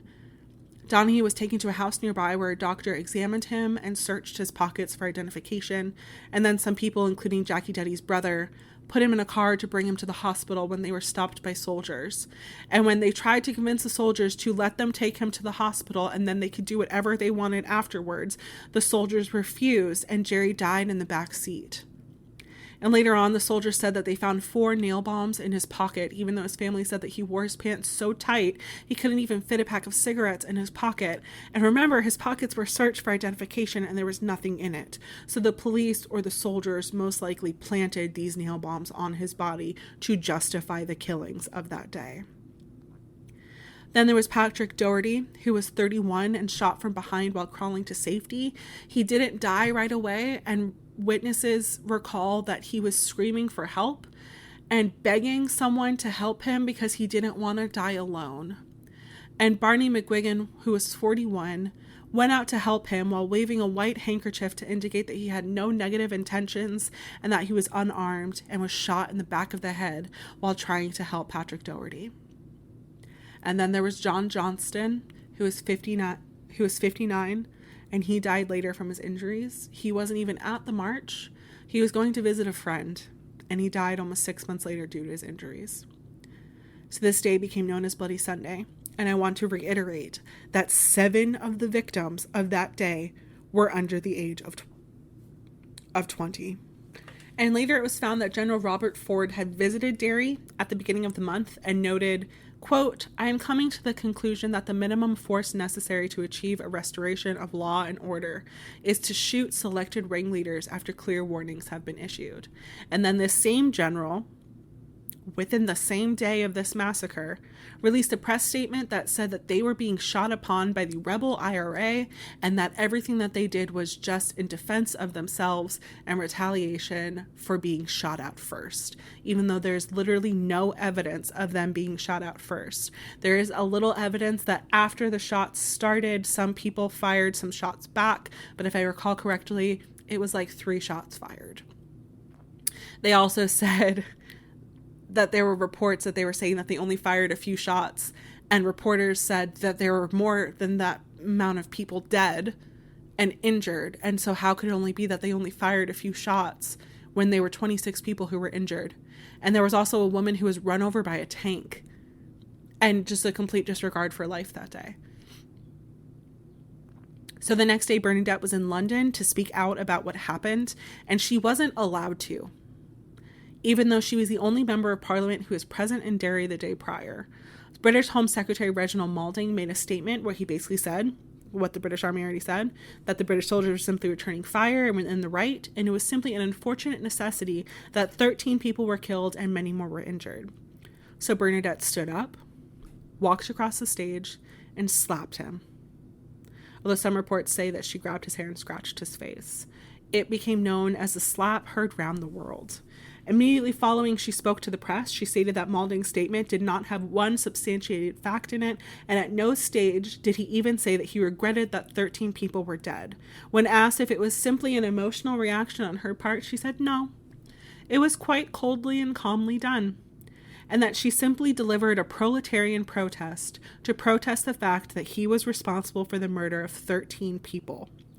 One of the journalists then stated that what she did was unladylike and undemocratic, and she responded with a hint of the smirk at the very beginning. Unladylike. There's a woman whose body was carried out of the bogside this morning. She was shot in the back by paratroopers. They didn't ask her if she was a lady. Undemocratic. I was the only person who was there, and I was not even allowed to ask a simple question. Undemocratic. 13 unarmed civilians were shot in the back by a murdering group of thugs with the tacit support of the Home Secretary and no doubt the orders of the minister.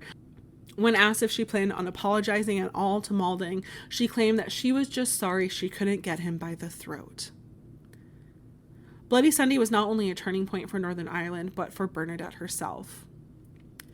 Bernadette, who so desperately wanted democracy, was failed by it.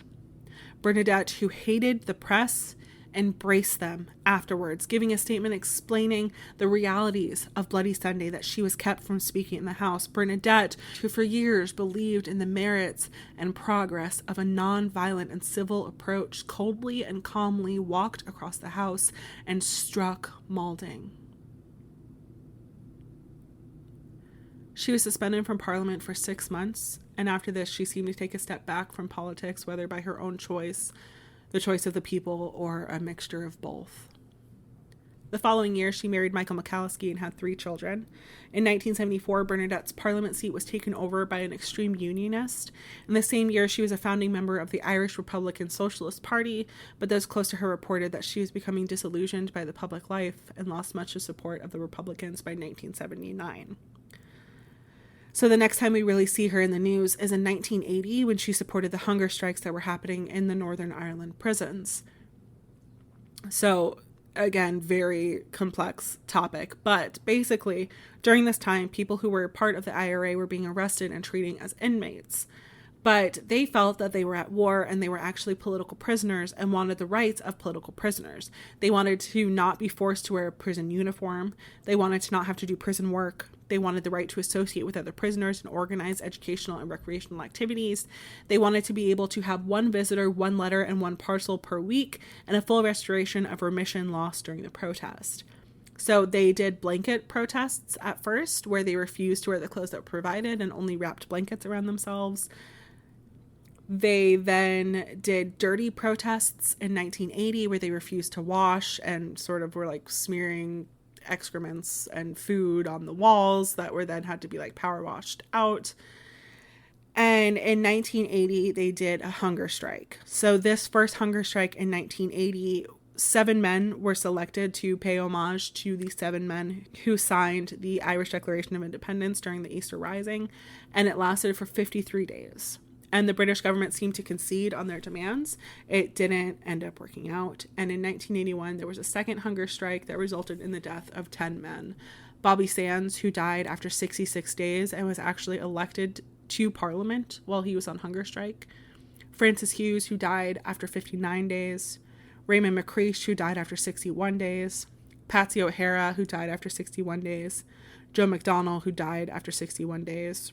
Martin Hurston, who lasted 46 days. Kevin Lynch, who died after 71 days. Kieran Doherty, who died after 73 days.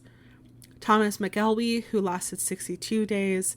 And Michael Devine, who died after 60 days.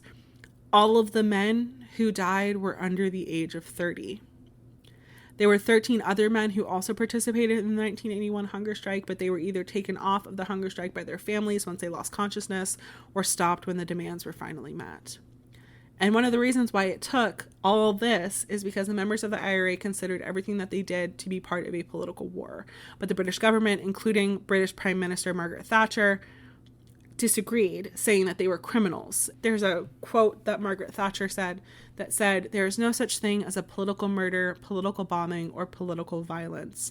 There's criminal murder, criminal bombing, and criminal violence." There's also a big debate on a moral level because prisoners and the families of the prisoners and members of the IRA and members of Sinn Féin and other Republican organizations and a lot of people who consider themselves Republicans considered this murder because the British government let them die, where others believe that they committed suicide and others considered that they were martyrs of the cause. So Bernadette was very much in support of the hunger strikes. In 1980, she participated in and organized marches that supported the prisoners. And the same year, 4 people who were leaders of this campaign were assassinated. And on January 18th, 1981, an attempt was made for Bernadette to join them. So according to the police report, at around 8 a.m., assailants cut the phone lines before using a sledgehammer to break down the front door. Michael McAliskey was shot in the back and legs while shouting a warning to Bernadette, who ran upstairs and hid under the bed. The gunman fired blindly into the mattress and wounded her chest and legs. Her children, who were getting ready for school, were thankfully in another room and were unharmed with the whole attack. In 2016, Bernadette spoke out about the event and said that there were British soldiers who happened to be outside her home. It wasn't a constant thing that there were British soldiers who were patrolling outside of her home. The British said that it was just a coincidence that they happened to be there. But she recalls saying that there were British soldiers outside of her home, and yet the would-be assassins were able to presumably loudly break down the door, fire multiple shots into her husband, and then pause as they ran upstairs and fired multiple shots into the mattress that Bernadette was hiding under, and they were able to leave without being immediately caught. Bernadette then said that the British soldiers came into her home and waited 30 minutes before alerting the authorities while her children were still in the house. In the same 2016 interview, she said, "I am entitled to the truth around the British government's involvement in trying to kill me, and I am entitled to pursue it." So she believed that the attempt on her life was collusion. So 3 men were arrested, and one named Andrew Watson, who was 25 years old and a member of the Ulster Defence Association, pled guilty the following year. Bernadette didn't let this stop her and continued to lead marches and demonstrations in support of the hunger strikes, but there's little that can be found of her political involvements in the years following other than speaking at Dominic McGlinchey's funeral in 1994. So McGlinchey was the former Irish National Liberation Army's chief of staff. He was gunned down and shot at least 10 times in front of his 16-year-old son. He was being admonished by the press and regarded as a terrorist, and Bernadette called the press curs and dogs and hoped that every single one of them rotted in hell. She was later asked about this statement, and in true Bernadette Devlin McAliskey fashion, she said that she regretted the part where she wished them all to rot in hell, not because she didn't want them to face repercussions, but because she no longer believed in hell. So she's still speaking up for civil rights even today and doing interviews, but the last I read, she said that she lived in a small town with 250 people in it.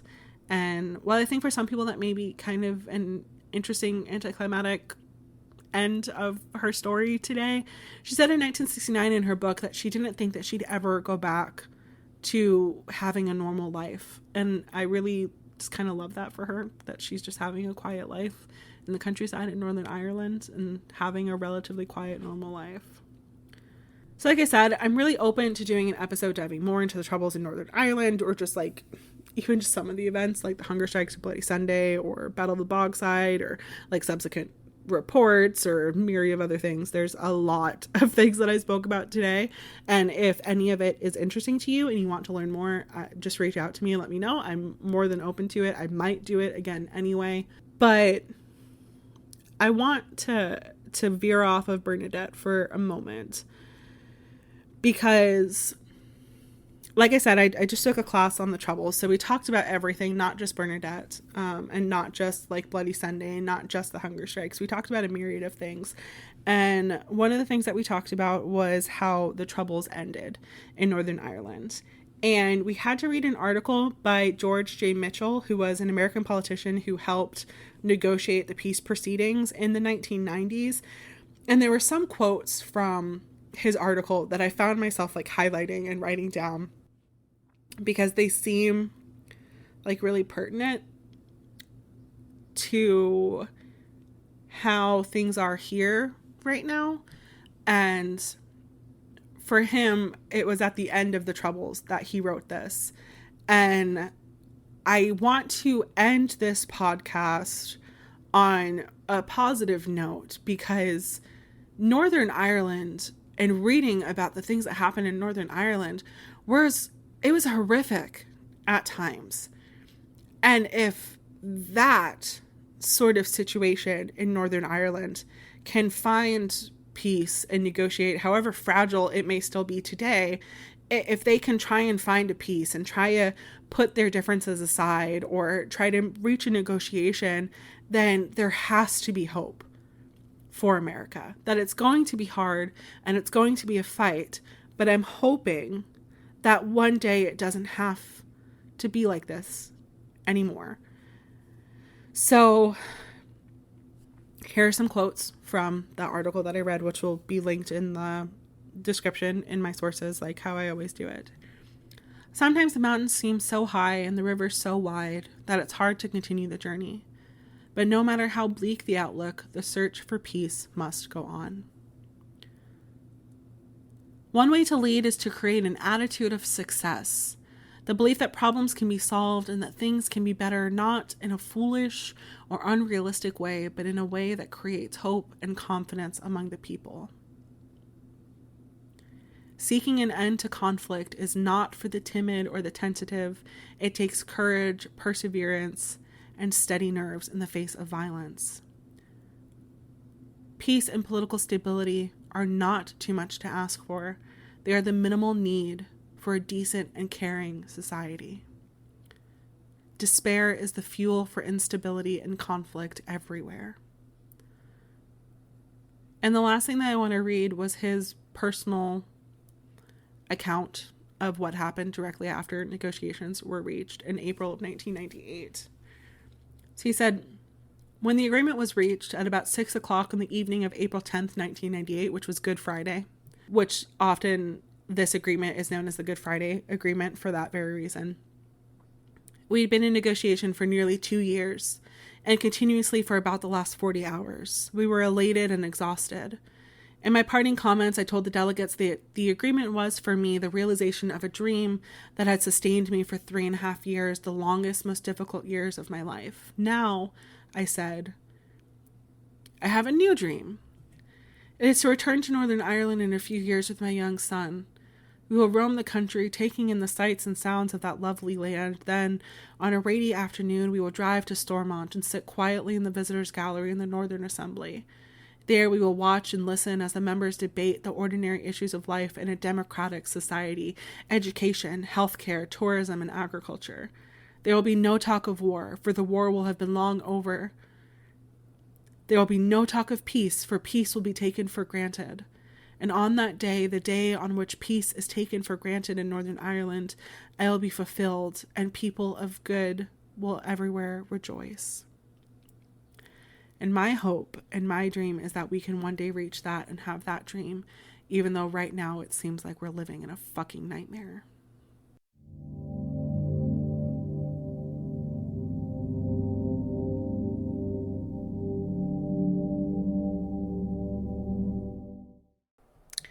Atalanta.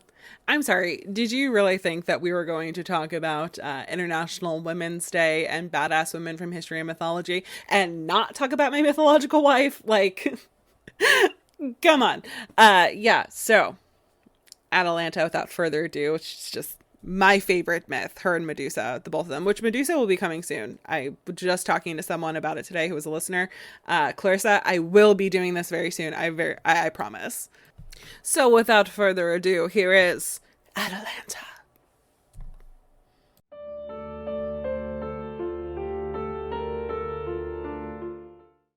Part 1. My mythological wife, Atalanta. So, depending on what version you read, Atalanta was either born in Arcadia to Iasus and Clymene, or from Boeotia, and was the daughter of a man named King Sconius. I'm sorry in advance for the actual absolute butchering of these names.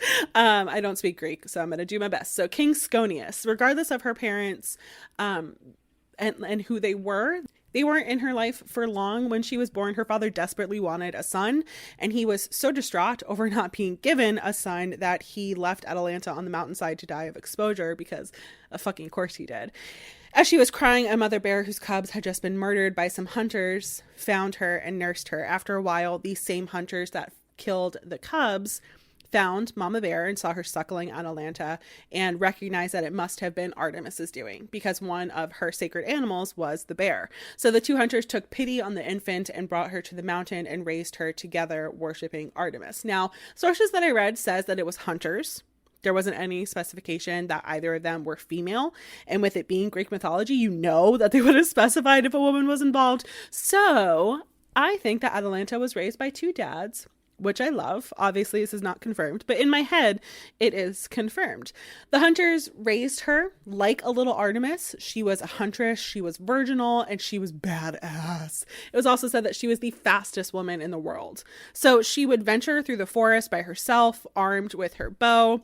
She would stalk through the forest like a silent lion, waiting for the attack, wearing a simple sleeveless tunic that stopped at her knees. One day, she was in the forest when two centaurs known as Ricus and Hylios saw her and were just beside themselves with how beautiful she was and how confident she was. Now, centaurs, for any of you who don't know, are those half horse, half man creatures. They were known to be very violent, especially towards women. So many of the stories that involve centaurs and women end up with the women getting sexually assaulted. So for any Harry Potter fans, there are a lot of people who think that that's what happened to Dolores Umbridge, and that's why she's so traumatized by simply hearing Ron like pretend to make horse sounds at the end of Order of the Phoenix. It doesn't redeem her character, but it is the sort of tragic thing for her that is implied. Also, why would you have a school so close to where that is a possibility and then send small children there for detention, one of those children being a female?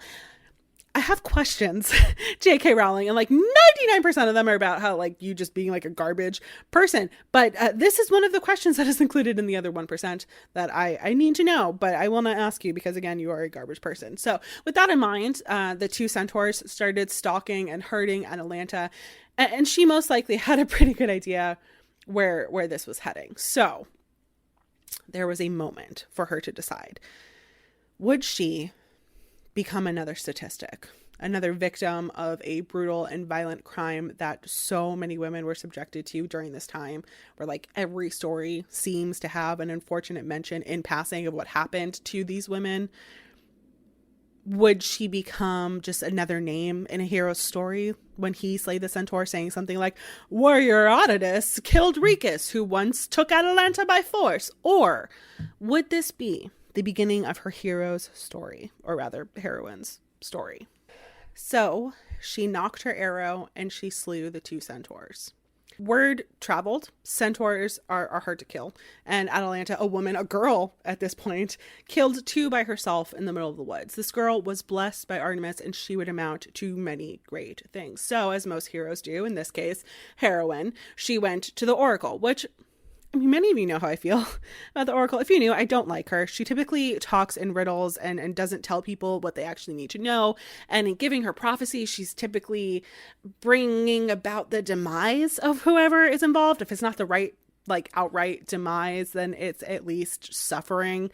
See Oedipus, Antigone, Cupid and Psyche, Medea. Those are just episodes that I have done, and the list just goes on and on and on and on and on and on. But, it pains me so much to say, and perhaps I can let it slide because this is Atalanta we're talking about. We've established my very strong feelings for her.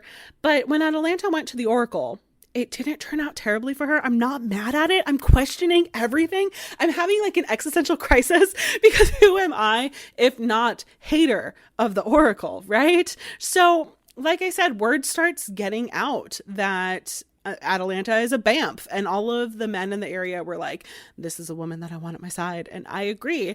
I would also like her at my side, and all of these men should back off immediately because although I am not a skilled warrior, I do have a certain set of skills. So when Atalanta went to the Oracle, she asked the Oracle like what she should do about the whole marriage thing. And the Oracle said nothing.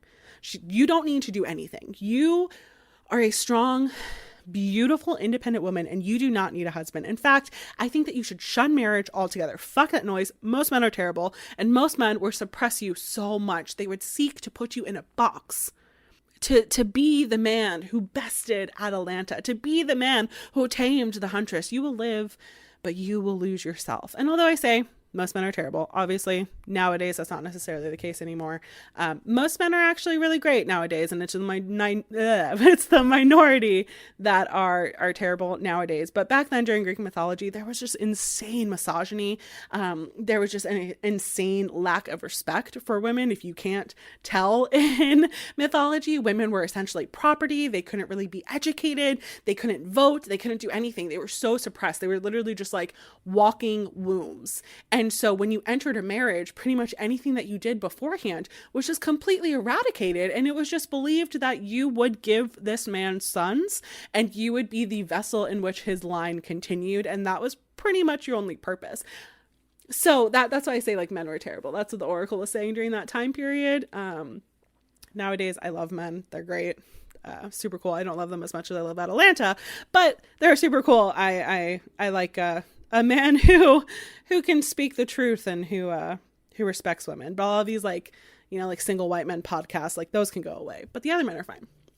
And this whole idea that the Oracle told Atalanta that she would lose herself, I think, like, honestly, anyone who gets married or enters a serious long-term relationship, and like has a kid or has multiple kids, I feel like that's something that you can really relate to. Like, I know I can.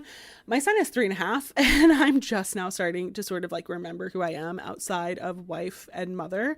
So Atalanta, hearing this from the Oracle, was terrified by this thought. And she went back into the woods and she avoided male attention altogether if she could.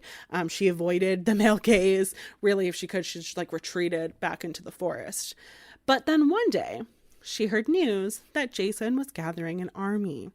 So he had been sent on this quest to obtain the Golden Fleece. Heroes from all over were answering the call, like Heracles and Orpheus and Peleus, father of Achilles, Canis, Castor and Pollux, Meleager, Nestor, Theseus, all of these like really big heroic names, people who have stories in their own rights, people who are remembered, and Atalanta wanted to be one of them. So she traveled to where Jason was building up his force, the Argonauts, as they were called, and she joined them. She was the only woman on board with a group of heroes who were world renowned for their bravery and strength, and she was in their midst. And most of them actually respected her, and some of them maybe even fell in love with her a little bit. But she didn't take a lover. She shirked all of the advances. She was a warrior in her own right, and she would prove it. Now, unfortunately, all of the sources here don't really talk much about her and her time with Jason.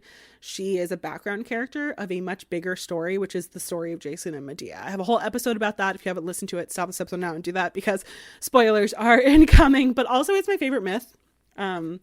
Because I guess I'm just like a terrible person and I look for any excuse to talk about Medea that I can.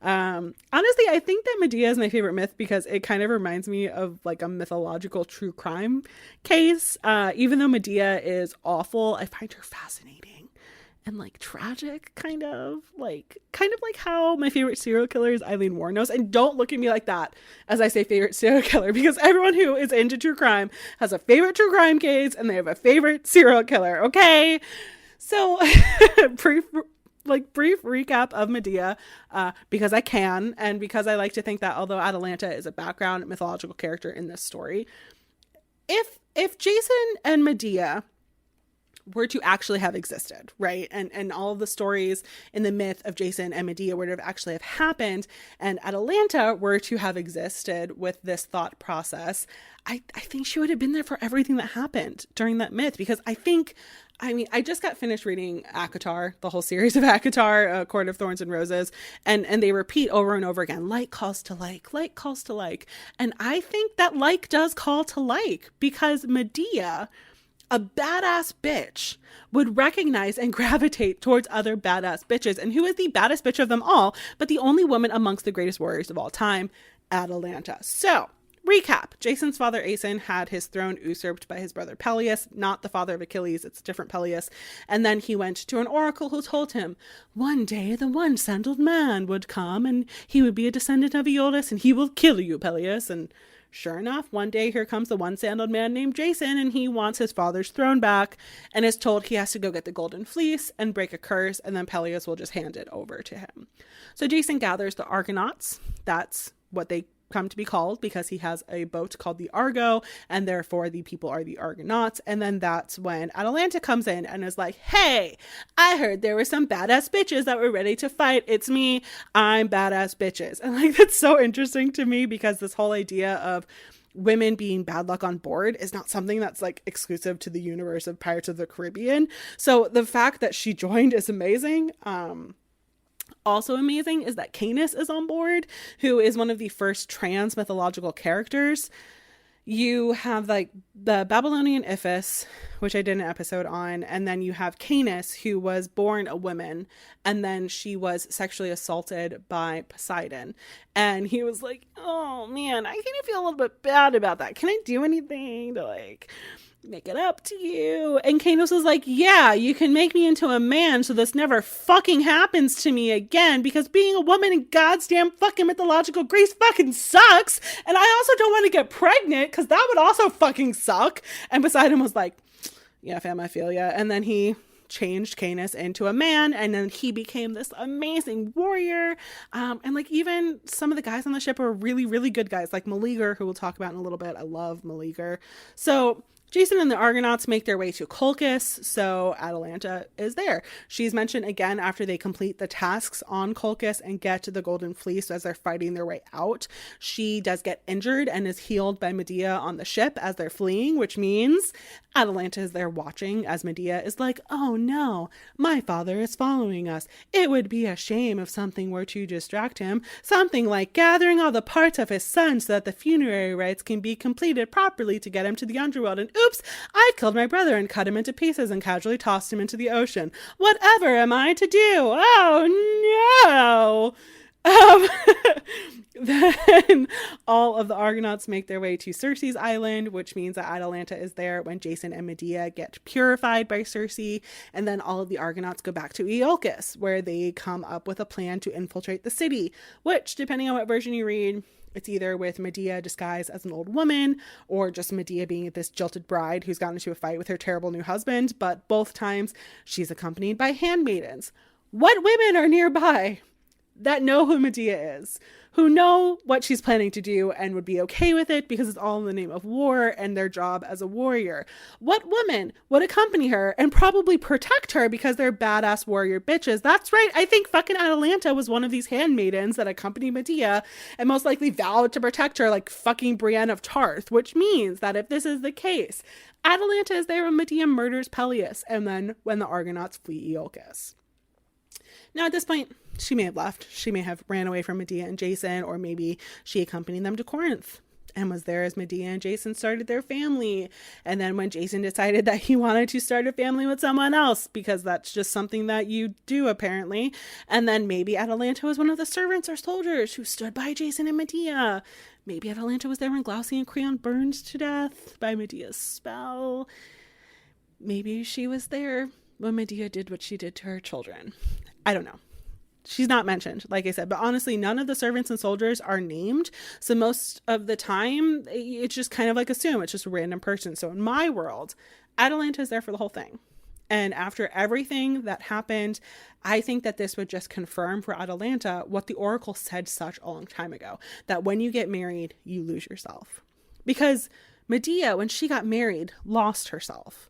Before that, she was selfless and strong and amazing. And then she met Jason and just day by day became more and more obsessed and frantic to keep his love. So much so that it ended up with her going insane and murdering the two most important people in her life, her children, just to try and get back at him.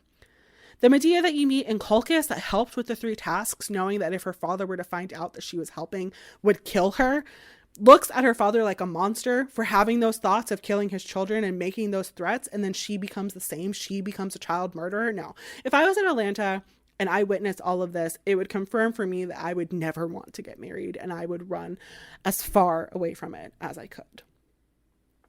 So then now as the whole Medea thing is ending, Enos, king of Calydon, has gone and pissed off Artemis. It was an especially great harvest season, and Enos and his people made their offerings and sacrifices to the gods and goddesses, but in his haste or his excitement, he forgot Artemis. And although Artemis isn't a goddess that's renowned for her wrath in myths, she still fought vengeance for this dishonor and this insult. So she sent a boar to Calydon. A boar so big that it rivaled the biggest bulls in all of Greece. His eyes glittered with fire and blood. His tusks were as big as an elephant's. His mouth was full of lightning, and his breath scorched the trees. He ate everything in sight, the grapevines, the olive trees, the fruit trees. He became enraged and slaughtered the livestock. No man, no hound, no bull can fight him off. He was sent to make the farmers suffer, to make sure that there was never a good harvest again, that if Artemis was not honored, there would never be anything to honor the gods for ever again. So a call is sent out and answered by some of the greatest warriors in the land, some of them being those who were on the Argo, and they were all led by Meleager. I mentioned him in passing when I was listing some of the notable Argonauts, and I mentioned that I loved him. He's honestly mostly notable for this story. When he's on the Argo, he's not really well known at that point. He's just the Prince of Calydon. But with this story, this is where he, really builds up his mythology and his heroic story. Meleager was the son of a woman named Althea. One night she slept with her husband Enos, king of Calydon, who, the one who forgot to honor Artemis, and also Ares, god of war. Now, ancient Greece didn't really understand how the female reproductive system worked, and that even if a woman were to have sex with 10 people in one night, only one of them would get her pregnant. The Greeks in this mythological time period believed that at times, if someone were to have sex with 2 people in one night, especially if one of those individuals was a deity, the child that resulted from these unions could have qualities of both. So Meleager was a fierce warrior with a temper from Ares, and I don't know what he got from Enos. Maybe he was forgetful. I don't know, but yeah. So he was son of Ares and Enos. However, there was something interesting about Meleager other than his 2 dads.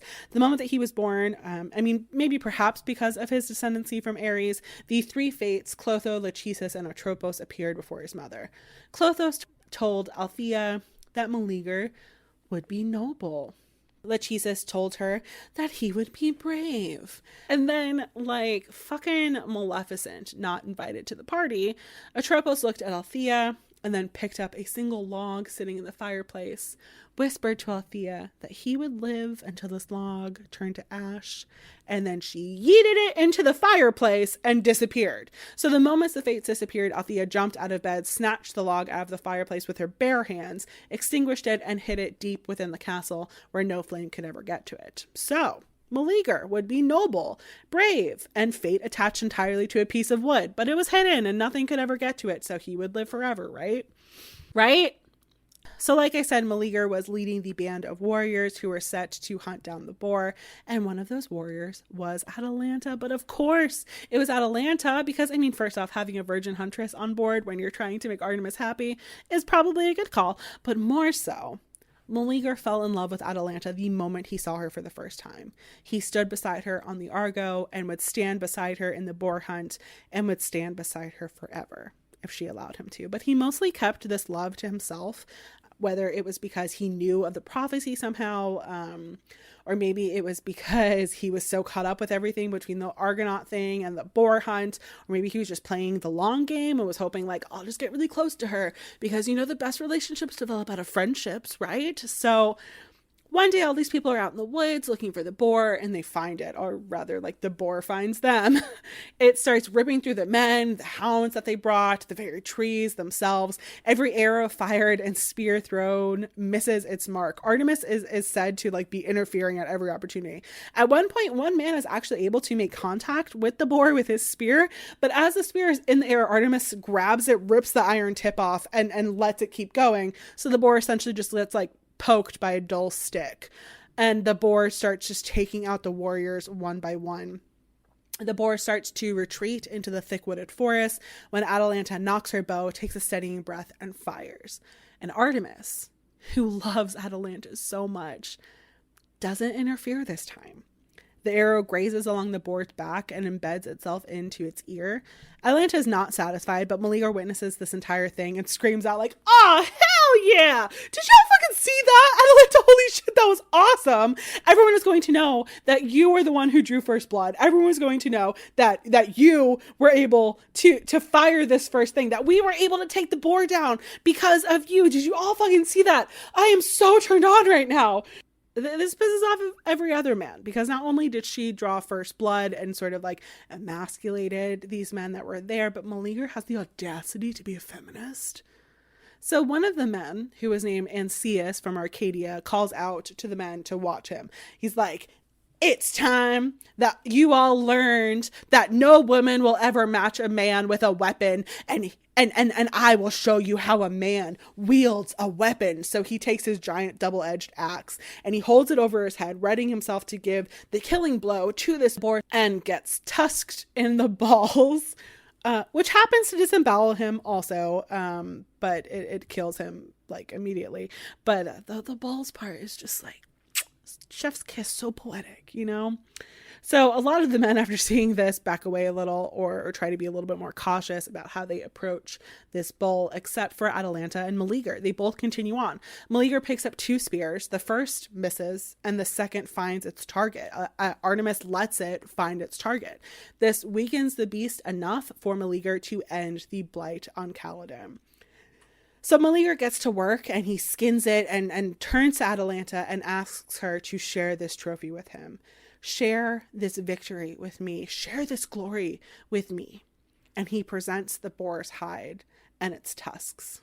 This is the most thoughtful gift anyone could give her. It delights her, and it brings so much joy to Meleager to give this gift to her and share this honor and just see like how happy he's making her by doing this and by honoring her as a woman, but also as a fierce warrior, not belittling her or taking away anything from her.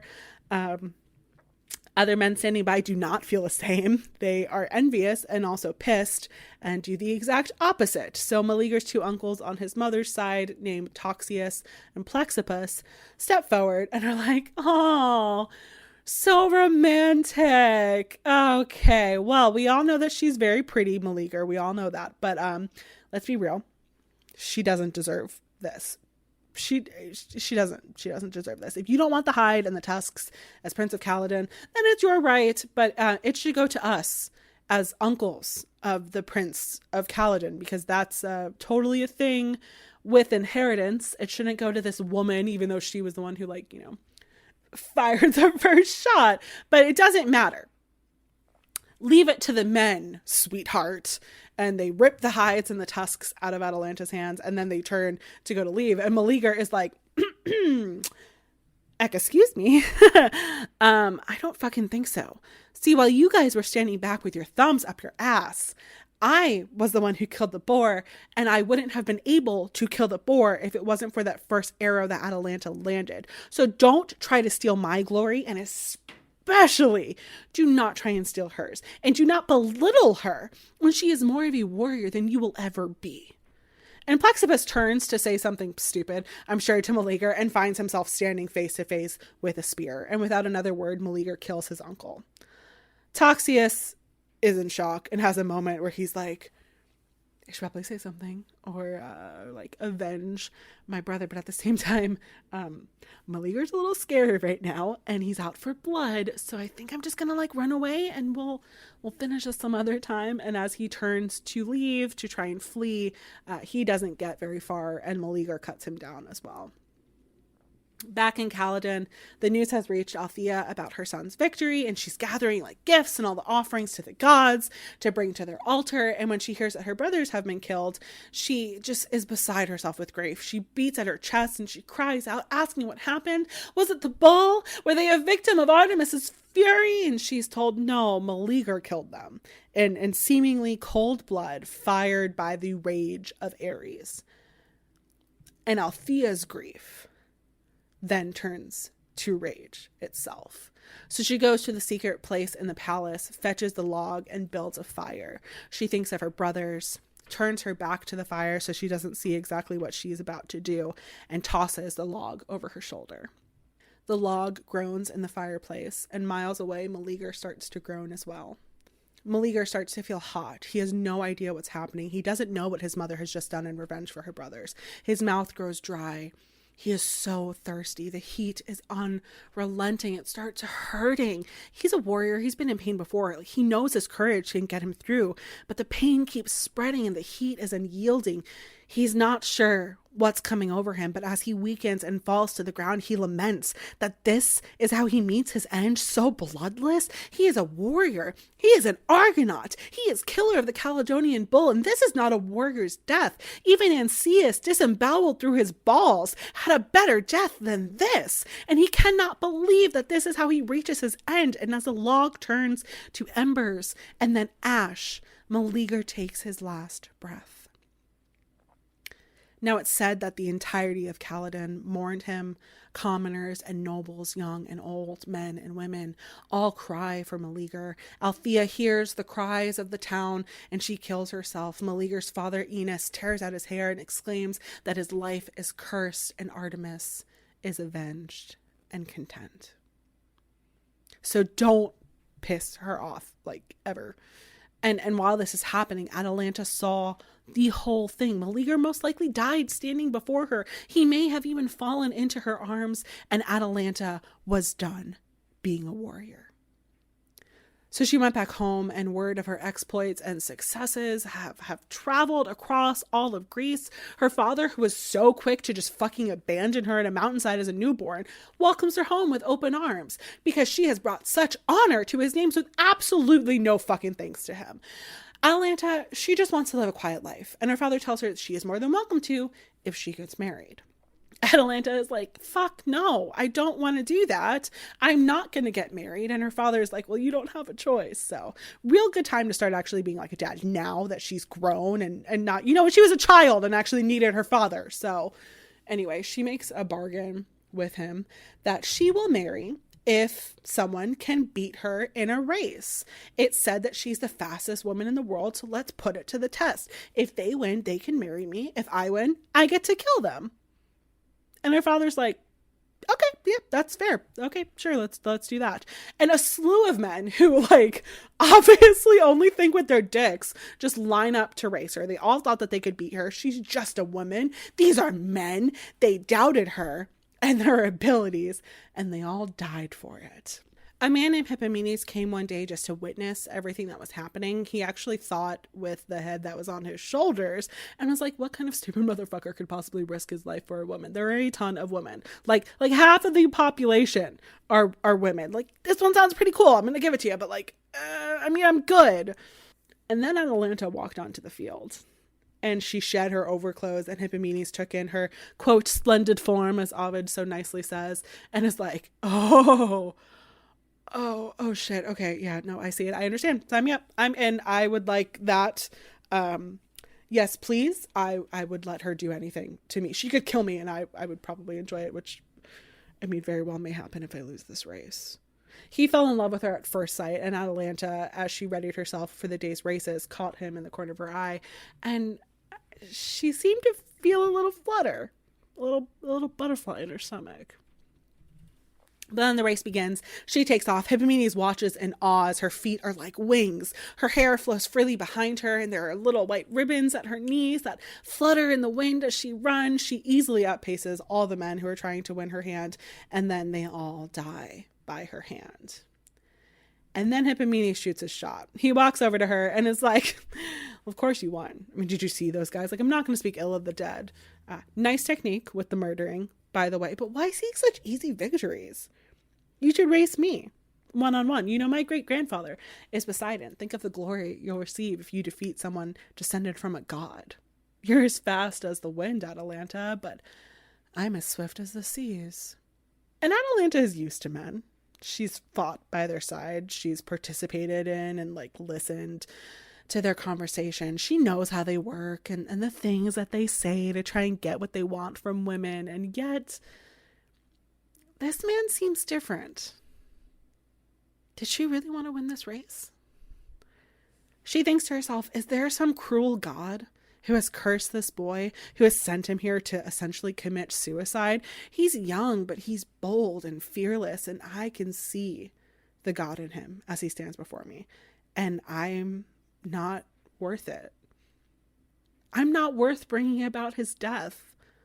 Just leave while you can, Hippomenes. Surely you'll find someone else worthy of you. But even as she thought that, she felt a tinge of jealousy almost at the thought of him marrying someone else, and that if she had to marry someone, it would be him. But the oracle all those years ago told her never to marry, told her that if she were to marry, that she would lose herself. She saw what happened firsthand when Medea lost herself, and life is so fleeting. I mean, if the encounter with Meleager taught her anything, it's that love can literally kill you. So she went to tell Hippomenes that she wouldn't race him, deny him his trial, but he said it in front of everyone, and now they're all calling for this race to happen. And Hippomenes talked a big game, but he was scared shitless. So he began praying to Aphrodite to help him. It was a gentle plea. It wasn't boastful or demanding, just the plea of a lover who wishes to be with the person that he loves. And Aphrodite just so happened to be walking by. She just so happened to have just left the Hesperides, which are the field of golden apples. She just so happened to have 3 of them in her arms, and she just so happened to decide to let love win today. Also didn't help that Atalanta was a devotee of Artemis and rejected love, and Aphrodite saw like some sick humor in it, having been denied by Atalanta for so long. So Aphrodite went over to Hippomenes. She disguised herself. She handed him the apples and instructed him how to use them as trumpets began blaring and signaling the start of the race. So a trumpet sounds and the race begins. Atalanta takes off running. She easily outpaces Hippomenes, and it looks like she will be victorious yet again. But it's weird. It isn't like the other races. She's not going as hard. And more than once, she's about to pass him, and she slows slightly and steals a glance at his face. And is that reluctance? And that's when Hippomenes drops the first apple. He tosses it in front of her. Atalanta's like, "Oh, shiny," and stops to pick it up. Although there might be some other reason why she stops. Atalanta isn't dumb, but the pause is enough for Hippomenes to take the lead. So Atalanta pockets the golden fruit and takes off again. She catches up and starts to overtake Hippomenes yet again when he throws the second apple. And this time, it's a little bit more off the path. Atalanta sees it and again goes to retrieve it and then catches back up. The finish line is now in sight, and Hippomenes lets out a silent plea to Aphrodite. "Goddess, please be with me now. Stand beside me and guide my apple," which is the first draft of the Guide My Sword scene from The Princess Bride. He throws the apple. This one lands even farther off the path. Atalanta sees it, and she hesitates. She could just leave it. She could let that golden apple stay there. She should let that golden apple stay there. But she ran from what happened with Medea. And she ran from love with Meleager. And I think that she was just tired of running. So she stopped, she picked up the apple and looked up as Hippomenes crossed the finish line. It was done. He had won, and she was going to lose herself. But she didn't really mourn for what she would lose. Now, in most versions that I have read or heard of Atalanta, her story ends with her and Hippomenes walking along together, and Aphrodite becomes enraged at them because Hippomenes never offered thanks to her for what she did and how she stepped in to get him his prized bride. So they're walking along together, and as they're passing a temple of Rhea, she makes them overcome with desire, and they seek shelter in the temple. And as the Sims would say, they woohoo, you know? And Rhea sees this and she becomes enraged at this insult. And in the throes of their passion, while they're fucking like animals, she turns them into fucking animals, like lions, to be more specific. In some version of the myths, it's Artemis who turns them into lions because she's mad at Atalanta for losing her virginity. There are some people who say that the reason that it was the lions is because there may have been this belief at the time that lions couldn't mate with other lions. They could only mate with jaguars. And so turning them into lions would mean that they could never be together again. But I read one theory that was by Adrienne Mayer, who said that there's literally no evidence of that belief. And what she thinks is that they were turned into lions because female lions are the hunters, and Greece, as misogynistic as it was, would never have accepted their relationship as it was. And they would have tried to suppress her and kill her spirit. And in the transformation into a lion, they could hunt and they could mate and they could be together as they truly were outside of Greek society. So like, in a way, yes, she lost herself, but in a way, that was the only way that she could truly be herself. which is like kind of a happy ending in a fucked up way, I guess. But when I was researching, I found another ending to her story that is not as happy of an ending, and I haven't heard anyone discuss this really. Not that it isn't out there somewhere, I'm sure, but I think I'm going to end it on a little bit of a cliffhanger this week, and we're going to save that last story for next week. Or maybe right now.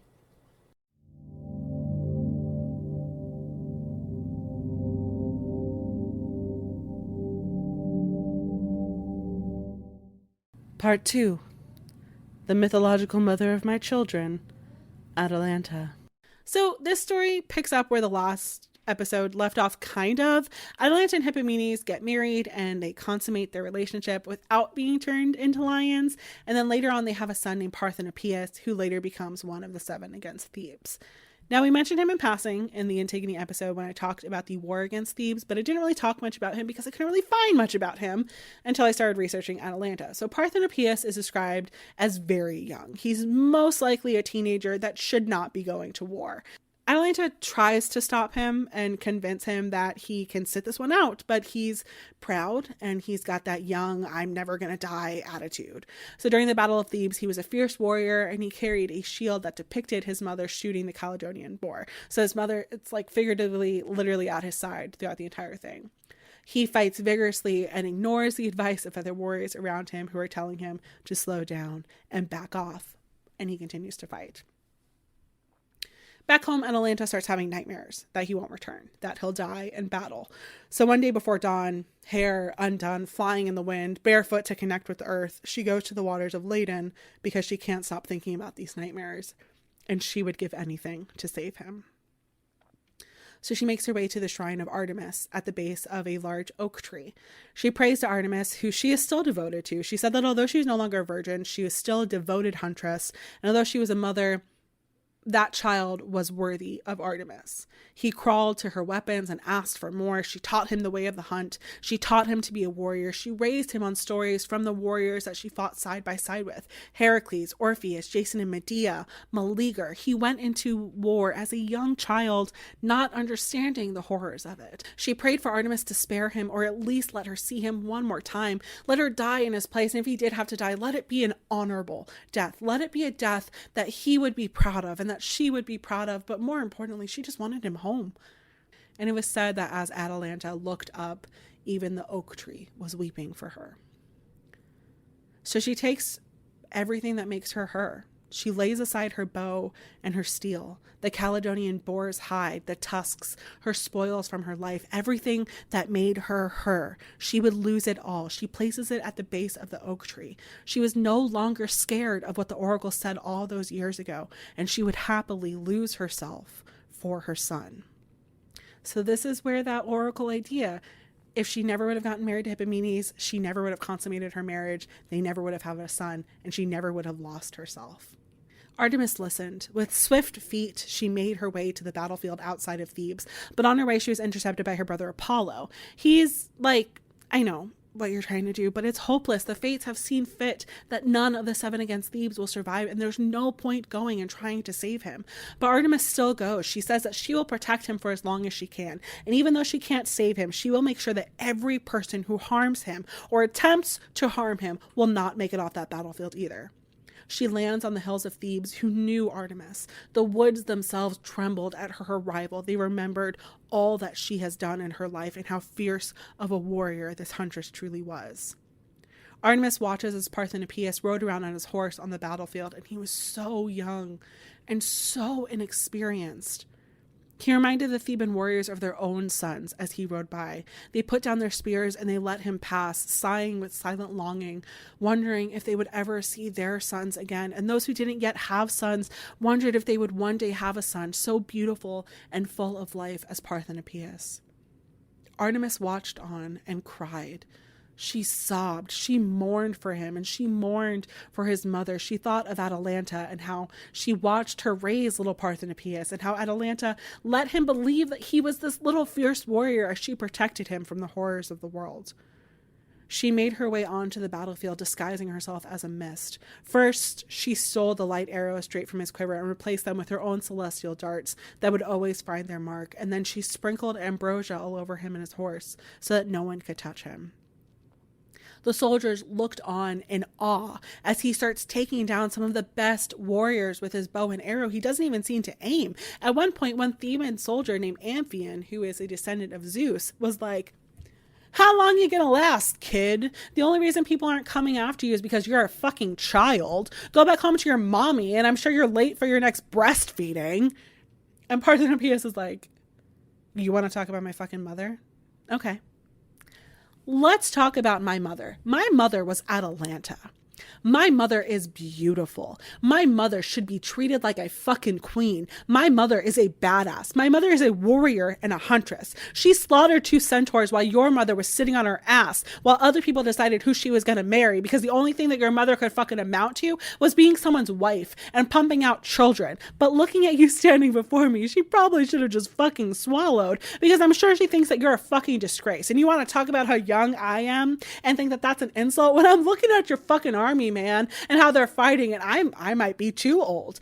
Perhaps I should go get some fucking toddlers to fight this battle. Perhaps that would be a more appropriate adversary for you and your fucking army, because I was raised by a badass warrior huntress. I was crawling along frozen rivers. I was venturing into caves that were inhabited by wild beasts that you could only fucking dream of. And the entire time, my mother with blade and bow was at my side, not just sitting at home banging on a hollow drum, thinking that her life was actually fucking useful and meaningful. And Artemis was watching this whole thing and was like, "That might have taken it a little bit too far, babe." And Amphion agrees, and he throws this giant javelin right at Parthenopeus' face, and he dodges it. But it's clear to Artemis that things are getting a little bit too dangerous.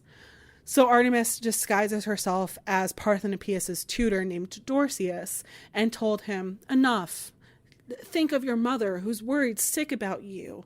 And Parthenopeus simply tells his tutor that I wish to bring honor to my mother, and that if I die, it will be an honorable hero's death. And if I live, I will go back to my mother with my honor and tell her my stories just like she told me hers growing up. And honestly, all I want to do right now is kill the bastard who was talking shit about my mom. And when I am victorious, when I rip the reins off that man's horse, when I grab the quiver off of his lifeless corpse, I will lay my spoils of war at the base of Artemis's altar, and I will give honor to her who I not only respect and follow, but I love so much, because she took interest and loved my mother so much. And the quiver that I steal from this man's rotting fucking corpse would be a good gift for my mother, so that she knows the kind of man that she raised."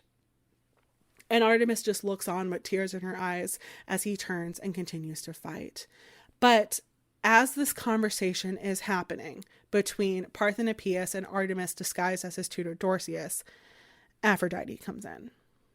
Now, she has a little bit of a grudge against Atalanta. We talked about that briefly. Atalanta denied love for so long, and then even after she got involved in her betrothal and she got married, Atalanta was still dedicated to Artemis and denied Aphrodite any offerings, as did Hippomenes. She gave Hippomenes the apples so he could win Atalanta's hand, and he never even said thank you. So, that's another reason to take it out on Atalanta, obviously.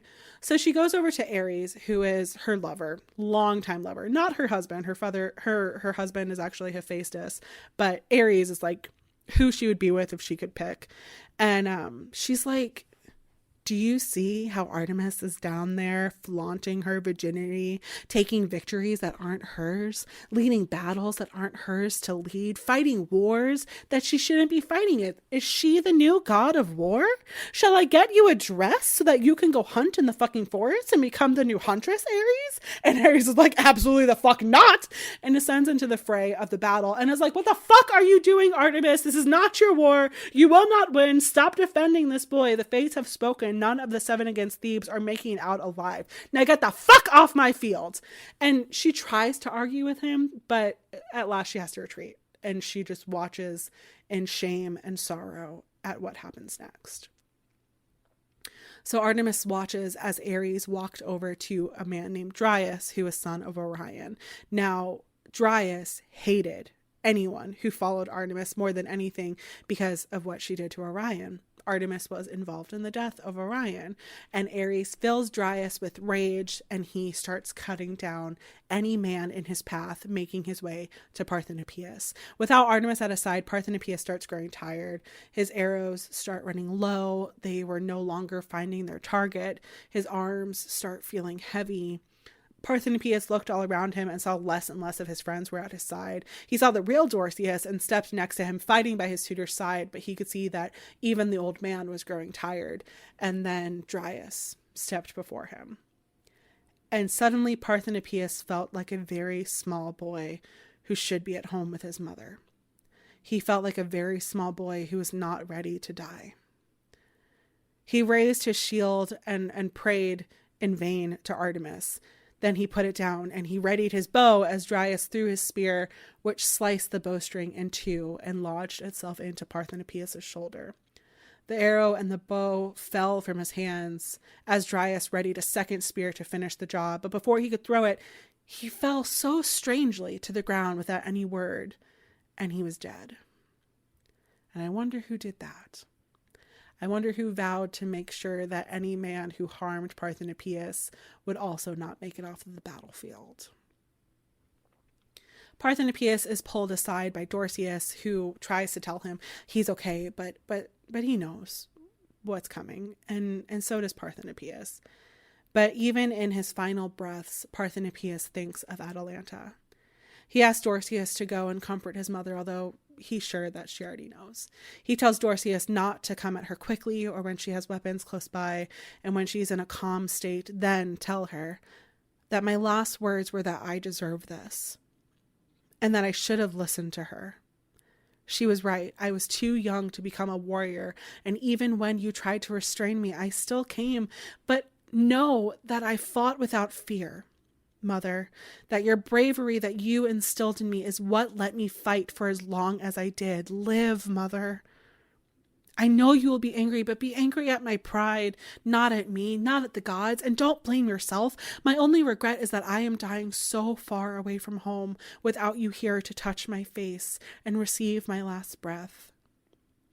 And Parthenopaeus reaches up with the last of his strength and cuts a lock of hair from his head. He tells Dorceus to relay to his mother that this lock of hair that she combed every night, much to his disdain, would have to be a stand-in for his body. He asks that she buries it more for her own sake than for his. He asks that no young child fires his arrows or leads his hounds in a hunt, and to take his bow that was so unlucky in its first battle and either burn it or hang it high as a warning of the god's wrath and how ungrateful Artemis can be.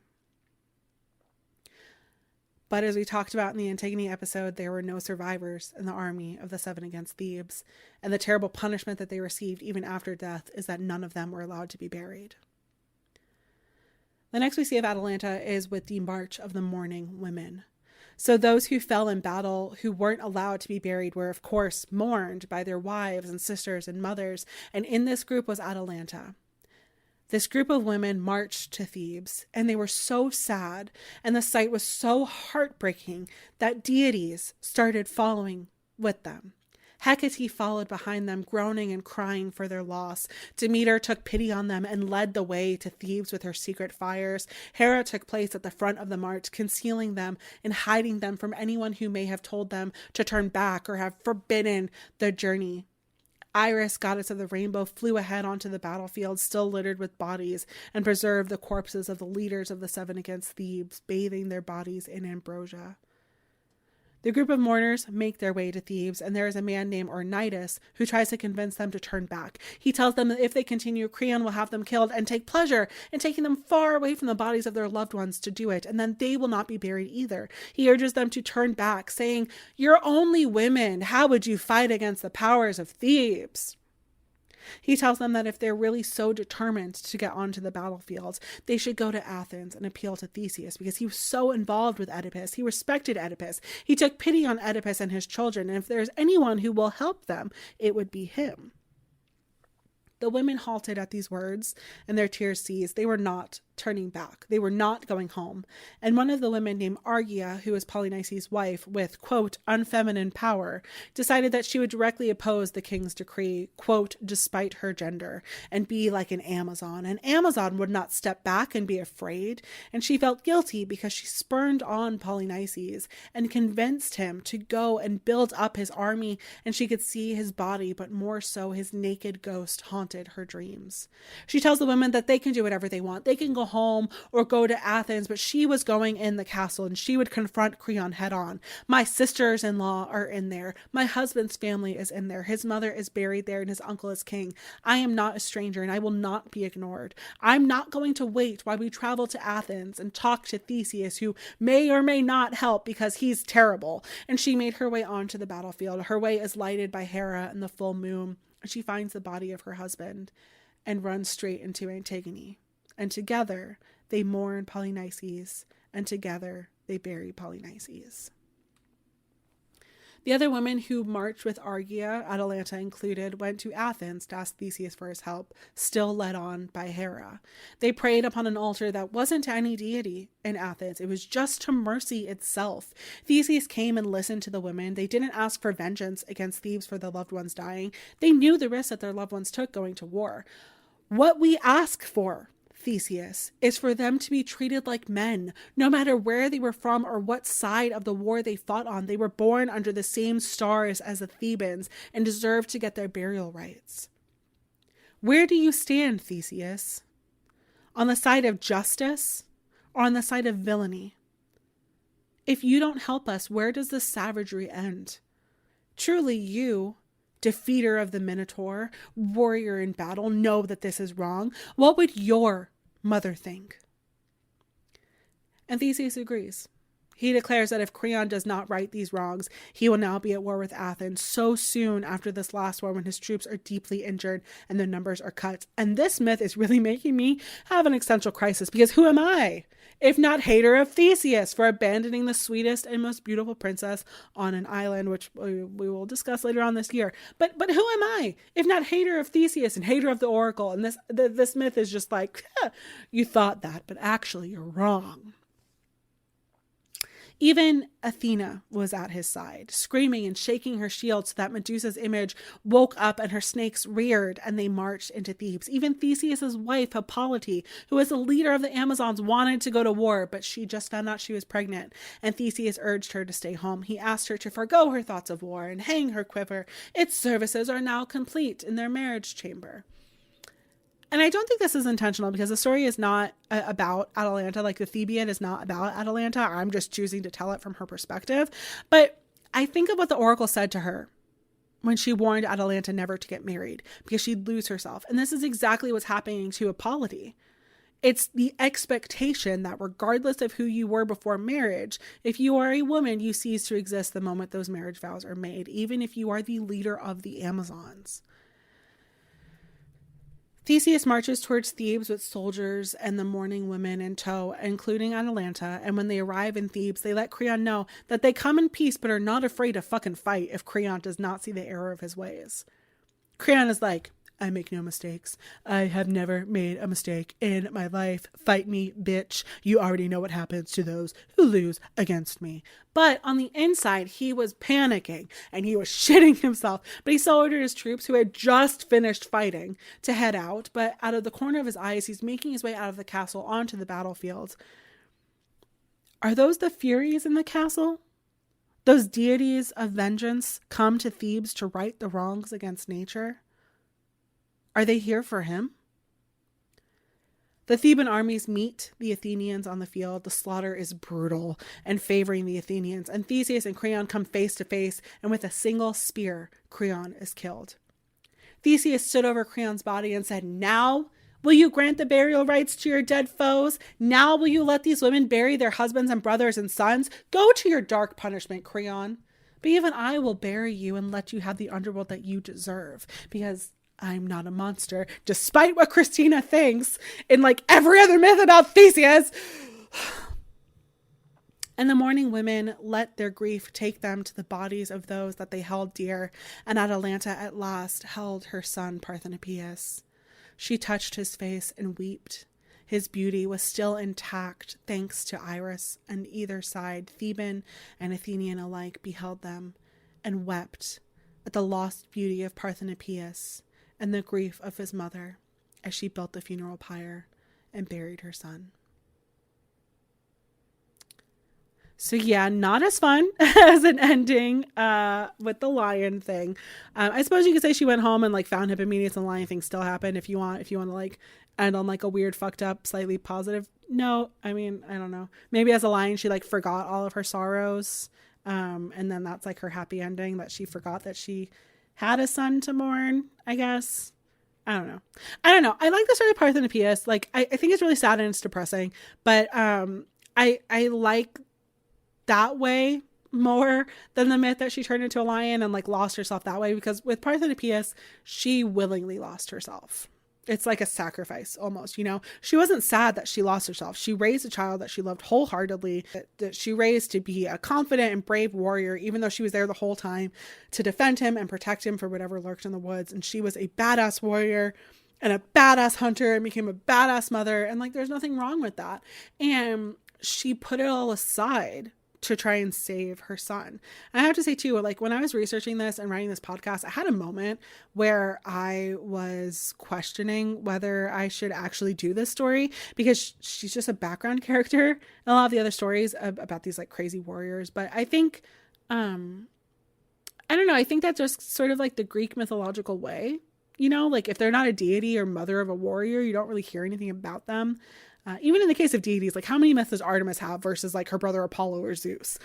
Like barely any of these myths that feature female deities would pass the Bechdel test. You know what I mean? But Atalanta is amazing. And every myth that I told today about her would not have happened at all, or would have been extremely different if she wasn't there. So she's a significant mythological figure that gets pushed aside a lot, but there wouldn't have been the Caledonian boar hunt or Parthenopaeus if it wasn't for her. And she deserves to be talked about, and she deserves to be the main character. I mean, most of the things I see about her are like 5 to 10 minute stories. And I've obviously been talking for like almost an hour.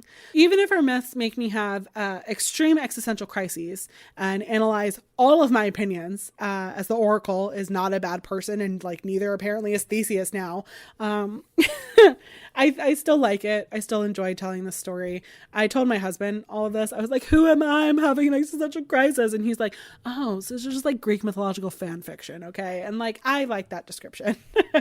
So I fell in love with Atalanta when I came across the story of her race and the apples. I was like, yes, I love a girl who takes agency of her life and sticks it to the patriarchy. And then I learned more about her and I fell in love with her even more. And I hope that you love her as well.